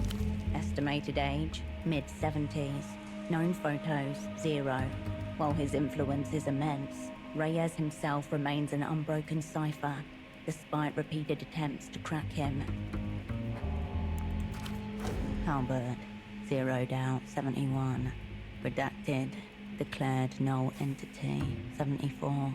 Sediment, zeroed out, 76. Vapor, lost, 81. Comfort, zeroed out, 86. Like all the opera's great enemies, Facundo Reyes is referred to primarily by his epithet. Oh, wow. The Grand Lich of techno-fascism. To his friends, he's still just Facundo. What brings your... Names are superfluous anyway. So we've established. What brings your Grand Lich to Portofino? Secret treaties, matters of mass culture, All to be discussed with our mutual antagonists. Fun stuff. Leagues above your station, sadly. Hold on. Why would Emter lock up their own negotiating partner? I asked the same question and received an electrical shock to the scrotum for my troubles. Now I don't ask questions. I just try to enjoy myself. What had that to do with that missing pop star? Missing pop star? Who do you mean? Ah, forget it. Above my station, like you said. Stop that. You're talking about her, aren't you?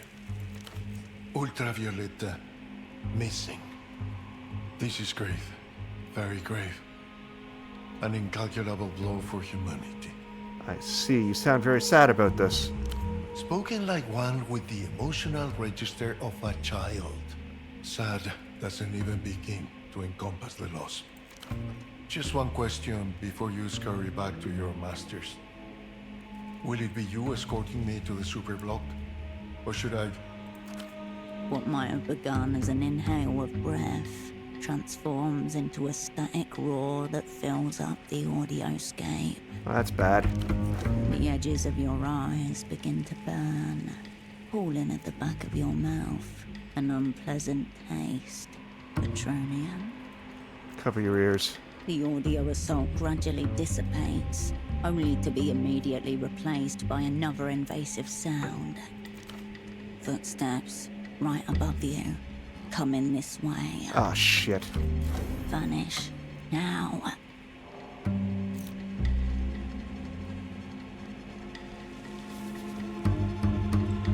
Well, I think I'm fucked. Pray for me. I do not have enough roll for this. I need to get 2 5s. Failed. Even as you turn around, you know it's already too late. Not quite hearing, but another sense, kicking in just one instant before the click of the door sounds.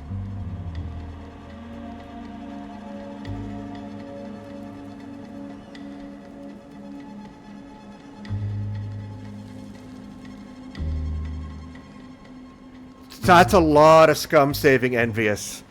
And it's a 35% chance. I'm gonna take the consequences and we're gonna see how it goes.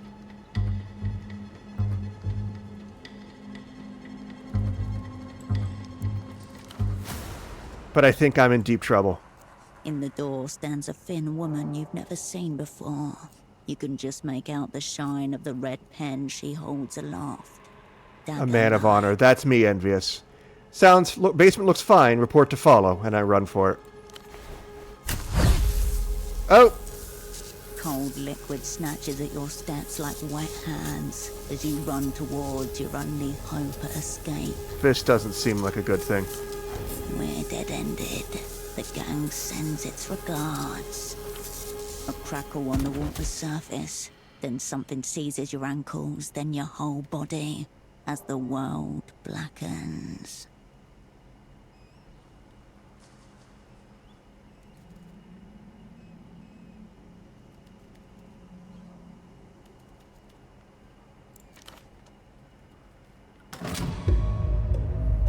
Oh, fuck me. Okay, this isn't good.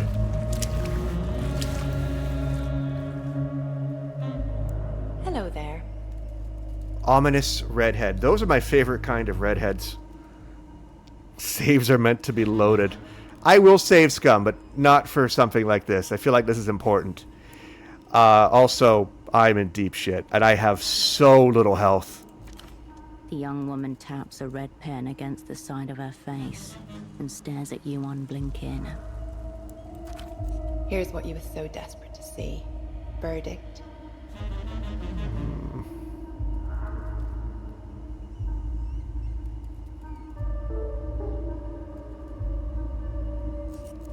I'm gonna say nothing. I don't think that approach will work very well. Malheureusement. Oh shit, she's French too. I'm in love.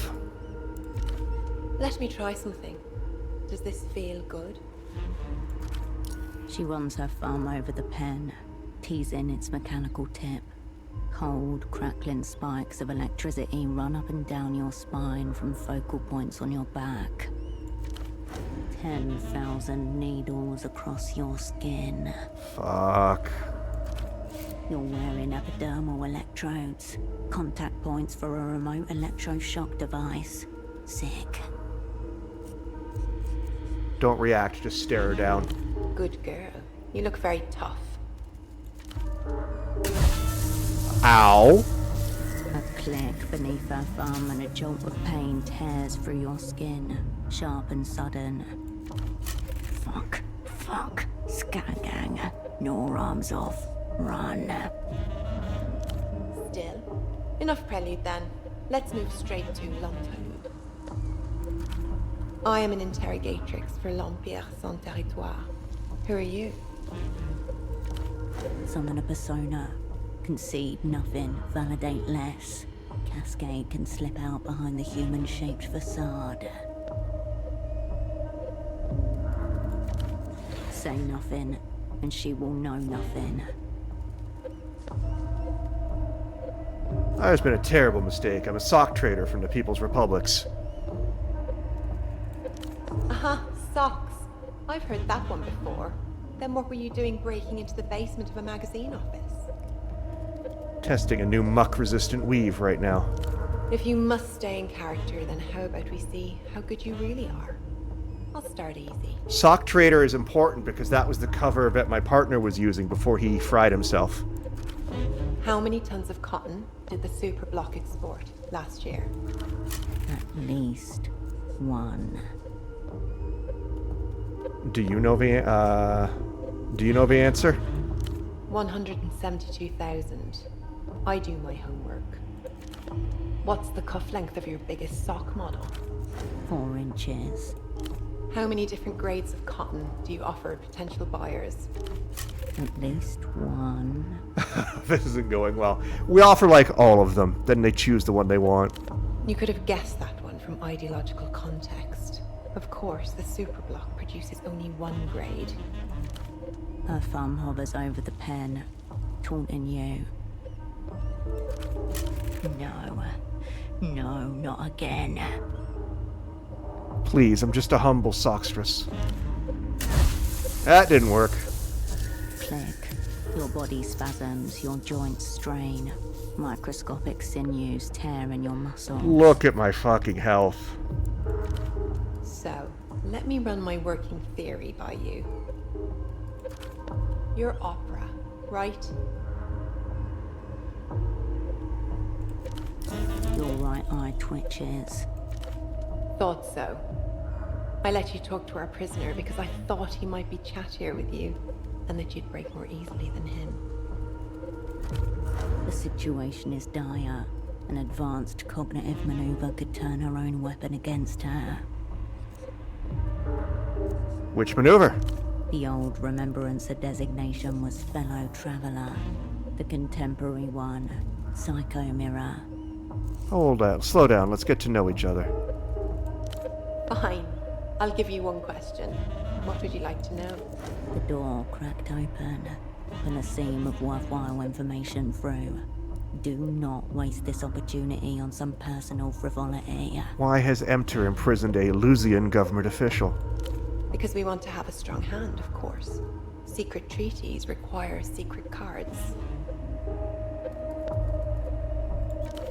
Good. She's confirmed what the prisoner told you. These secret treaties are legitimate and close. That's all. Very good. I said one and you didn't try to push it. You're learning.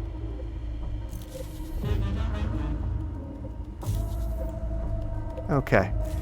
I don't get the impression that flirting is the thing to do here.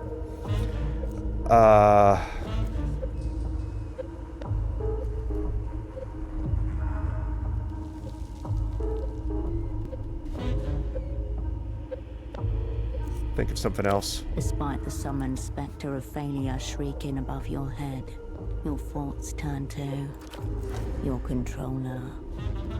What's she doing right now? Impossible to say. She's very far away from you, though. Of that you are certain. No images, no sound, only static on a dead feed. Well, shit.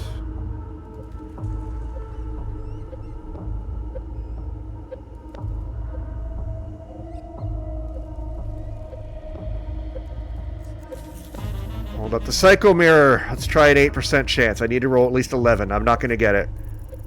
Nope. Oh, fuck.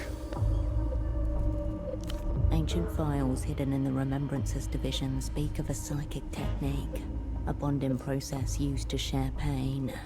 Connect with her. Braid your suffering with her. I don't think my mother really loved me. How about you? No, mine loved me very much. I had a wonderful childhood. Yeah, I deserve that. Thick. A fresh flare of agony rattles along your bones. Your mouth so wide that it tears your lips. You smell smoke and burning. That would be my skin. Who are you?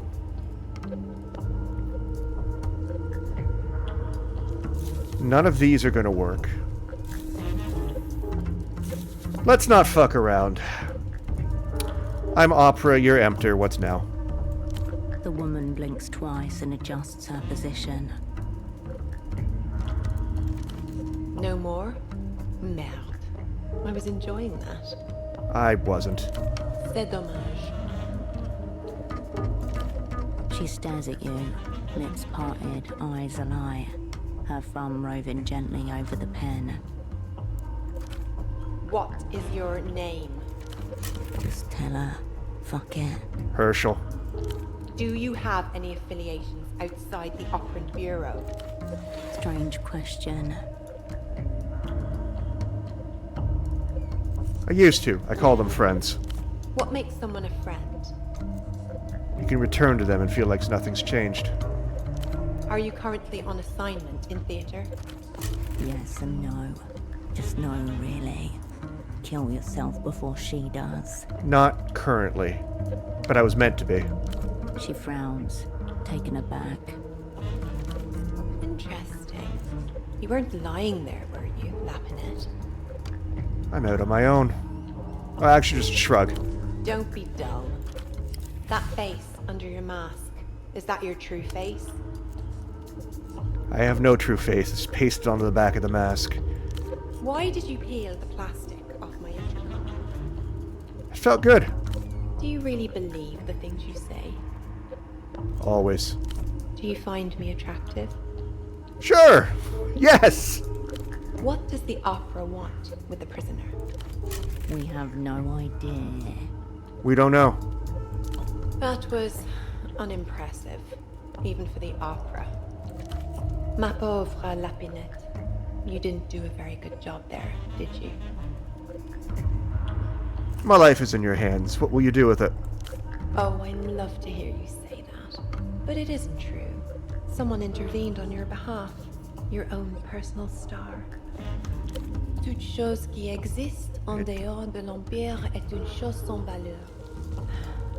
Goodbye, Herschel. What? I fucking live in a French city and I don't understand that. Hang on. I am too tired. I'm so bad at traditional French.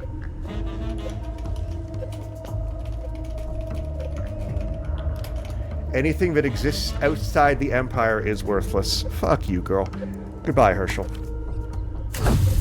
Oh, and she's gonna shock me again.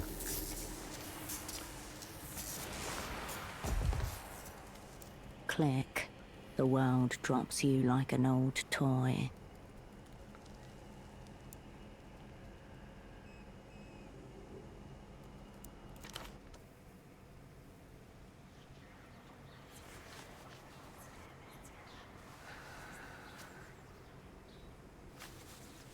Oh, okay. Well, I appear to be alive. Hi, little girl.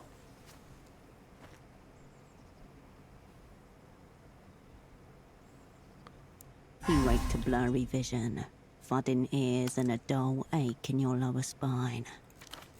The setting sun is hot on your face. Purple light spots are burned into the back of your eyelids. Where am I? alive. Well, they put me on someone's couch. Pretty decent considering the torture. The couch doesn't belong to anyone. It is a couch of the city. As much a part of it as any building, any crossroads, any patch of slate grey sky. Someone is standing nearby, watching you. Hi, kid. Your eyes realign and find a young girl staring at you, chewing a lock of her own hair. Where'd you come from? Over there. How'd I end up here? I don't know. I just found you asleep. A derelict beach, a grey canal, and the building you were interrogated in less than 50 meters away, up the hill beyond the waterlock. City looms behind you like a titan. This is the Quisach Quarter by way of the southeast roundabout. You didn't move at all. Someone else did it. Lifted you up and dumped you here. He had to go grown-up fishing, is what he said. But he said I can take the tram home all by myself. It will be dark soon. Can you help me with something? I need to get this knot undone. The girl holds out a small hook tangled in fishing line. Bind in. No, not again. I can try. You take the hook and its clot of near invisible wire. You can't shake the feeling of being watched. Each curtained window in this city could be an eye. Double, lost in theatre, status captured, interrogated, loyalties non-existent, conclusion, failure, brackets inevitable. Your hands are trembling. A child is asking for your help. Focus. Study of a knot.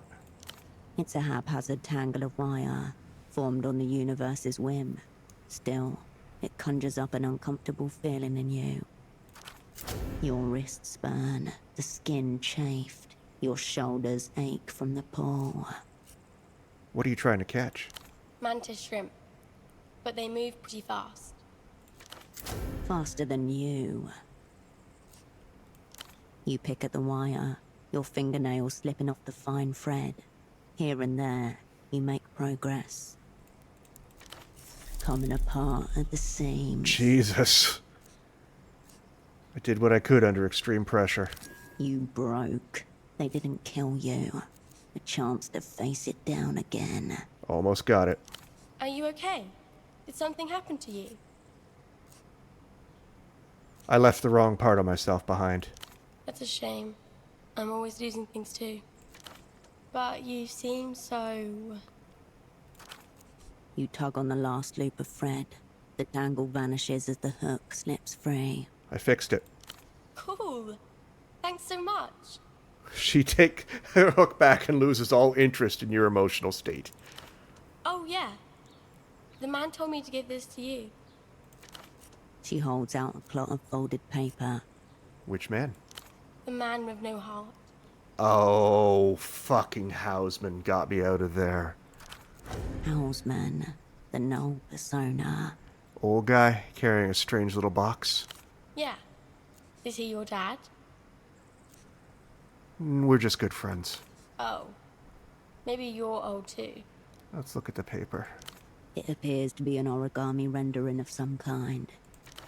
People who are into this sort of thing are always making flowers or birds, but this doesn't look like that. Yes, Bad. He literally has an artificial heart that he carries around with him in the cooler. You'll meet him next stream if you're here. What it looks like is an anatomically correct human heart, slightly squished from being stuffed into a 10-year-old's pocket. Would it just been easier to just fold it into a heart-shaped heart? Easier, yes, but less fulfilling. The flattened paper reveals a handwritten message within the shape. Big ticket item about to hit the organ block. Opening bids already coming in by payphone. Party alley, west side. Who will we say is calling operant? Below the scrawled text, a childlike drawing of a heart, coloured in red. Houseman no doubt organised your release from the jail. And now I owe him. This message is no courtesy. It's a debt slip. Did he say anything else? Nope. Oh, thank you, kid. For what?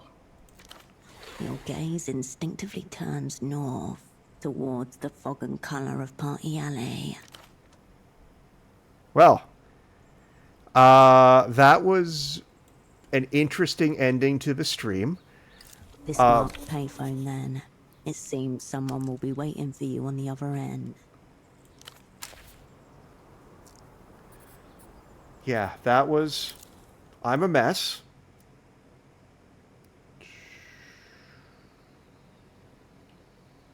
But I'm alive. And I have no clothes on. Let's fix that.